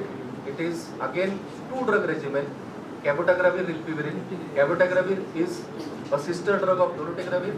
Rilpivirine, I have already told you, is a sister drug of nevirapine. You combine those 2 drugs into an injection and give that injection only once a month. So now we are moving from 3-drug therapy to 2-drug therapy tablets, and very soon we will be moving from 2-drug therapy daily tablets to 2-drug injections, depot injections into the gluteus or the deltoid, and has to be taken only once a month or once in 2 months. So I am telling my patients today in the clinic that hold on, you might be taking therapy for almost 20 years. They keep telling me, sir, I am tired of taking tablets every day. Every day when I take the tablet, I am reminded about my disease. So now maybe 1 year down the line, I will be in a position to tell them that hold on, I might be making you tablet free and giving you just 6 injections in a year, and the suppression rates will be similar. So if you look at it, what they did was they shifted everybody who was on first-line antiretroviral therapy and never had any virologic failure to this regimen, and they found that the suppression rates were 95% in both the arms. So on tablets, 95% of people are suppressed. On once monthly injection, 95% people are suppressed. And that's why in NEJM this cartoon appeared that now very soon we are going to have these long-acting injections for HIV. Once a month or once in 2 months. Look at the failure rates. Only 1% people will fail. Just imagine telling my patients, even diabetics can't claim to have this kind of therapy where I tell I'll give insulin and you come after 2 months. It's not possible. For HIV it is possible today that I tell them that you take once in 2 months and you will be fine. Suppression will be absolutely more than 95%. The only thing is that cabotegravir and rilpivirine have no action against hepatitis B. So if you have a HIV hepatitis B co-infected patient, their tenofovir remains the drug of choice, and their tenofovir, lamivudine, dolutegravir oral therapy continues to remain the treatment of choice. All else who are on first-line antiretroviral therapy and who don't want to take tablets can be shifted to either the once monthly injection or once in 2 monthly injection, and they will still be suppressed. Does these injections have any side effects? The maximum side effect they have is pain and injection site reaction. 90% of these reactions are grade 1. So maybe you will have pain for 1 day, injection site reaction for 1 day, fever for a day. After that you will be fine. And so many patients are so enthused by this that there was a study published which said that almost 90% plus people today who are on first line antiretroviral therapy are willing to shift to an injectable regimen, even in India, provided the costs come down. Today the cost of this injection is 20,000 rupees per injection, so almost $1.5 lakh treatment for a year. But if it comes down, if Indian generics start manufacturing it, then we will really be talking about one regimen taken once in 2 months. And how is it important is also you must be definitely seeing patients who are alcoholic, who are IV drug abusers, who are homeless, who don't have a home, whose adherence is a problem. For such people, giving one injection in 2 months helps us because they don't have to remember about taking tablets every day. And this was a study which was done which showed that even in homeless people, those who have no social support, or those who are alcoholics, or those who are drug abusers, where the physician was not sure whether the suppression will be optimal, whether he will take the tablets, just by giving injections, almost 99% of people got suppressed. So this injection takes care of so many of our issues. Convenience is one, injection once in 2 months. Also those patients who are not sure will take treatment regularly. This injection is there, take it, remain suppressed, and just tell the patient that remember only 6 dates in a year. These 6 dates you have to come and meet me, take the injection, and we will do viral load only once a year. How much more convenience do I give my patients? And I can also tell you that once in 6 months injections are also coming. So this is just the start. HIV therapy will now lead other therapies into even forcing insulin companies to make, say, once monthly injections, especially for those who are on stable insulin for years together. So now even diabetic companies, hypertensive companies who are taking Telma H for life. People get frustrated taking one tablet every day for life. So this is a motivation for other chronic manageable illnesses also, that you have to tailor your therapies for your patient's benefit, because otherwise if the adherence is not there, your HbA1c will never come under control, your hypertension will never come under control. What about first line failures? I have talked about first line therapy. What about second line? Kulkarni sir already said that dolutegravir has replaced protease inhibitors as the second line backbone option because they are much better than giving protease inhibitors. So initially we used to give tenofovir emtricitabine with atazanavir as second line, or tenofovir emtricitabine lopinavir as second line. Today again second line has come as tenofovir lamivudine dolutegravir. So dolutegravir is in first line, dolutegravir is there in second line, dolutegravir is everywhere. The only question arises, and this will arise in the free ART sector, which we will start as well, that do we need to change the NRTIs? Many people used to say that if you are using tenofovir, lamivudine, efavirenz in first line, use zidovudine, lamivudine, dolutegravir in second line. So you change your NRTI for your second line. Do we need to do that? This study says you don't need to do that also. So dolutegravir is so strong that whether you change the NRTI also does not matter. This study was simple. If you are on tenofovir, lamivudine, efavirenz and you are failing, they shifted to tenofovir, lamivudine, dolutegravir, did not change the NRTI, and in half of the patients they did change the NRTI, and they found that even if you don't change the NRTI, the suppression rates are similar. So this whole idea that you need to do a resistance testing, that you need to change the NRTI completely goes out of the window when you are having dolutegravir as your backbone. Whether you give zidovudine in second line or whether you keep tenofovir in second line, doesn't matter. It is going to suppress everything. What are future PrEP regimens going to look like? You know, every patient, many patients come to you who have had a past sexual exposure. They are willing to take post-exposure prophylaxis. There are certain communities like men who have sex with men who are at high risk for HIV. They take something which is called as PrEP. That means tablets prior to exposure. And the most common regimen which we give them is tenofovir emtricitabine. So they keep taking this regimen for life because anal sex is associated with very high sexual exposure. Is it going to change? Yes, it is going to change. Just like injectable cabotegravir rilpivirine has come for treatment of HIV, plain injectable cabotegravir has come for prevention of HIV. So these guys like commercial sex workers, men who have sex with men, who are at high risk for acquiring HIV. In the US, they are all taking injectable cabotegravir once a month. So the cabotegravir is there in the body all the time. Even if you are exposed to a high risk sexual exposure, you will not get HIV. And look at how beneficial it is. If you take cabotegravir, the flat line remains like that. So the new HIV infections are not increasing. So in high risk population, you can use this as a preventive measure. Even WHO has come out and said that all the countries, even in resource limited countries, need to shift to cabotegravir local application injection once a month to prevent HIV. So this is where we are going. What about post-exposure doxycycline for prevention of other sexually transmitted infections? So we are preventing HIV now because of condom usage, because of antiretroviral therapy, but there has been an outburst of other sexually transmitted infections in my clinic, like chlamydia, gonorrhea, syphilis, and syphilis especially is so high that I end up treating at least 1 or 2 cases of syphilis every week, which I was not even seeing for a few years back. So there is definitely an increase in risk of bacterial sexually transmitted infections. And how to prevent it? This study published said that after every act of condomless sex, if you take doxycycline 200 mg single dose, the risk of chlamydia, risk of gonorrhea, and risk of syphilis goes down dramatically. In HIV population, in non-HIV population, in both. And the risk of stopping these sexually transmitted infections for chlamydia and for syphilis is almost 80%. So any person coming to you in your clinic saying, I have had condomless sex with a person I did not know, and I am worried that I might have HIV. When you are giving post-exposure prophylaxis to that patient, remember you can give doxycycline 200 mg as well, and you can prevent chlamydia, gonorrhea, syphilis, all three. For gonorrhea, the protection is almost 55%. For chlamydia and syphilis, the protection is almost 80%. So one tablet, and you can repeat it after every condomless sex. So there are certain shameless people who keep on doing it. So you can give doxycycline after every act of condomless sex and prevent sexually transmitted infection, because we don't want increased patients in our OPD. What about cardiovascular prevention in HIV?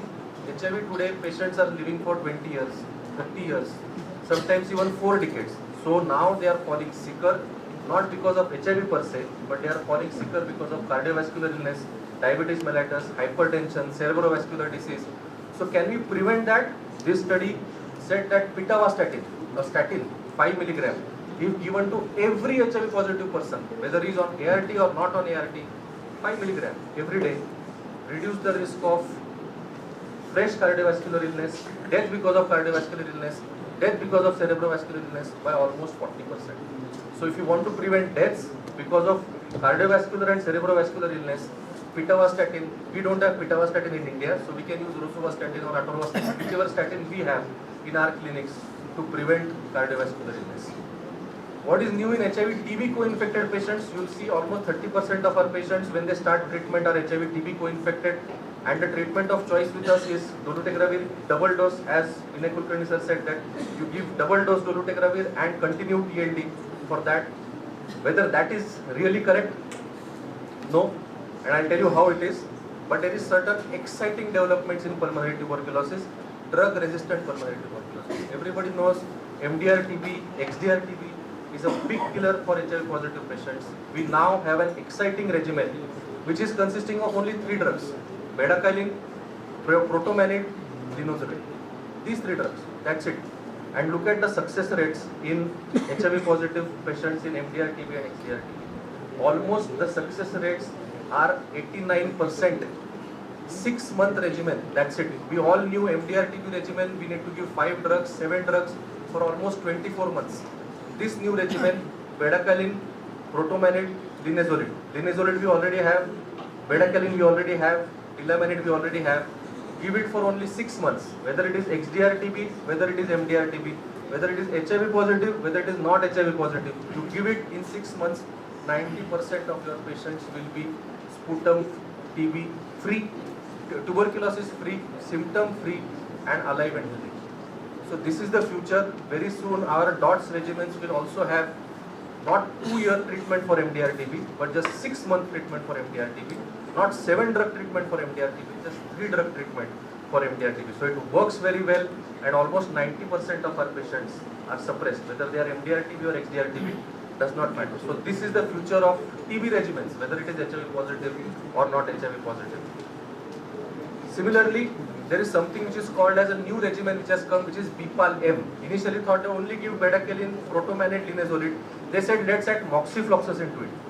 Once they added moxifloxacin into it, the success rates became even better. So maybe this BPAL-M, remember this name, BPAL-M, this is what the regimen which is going to be known in all future MDR-TB or XDR-TB regimens, and this will be the treatment of choice very, very soon. As sir said that we need to double the dose of dolutegravir when we want to treat HIV-TB co-infected patient. Is that the future? No. This study was just published 1 month back which said that we don't need double dose dolutegravir at all. Only one single tablet of TLD and our HRZD proper regimen of tuberculosis is sufficient. It will suppress the HIV and suppress the TB as well. So final few slides. What is the future of multi-drug resistant HIV? I don't think we are going to have multi-drug resistant HIV anyway, because we have such good regimens now with suppression rates more than 90%, 95%, that hardly 5% of our patients are going to fail and going to go into multi-drug resistant HIV. But there are certain drugs like fostemsavir, which is available. Then there is ibalizumab, which is a monoclonal antibody, and there are drugs like capsid inhibitors like lenacapavir, and lenacapavir is a 6-monthly injection. So one injection every 6 months. So that's why I said very soon we might have injections where we are giving one injection every 6 months. So I'm telling my patient only come twice to meet me when you have to take injection, and you will be suppressed for life. So this is where we are going. We are going into injectable space, and we are suppressing the treatment fast. Final slides about HIV vaccine and cure strategies, because every patient ultimately comes and asks me, sir, khatam kab hone wala hai? And this is a routine question because they are not dying anymore. So many patients are suppressed, they are doing their jobs. As I have people earlier before me told that they are in jobs, they are in IT sector, they are in manufacturing jobs. So they ultimately come and ask me, sir, how long? 20 years or over, how long? So my answer always is, as of now, only 5 people have been cured of HIV. They were all having HIV and cancer. They were dying because of the cancer, because of which they underwent a cord blood transplant. The bone marrow transplant had a mutation which is called as a delta 32 mutation. If you have that mutation, you become naturally resistant to HIV. So the recipient got a donor bone marrow which was naturally resistant to HIV. So when they got it into his own body became naturally resistant to HIV, because of which he achieved a sterilizing cure for HIV. But is it possible in India? It's possible in India, but the cost is 20 lakh rupees. And the cost of dying because of a bone marrow transplant is around 20%. So I have to tell my patients that with antiretroviral therapy, 100% you will survive on one tablet, which is free. Or you do a bone marrow transplant where there is 20-25% risk of dying, but you will be HIV free. Take a pick. So as of now, it is not scalable. It is not possible to give it to everybody. But there are certain cases where we have achieved sterilizing cure, and we are now having vaccines, we are having latency reversing agents, we are having CAR T cell therapy, we are having therapeutic vaccines, but all these things are at least a decade away. So we are at least 10 years away from a sterilizing cure for HIV. So in conclusion, the future of first-line antiretroviral regimen belongs to injectable maintenance therapies. Long-acting integration inhibitors given once in 2 months is going to be the norm. Hopefully, if I come here again in 2 years' time, I'll be talking about these injectable regimens given to all of my patients in my OPD. So hopefully that day will come very soon. There are other drugs like lenacapavir, ibalizumab, fostemsavir, which are available if dolutegravir or darunavir fail as of now. Injectable PrEP will score over oral PrEP all the time, and very soon we might even have injectable PEP, where if a patient comes to me post-exposure, I'll just say take one injection, wait for 28 days, test yourself after 28 days. And despite multiple success stories regarding sterilizing or therapeutic cure of HIV, a single pill for cure of HIV is still a decade away. Thank you.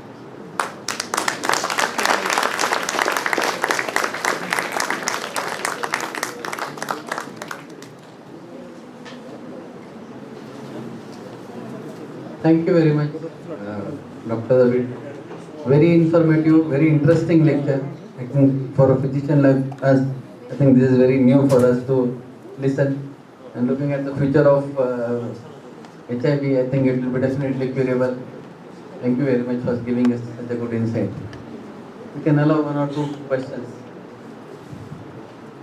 Are there any questions from audience? If no questions, that means they were either sleeping or they understood everything. Well, they understood everything is good. But I'm See,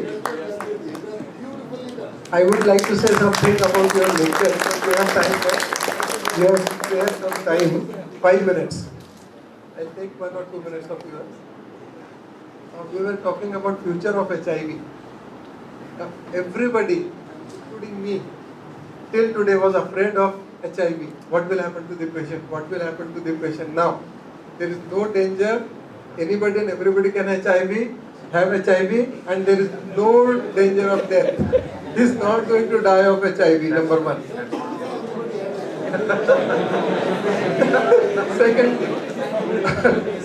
Secondly, he is trying to increase my practice. Secondly, as far as longevity of life is concerned, as I've already said, is going to survive as a non-HIV person is going to survive. Secondly, he has talked of cardiovascular diseases also. The patient may not die of cardiovascular diseases in HIV. Importantly, we all know the people die of tuberculosis. Even if a HIV patient has MD or XDR TB, he is not going to die. This is something which is very new concept, which he has very beautifully elaborated. Because we are afraid. Now, if I treat a patient of tuberculosis, in the past, when I see 100 patients, I was not afraid. I used to tell my PG students that if you get it, it's a hazard due to your profession. You are exposed to that, you have to be ready for that. But now I am afraid. If my PG student gets tuberculosis, it could be MDR, it could be XDR tuberculosis, and then I am afraid that my child is going to suffer lifelong. But now with your talk, we are happy that there is a cure available for this also. And then, finally, pre-exposure, post-exposure, nothing to worry, take an injection and you are not going to have it. Secondly, other sexually transmitted diseases, pre-exposure, post-exposure, take this pill and you are not going to have it. Such a beautiful elaboration on these things. So thank you very much, Dr. David. I have to tell my patients, please Dr. Mahajan, sir, the way you have summarized it seems you are encouraging people to get it now.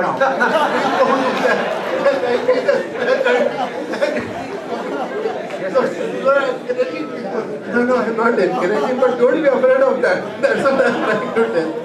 Yes, a clarification, whatever I have said doesn't mean that practice whatever you want to do. No, it's not that. We still say to all our patients that practice safe sex, use condoms, do not go and have alcohol, tobacco or smoking. And if you have had condomless sex, come and meet a doctor. You will need treatment for post-exposure prophylaxis for HIV also and for other sexually transmitted diseases also. So that doesn't mean that the other preventive measures which we were advocating up till now go for a toss.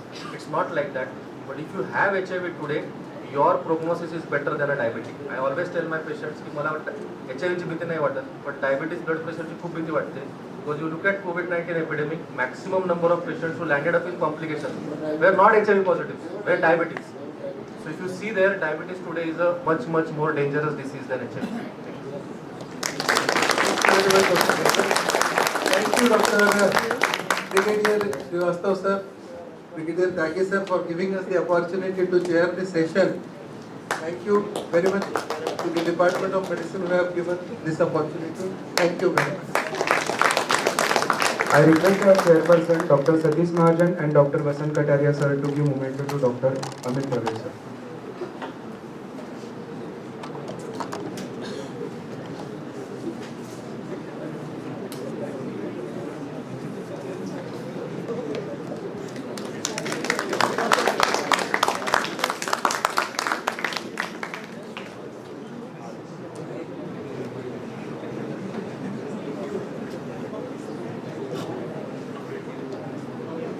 I request Dr. Marcia Warren to give memento to Dr. Satish Mahajan, sir.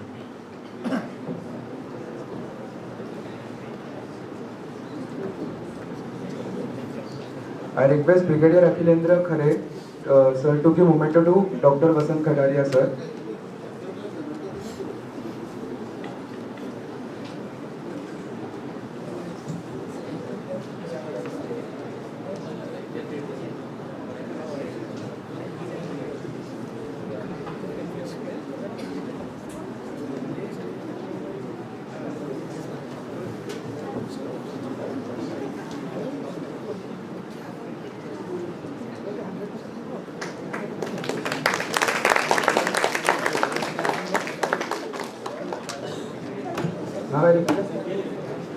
Now I request Brigadier Arun Tyagi to felicitate Dr. Ahmednagar, sir.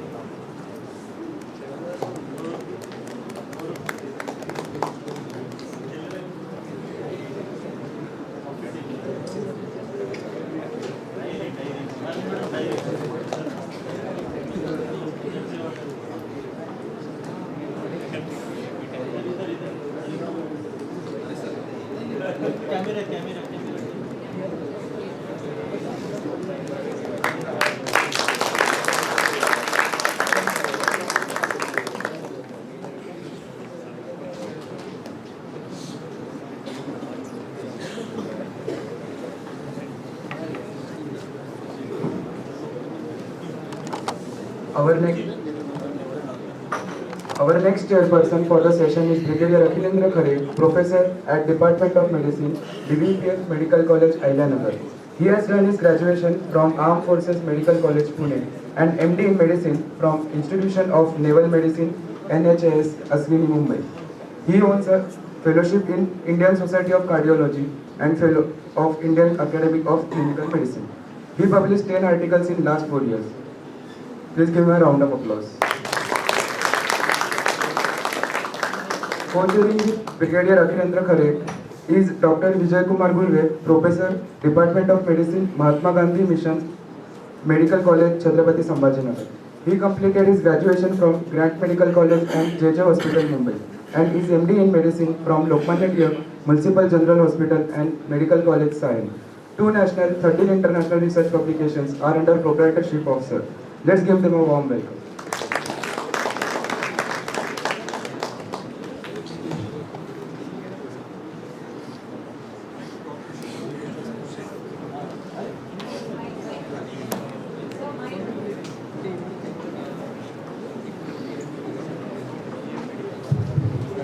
Thank you, Dr. Shivangi and Singh. After these sessions on, epidemiology and then the treatment and then the future, we come to now specifics. And the topic of this session now is skin manifestations in HIV.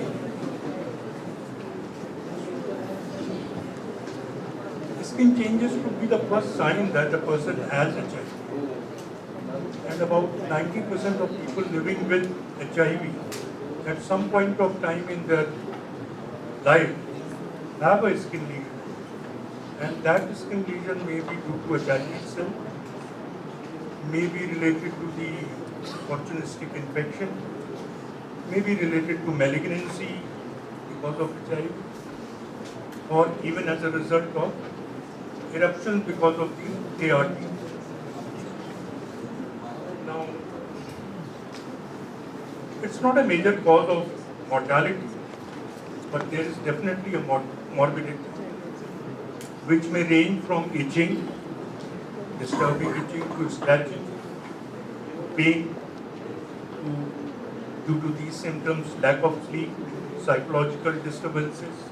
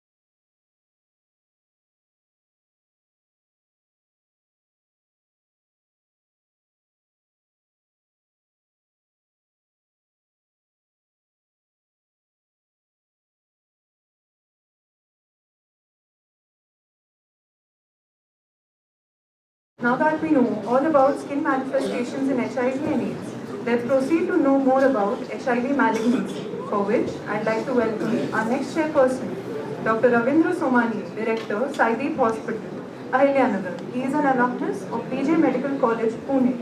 He worked in AIDS awareness program.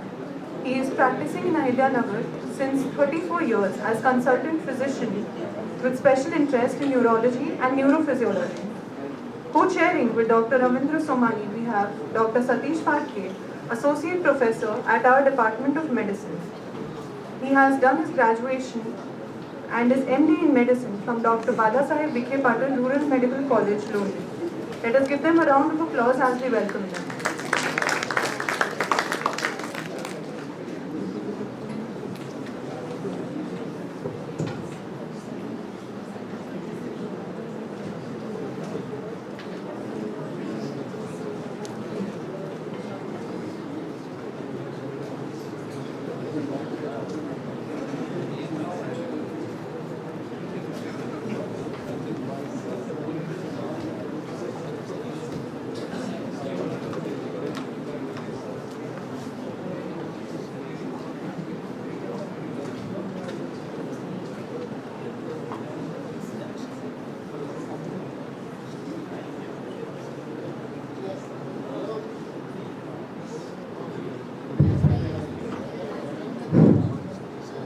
Good afternoon, everyone. It's very pleasure to introduce my colleague. Both of us have started our career in Ahmednagar together at Booth Hospital, Ahmednagar.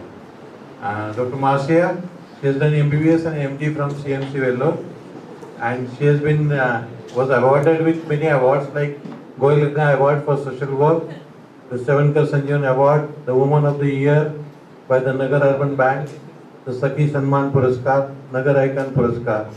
And she is known for her work in the HIV.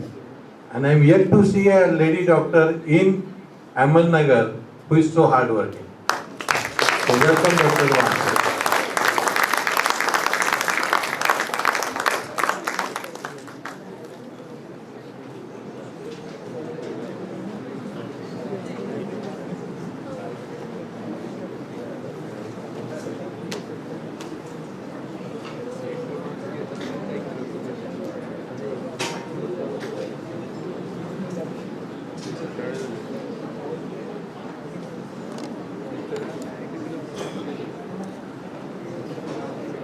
The topic that she is going to talk is cancers in HIV.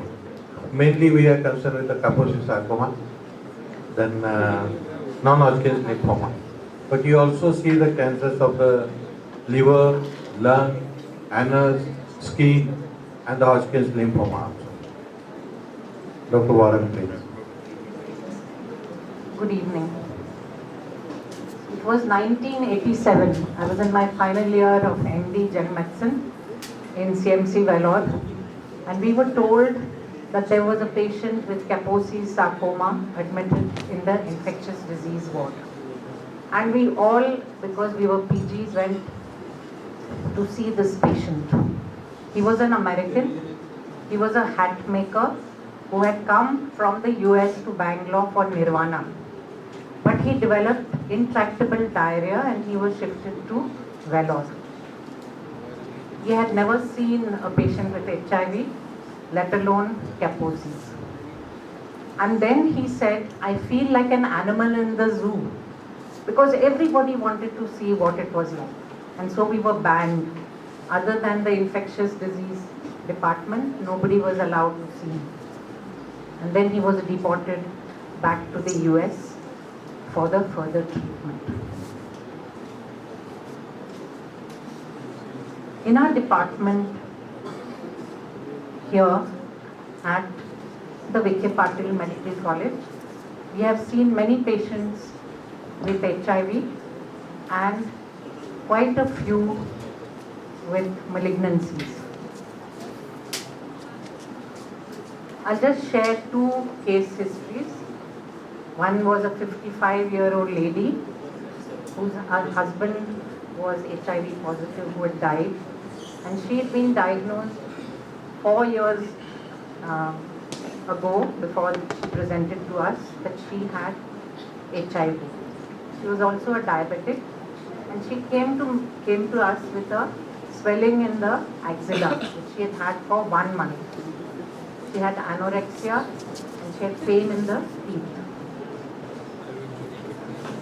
Her vitals on a general examination showed a blood pressure of 116 by 73. She had tachycardia. Height was 145, weight was 61. And at that time, she was on the government rollout program at the district hospital.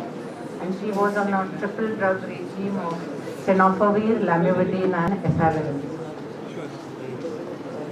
We did an FNAC, which was suggestive of Hodgkin's lymphoma. We did the immunohistochemistry, which was CD20 negative, CD3 negative, CD15 and CD13 were positive in the Hodgkin's cells. The mass was biopsied and the histopatch showed many large mononuclear and binucleated Reed-Sternberg cells having amphophilic cytoplasm and prominent inclusion like ovolite eosinophilic nuclei, which we know is the typical feature of Hodgkin's.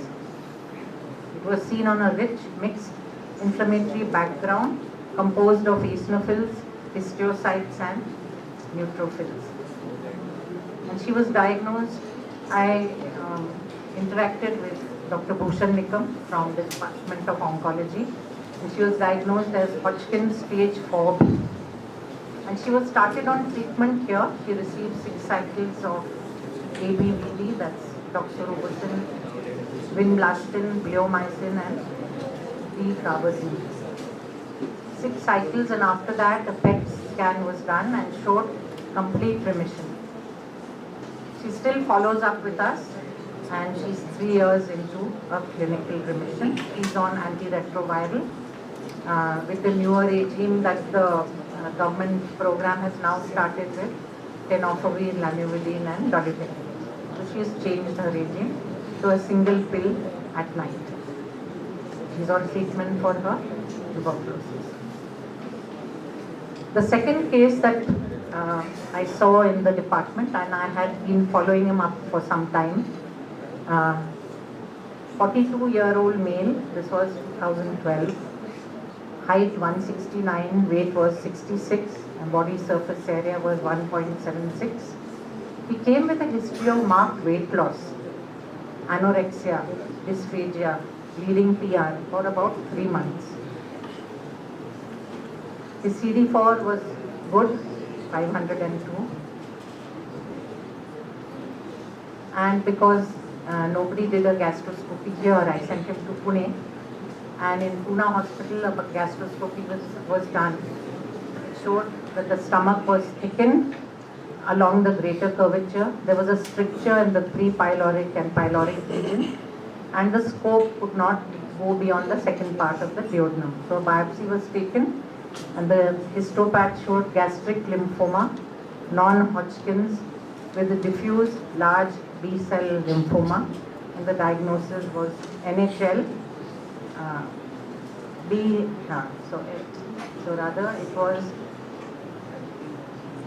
It was a gastric lymphoma, non-Hodgkin's, with diffuse large B-cell lymphoma. That was the diagnosis. And he was put on the CHOP regime with adriamycin, vincristine, endoxan and prednisolone, and intrathecal methotrexate.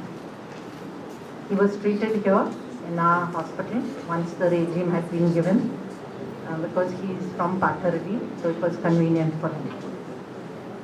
6 cycles of CHOP and continued his antiretroviral. He went for a follow-up in December 2012. Upper GI scopy showed near complete regression of the gastric mass, but he had that stricture, so he was advised a dilatation, which was done. Now 12 years later, he's still doing well.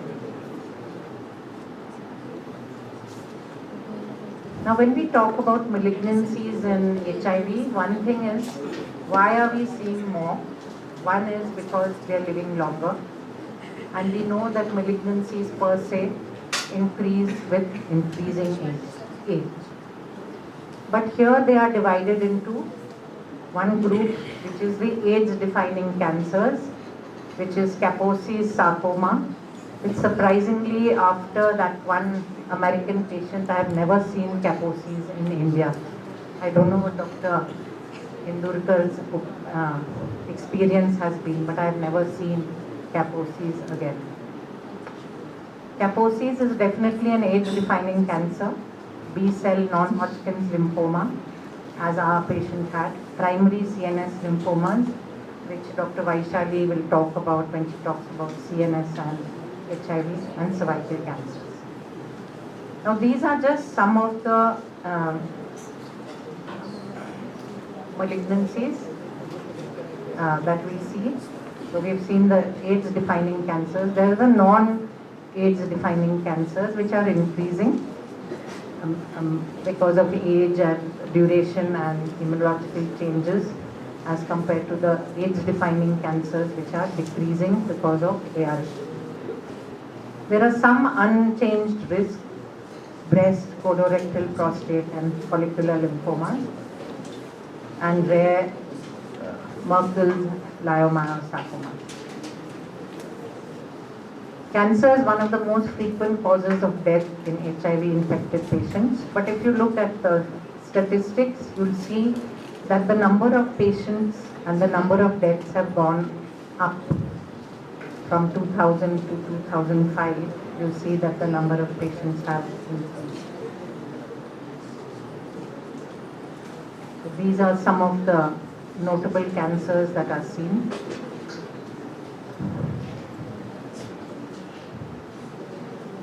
And am I going to keep going? So in the overview of HIV cancers, we look at in detail just a few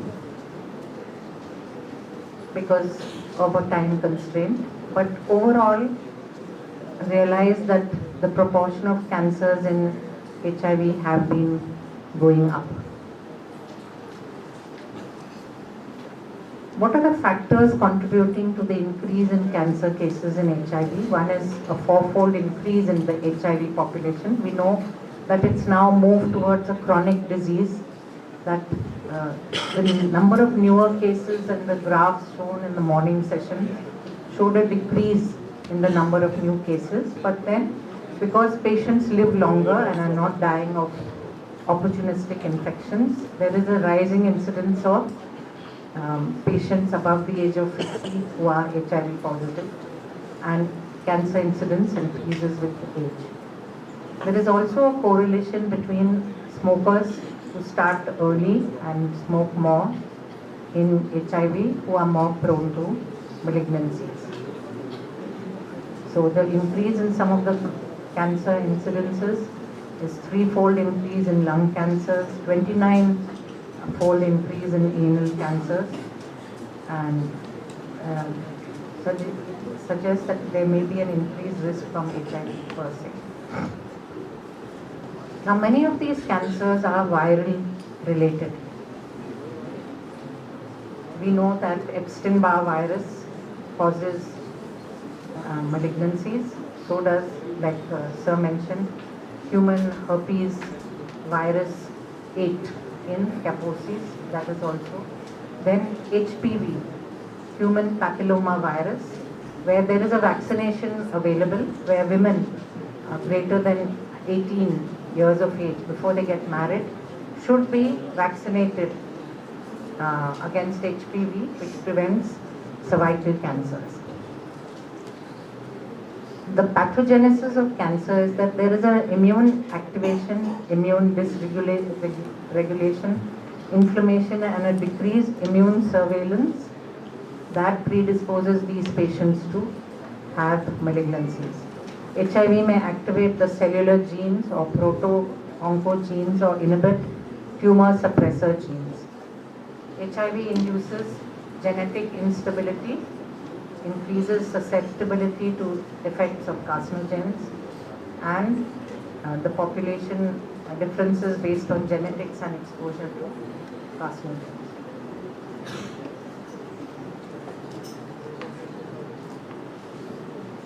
Now, what is the outcome of cancers in HIV? With prolonged survival of the HIV population and aging, patients may develop non-AIDS defining cancers. HIV-infected cancer patients may have a worse outcome in some cancers. They present late and with an advanced stage. Especially you find genitourinary cancers, they present CA cervix. They present very late, and so they've already metastasized by the time you get to treat them. Now these are invasive cervical cancers, which is also an AIDS-defining condition leading to it's one of the major leading causes of cancer deaths in women worldwide. AIDS cancers and anal cancers are not AIDS-defining, but are very common and growing in incidence. Oral and head cancers are also HPV related, human papilloma virus related, and HPV involvement both derived from precancerous lesions due to the virus itself and to certain cancer strains, multiple infections and infections with multiple HPV strains, increasing the risk of developing a neoplasm. So early diagnosis does help. So here we see what the normal mucosa looks like and what it looks like with a high-grade disease. This is the anal anatomy, which is easily involved with anal cancers. Now, anal cancers among HIV MSMs in US is about 137 per lakh, and cervical cancers about 50 per 100,000. Now, lymphomas, as we saw, both the case reports that which had presented to our department were both lymphomas, one Hodgkin's, one non-Hodgkin's. One was a gastric lymphoma who surprisingly did well because he was able to be diagnosed and treated adequately. This is a picture of Burkitt's lymphoma, Epstein-Barr virus, endemic in Africa, and a nasopharyngeal carcinoma on the right side, a picture of that. And what they have found is that AIDS-related lymphomas, the experience suggests that cancer treatment outcome can be equivalent to the general population. So they can do as well or as badly as a patient who doesn't have HIV. So these are the in Hodgkin's and non-Hodgkin's, the incidence is increasing rapidly in the post-ART era, and we find that more than 95% are Epstein-Barr virus positive.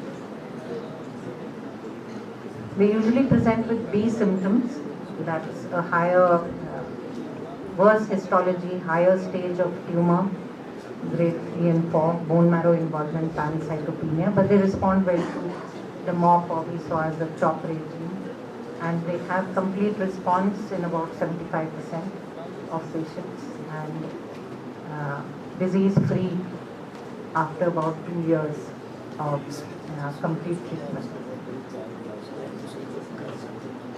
Now, Kaposi's was one of the first recognized AIDS-defining illnesses. It's a vascular tumor that may involve the mucocutaneous, lymphatic, GI and pulmonary sites.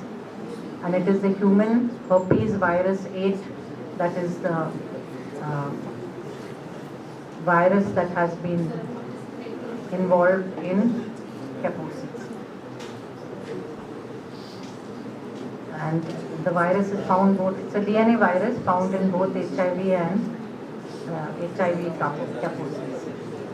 Tropism for B cells and endothelial cells with high titers in saliva, and also it's associated with other malignancies as well. Now, HIV is and Kaposi's sarcoma-induced angiogenic and inflammatory cytokines which also stimulate the Kaposi's sarcoma cell growth. And it's found in all groups of patients. but it's definitely more in South America and Africa. And like Dr. Indurkar showed some pictures, it is mucocutaneous, it is it's just under the skin, subcutaneous. So that if you want to start a virus, there's so much edema and those black patches are full of blood. So it's very difficult to start an IV. They're purplish or brownish patches on the skin and can be elsewhere as well. There's lymphadenopathy, there's visceral involvement, mouth, esophagus, stomach, bowel, liver and spleen. Pulmonary Kaposi's is rapidly fatal. They present with dyspnea without fever and with hemoptysis. And on an X-ray or on a CT, it shows diffuse reticular nodular infiltrates, mediastinal enlargement with pulmonary effusion, edema which can be extensive and symptomatic.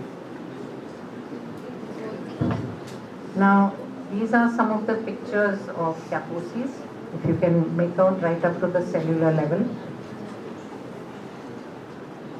And on the skin, on the feet, and in the oral cavity.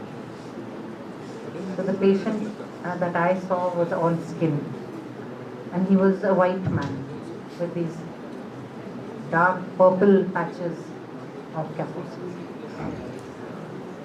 And because it's so extensive on the skin in Africa, they wonder whether it's a different disease because it's endemic rather than where you see it elsewhere. And this is what the X-ray picture of Kaposi's in the lungs looks like, and on CT scan and on a chest X-ray. So the treatment is local, radiation therapy or laser cryotherapy, and retinoic acid gel, or systemic. Antiretroviral remains a mainstay of treatment. Then anthracyclines, paclitaxel, bleomycin, gemcitabine and alpha interferon. Now this doesn't hold true only for malignancies in HIV, but generally that smoking cessation is a high priority. Getting the HPV vaccination and treatment for hepatitis, HPSAG, hepatitis B vaccination, and yearly cervical. You should do advise pap smear for patients every year, especially if they are positive for HPV. And yearly examination of breast and prostate. Avoid overexposure to the sun. Look for family history of malignancies and follow up the LFTs periodically. So in summary, as patients live longer with HIV, morbidity and mortality from cancers are increasing. The type of cancers in HIV may vary in different populations, and treatment of malignancies in HIV should be vigorous and appropriate to the situation.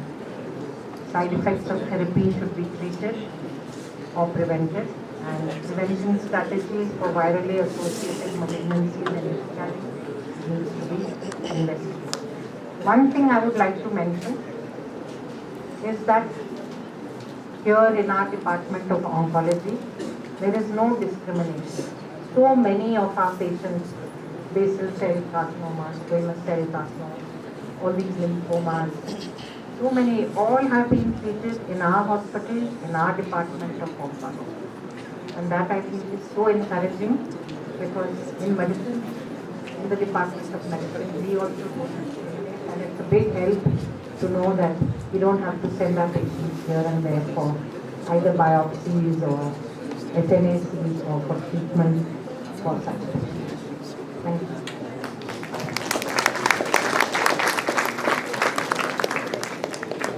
Any questions?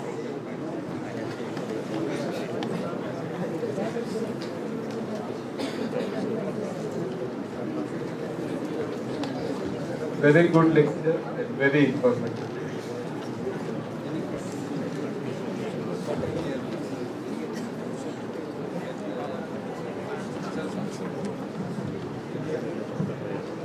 I request our chairpersons, Dr. Ravindra Somani sir and Dr. Satish Patke sir to give memento to Dr. Marcia Warren ma'am.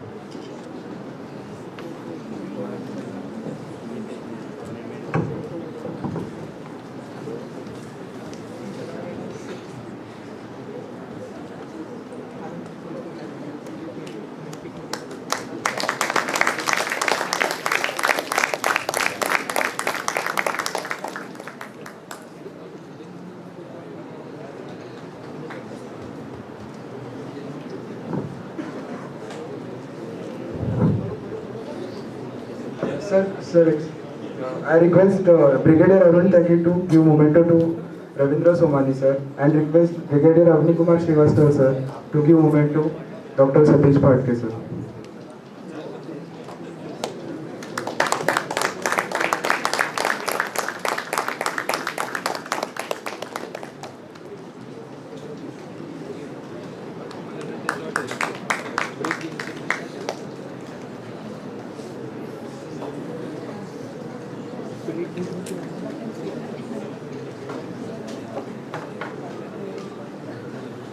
For our last session, I would like to call our chairperson, Dr. Rahul Gadekar, distinguished clinician. He is an associate professor at our own Department of Medicine. He is an alumnus of Dr. Bahasar V.K. Patil Rural Medical College, Loni. He is a member of Ahmednagar Physicians Association and Electrocardiology Society of India. Let's acknowledge their presence with hearty applause. Co-chairing with him, we have Dr. Sharad Garudkar sir, Associate Professor, Department of Medicine at VVPF Medical College, Ahmednagar. Sir graduated from Dr. Vittalrao V.K. Patil Medical College and MD in Medicine from MGM Medical College, Chhatrapati Sambhajinagar. Sir did DNB in Nephrology from Jaslok Hospital and Research Center, Mumbai. 5 international and 2 international journals are under his proprietorship. Let's give them a round of applause.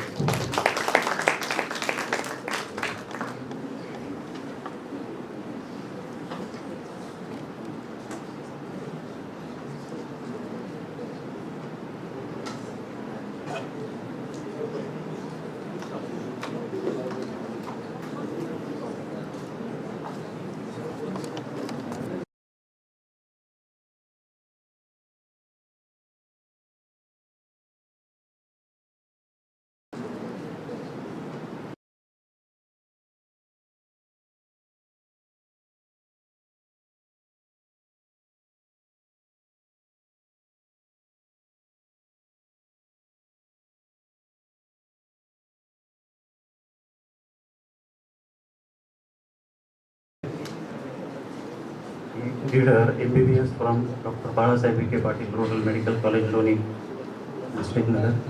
Then developed DNB in General Medicine from Ruby Hall Clinic, Pune, and Doctorate of National Board in Neurology from Pune Hospital and Research Center, Pune. He was awarded with Agnishika Award in 2022 by Mount Literate Institute, and she runs her own private clinic also as Shiv Brain and Spine Vertigo Clinic in Nagar City. And one more thing, she is first lady neurologist of Ahmednagar.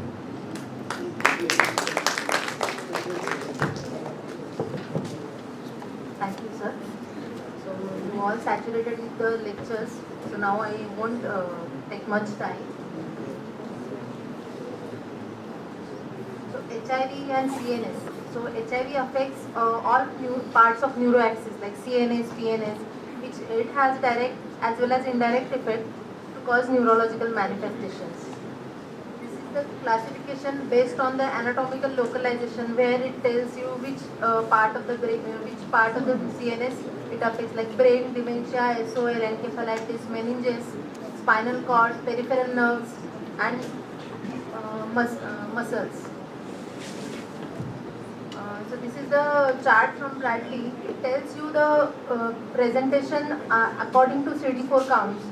So it tells you about the evaluation of the disease in the each disease stage. Like early CD4 more than 500, there can be a septic meningitis. Mid stage you will have other zoster radiculitis, mononeuritis multiplex. While in the advanced stage there are HIV associated dementia, cryptococcal meningitis, these are the AIDS defining diseases.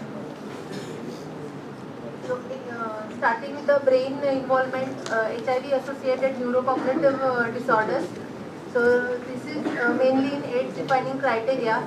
HIV associated neurocognitive disorder constitute of symptomatic illness, minimal cognitive illness, and dementia.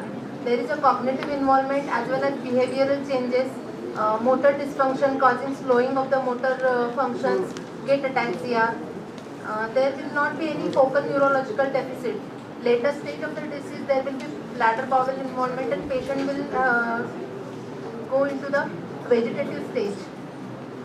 This is the scan of HIV associated dementia showing gross atrophy, mainly white matter disease, and there is a periventricular white matter changes in the second image.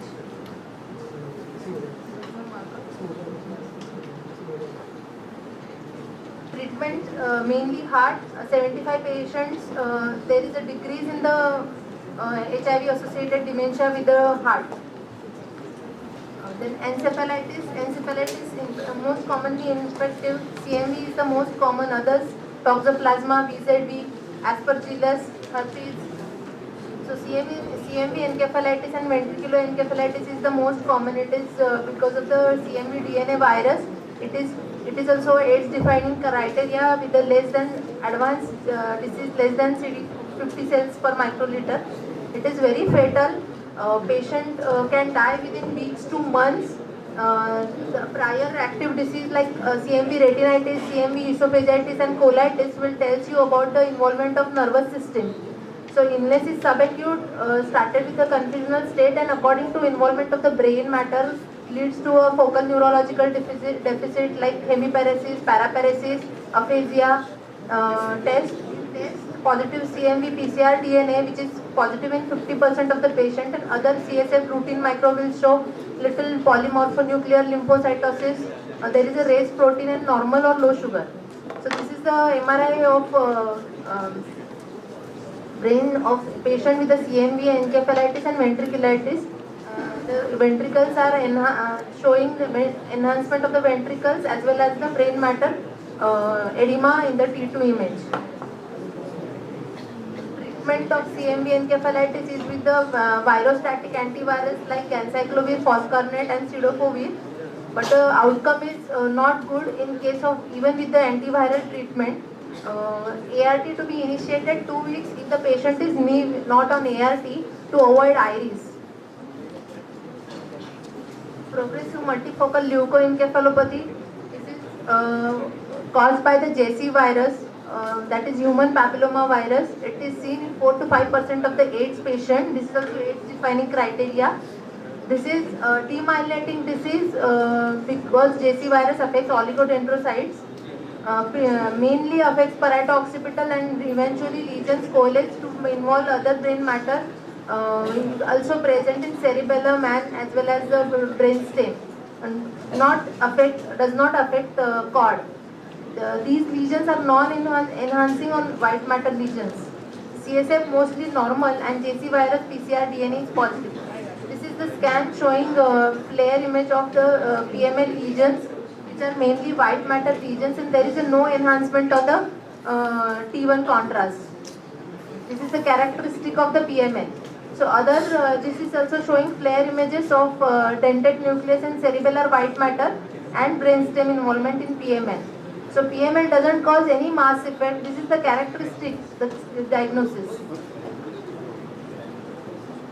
Clinical feature according to the involvement of the area of the brain and treatment. There is no specific therapy for PML. Sometimes interferon gamma alpha can be tried. Prognosis is fatal, but now with the association of highly active ART therapy, survival can increase up to 1 year. Factors for good outcome is higher CD4, low viral load. These are the other factors. Cerebral toxoplasmosis. This is also AIDS defining criteria. CD4 less than 100. This is seen that 10 times common in the patients in whom toxoplasma seropositive, that IgG positive patients. It has a predilection to the development of lesions to the basal ganglia. This is the patient's MRI showing the toxoplasma lesion mainly in the basal ganglia area. This is the tissue image showing edema surrounding the lesion and the T1 contrast enhancing lesion on the right side. In earlier image there was single lesions while they can be multiple. So multiple ring disc enhancing lesions can be there. So treatment for the toxoplasma, you have to give 6 weeks of therapy. Patients who are not allergic to sulfa, you can give sulfadiazine, pyrimethamine along with the or otherwise TMP SMX. Allergic patients can give clindamycin. Primary CNS lymphoma. So this is B cell origin seen in 5% of AIDS patients. This is a multifocal disease and its MRI is also characteristic for the diagnosis. It affects white matter more than grey matter, contrast enhancement, mass effect. These are the characteristic features as well as subependymal lesion. 10% of patient will have a posterior fossa. It doesn't have any edema in the lesions. These are the lesions multiple contrast enhancing ring-like lesions in the scan, and on PET scan there is a increased FTG uptake. The definitive diagnosis is brain biopsy for primary CNS lymphoma, but before biopsy you have to give trial of toxoplasma therapy for around 2 weeks. If the improvement is there, you have to suspect toxoplasmosis. And treatment is whole brain irradiation, high dose steroids, high dose lithotripsy. 4% of the cases with the HIV positive will have ischemic or hemorrhagic stroke. These are the multifactorial like opportunistic infections like VZV causing vasculitis, HIV related vasculitis, angioinvasive fungi, thrombocytopenia related to HIV disease, then bacterial endocarditis in drug abusers, meningitis. HIV in early stage, that is stage of seroconversion, there will be aseptic HIV meningitis, can be acute or chronic. Seroconversion is the stage where first 3 weeks of the primary infection. So in HIV aseptic meningitis, there is a preserved alertness and cognition. If seizures or encephalopathy occurs, then you have to think of meningoencephalitis. So in CSF there will be raised protein but less than 100, cells will be less than 25, even if pleocytosis, and normal glucose in aseptic meningitis. Diagnosis of exclusion and prognosis is good generally. Cryptococcal meningitis is 10% of HIV patients. This is also age defining criteria, less than CD4, less than 100, advanced age disease. Clinical features minimal or absent. When the complications occur, there will be the other features. Complications like hydrocephalus, gelatinous pseudocyst, infarctions, cryptococcomas. So this is the scan showing the pseudocyst. First scan there are white arrow showing the pseudocysts which are gelatinous. Then basal ganglia or periventricular white matter is mainly affected in that. The down image shows India in preparation with cryptococcomas. They also involve white matter in dentate nucleus. This scan showed hydrocephalus with the pseudocyst inside. CSF examination will show lymphocytic pleocytosis, raised protein, normal or low sugar. India in preparation is insensitive. Fungal culture is gold standard, but it takes lot of time. CSF crack. This is the rapid and specific test and more sensitive. So screening you can do for the cryptococcal meningitis suspected CSF crack, and other patients you do serum crack because they may tend to develop later on cryptococcal meningitis, to give them preventive treatment. Prognosis poor when there is an impaired level of consciousness, CSF cell count less than 20, CSF crack 1:1000 at the diagnosis, and relapse rate is higher in cryptococcal meningitis, it is around 50%. So main regimen is liposomal amphoby and fluconazole. If it is not flucytosine, if the patient is not liposomal amphoby or renal dysfunction, you can give high dose fluconazole orally as well as IV and along with flucytosine. So treatment to be given for 2 weeks, and later on you have to give consolidation phase of 8 weeks, and maintenance therapy with the daily fluconazole for about 1 year due to high relapse rate of cryptococcal meningitis. Tubercular meningitis, definite. So I am not discussing all clinical features because the meningitis general features in every case will be the same, like headache, neck rigidity, altered sensorium and all. So definitive diagnosis for the tuberculosis is CSF AFP positivity, culture positive, CSF positive for NAT, and gene expert. These are the different definitive diagnostic tests. CSF ADA is not a sensitive test, so it can be adjunctive. Newer urine antigen test lab recommended by WHO, and search for other TB of the other organs like chest, CT, abdomen, CT. So complications of tubercular meningitis are very dreaded, like hydrocephalus, bacilli exudates, periventricular infarcts, tuberculomas. So diagnosis on imaging by pattern recognition. So this is the typical basal exudates seen on the imaging. They are like spider-like appearance, and there might be tuberculomas in that. Also, they have infarctions mainly in the basal ganglia region. So this image showing that basal ganglia infarctions. Next image is showing multiple conglomerate ring disc enhancing lesion, which is also characteristic seen in either tuberculosis, and other differential diagnosis can be a primary CNS lymphoma. So this is the image of hydrocephalus because of that basal exudates. So treatment of TBM, WHO by 22. So initially they thought of not giving ethambutol in the intensive phase, but now it is recommended HRZD daily for 2 months and then continuation phase for 7 to 10 months. So ART initiation in new patients, you have to start ART after 2 to 8 weeks. First 2 weeks is CD4 less than 50. Steroids to be given in tapering dose to avoid iris. Dexamethasone 0.3 to 0.4 mg or otherwise prednisolone in tapering dose. So other meningitis can be lymphomatous meningitis, Listeria monocytogen meningitis, syphilitic meningitis. So myelopathies, HIV associated vacuolar myelopathy, other transverse myelitis because of the infections, HTLV causes myelopathy, tropical spastic paraparesis, spinal epidural or intradural lymphomas, spinal cord tuberculomas. So the HIV associated vacuolar myelopathy is very similar to SCCD clinical features. So that may coexist with the other dementia as well as distal sensory polyneuropathy. So the clinical features are spastic paraparesis with sphincter dysfunction, arms spread till the late disease, and there is no sensory level. If there is a sensory level, you have to think of other transverse myelitis cause. So vacuolar myelopathy, MRI will show cord atrophy. Sometimes there will be a typical high signal intensity in the posterior column. There will be joint position and vibration will be lost in this patient because of the dorsolateral thoracic cord involvement. So normal visual level, because it resembles SSAD, you have to document that. Treatment for vacuolar myelopathy is conservative. This is the image showing vacuolar myelopathy. There will be bilateral high intense signal intensity. You can see posterior dots. These are the posterior column. Tractus gracilis tract is involved. This is another image of transverse myelitis. You can see focal lesion. This is the lesion of tuberculoma of the cord leading to transverse myelitis.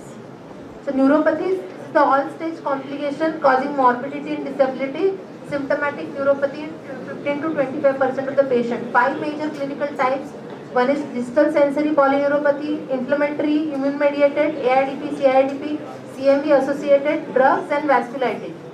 So distal sensory polyneuropathy, it is painful neuropathy, also called as AIDS neuropathy, evolve over months to years. This is the differentiation from drug-induced, because drug-induced will evolve over weeks, while distal sensory polyneuropathy evolve over months to years. This is predominantly sensory, axonal, length dependent, symmetric. There will be areflexia, reduced pain, and other sensory involvement. This also affects dorsal root ganglion. Treatment is symptomatic.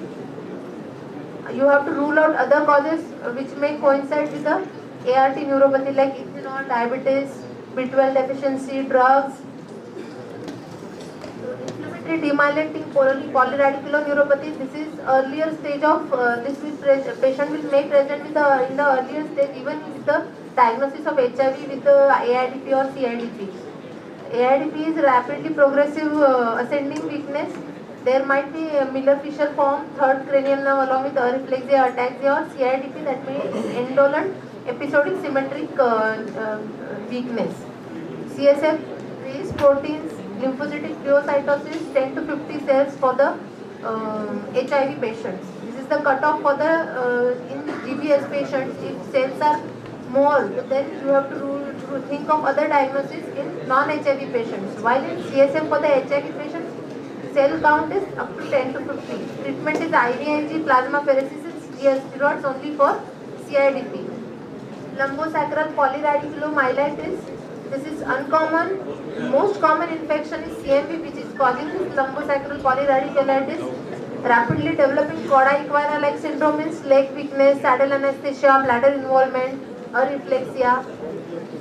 CSF therapy raise proteins, polymorphonuclear phagocytosis, lower normal glucose. Confirmatory test is CSF, CMV, PCR. Drug-associated neuropathies, these are the painful, these evolve over weeks. Treatment is withdrawal of the drug. Neuropathies, other neuropathies are cranial neuropathy, that most common is 7th cranial nerve palsy. Other vasculitis is mononeuritis multiplex. Early stage or mid stage it is vasculitic, late stage it can be direct infection. Myopathies, there can be polymyositis, toxic myopathy, pyomyositis, and HIV associated wasting syndrome. Polymyositis is the immune related response. This is also in the early stage and immune restoration following the heart. So no direct effect on muscle fiber, that's why CPK will be normal in this polymyositis. Proximal weakness and less myalgia, EMG myopathic changes. Treatment is steroids in tapering dose. Toxic myopathy is most commonly seen with the zidovudine. Other drugs can be terpibudine, raltegravir. Toxic mitochondrial disorder affects patients. This affects patient on zidovudine therapy for at least 6 months. This is insidious onset, proximal weakness with myalgia. CPK is normal in this patient because of the mitochondrial dysfunction. And clinical response you can see with the drug holiday or reduction of the dose. Pyomyositis is focal suppurative bacterial infection. So diagnosis with the blood culture and detection of causative organism. Treatment is IV antibiotics and surgical training. And this is last, HIV associated wasting syndrome. This is the AIDS cachexia, weight loss more than 10% of the body weight with either diarrhea or weakness, which may last for about at least 1 month. This is also seen in advanced HIV disease. You have to find out what are the causes for the AIDS cachexia and treat accordingly. Treatment is ART as well as high calorie diet. Thank you.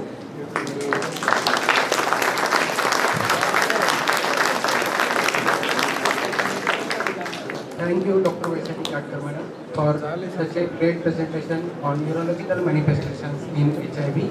I am sure your presentation will definitely help us in enhancing our understanding on neurological manifestations in HIV.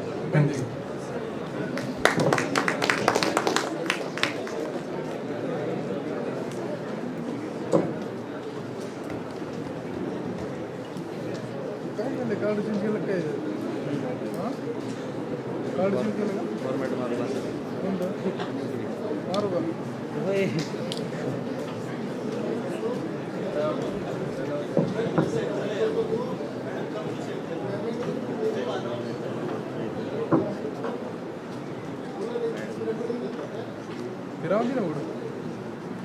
I request our chairpersons, Dr. Rahul Gadekar and Dr. Sharad Garudkar, to give the memento to Dr. Vaishali Katkarmana.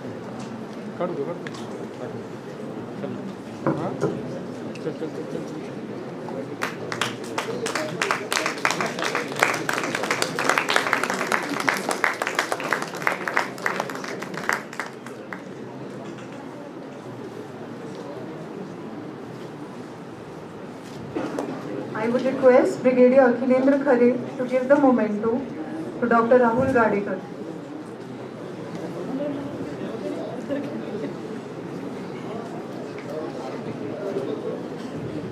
And I would request Dr. Satish More to give the memento to Dr. Sharad Garudkar.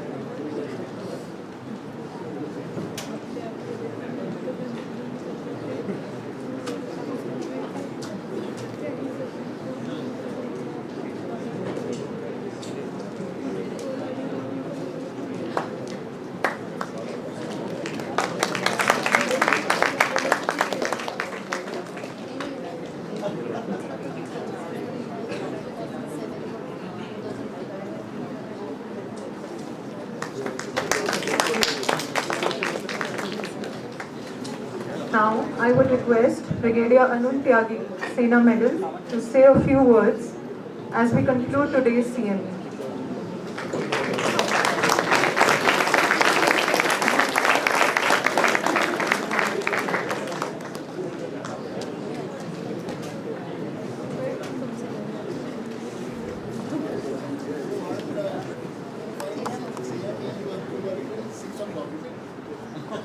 So I have got 1.5 hours to go. Yeah, you are enjoying, isn't it? Hello, yeah. So we will enjoy more. So because CME time is up to 6 o'clock and it is 4:30. Well, don't worry, relax. All good things must to come in end. And today's CME, much anticipated, much exciting, too much of diversity, too many changes, but ultimately it has culminated very, very successfully. And congratulations to all the workers. Yeah, this CME came to us totally out of the blue, thanks to one and only Dr. Satish More. Where is he? Where is he? He is here. He is here. And well, it was not to come to Department of Medicine, but it did ultimately, and I am happy it did, because the way ultimately shaped up is good. It was unique CME in two ways. One, first time in my 10 years, there was Namdar Saab himself came for a CME. That was the one place, and I am indebted to him and honored that he accepted and upheld my invitation. So that was one. He could not come for inaugural ceremony per se because he had a commitment elsewhere, but he was here. Secondly, the CME was unique because was not purely academic CME. It was more like socio-epidemiological academic CME. So there were social workers involved, there were alliance people involved, there were M6 people involved, there was a icon, international legend of epidemiology involved, that is Dr. Ganga Khedkar. First time a Padma Shri had come to our CME, that was also first. And all these people have shared their views. Now, in addition, all the experts in the field that they have talked about, they have shared their wisdom and they have given the guidelines for future. That was great. But these people have also given us impetus to keep working hard and never say die for any chronic ailment. No matter how untreatable or complicated it appears, every illness can be controlled. When HIV/AIDS came, people thought it will take away the whole world, but it did not. Then came COVID, people thought humanity will end, but nothing happened. And same thing will keep happening, viruses will keep coming, they will not die. And microorganisms will keep coming. But then humanity will still survive and prevail. So one should not give up, one has to keep working hard. I'm thankful to all consultants, all specialists who came from outside. I'm thankful to Dr. Somani, Dr. Goodway, who have come, taken time out, and all the other faculties who came to make it success. And in addition, one should appreciate those people who have worked in background. The people from civil, people from engineering, people from electricals, people from maintenance. The whole team has to work for days and weeks to bring it to a success. It's like a movie coming in. And hats off to all of them that they did it. And this CME, I am sure, has been a grand success. And the credit goes to the Department of Medicine and to the person at the helm of the affairs, that is Dr. Srivastava and the team of no, I am not, this CME is the when I am out of the seat. But yes, we are all part of the same family.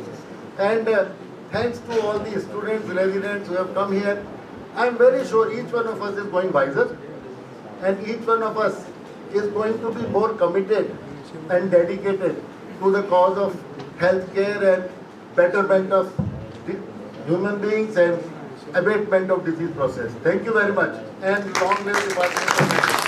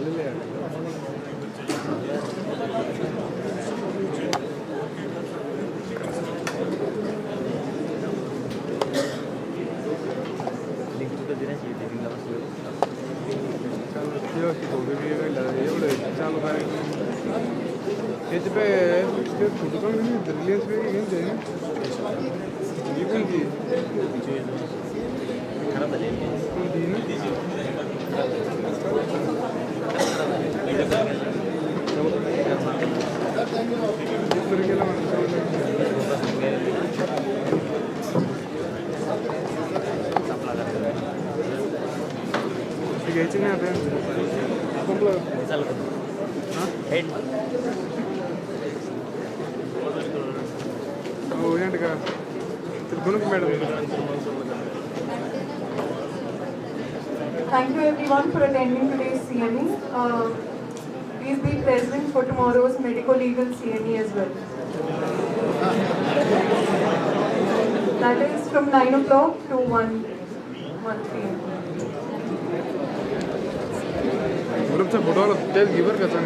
I would request Brigadier Ami Kumar Srivastava to please give the memento to Brigadier Aditya.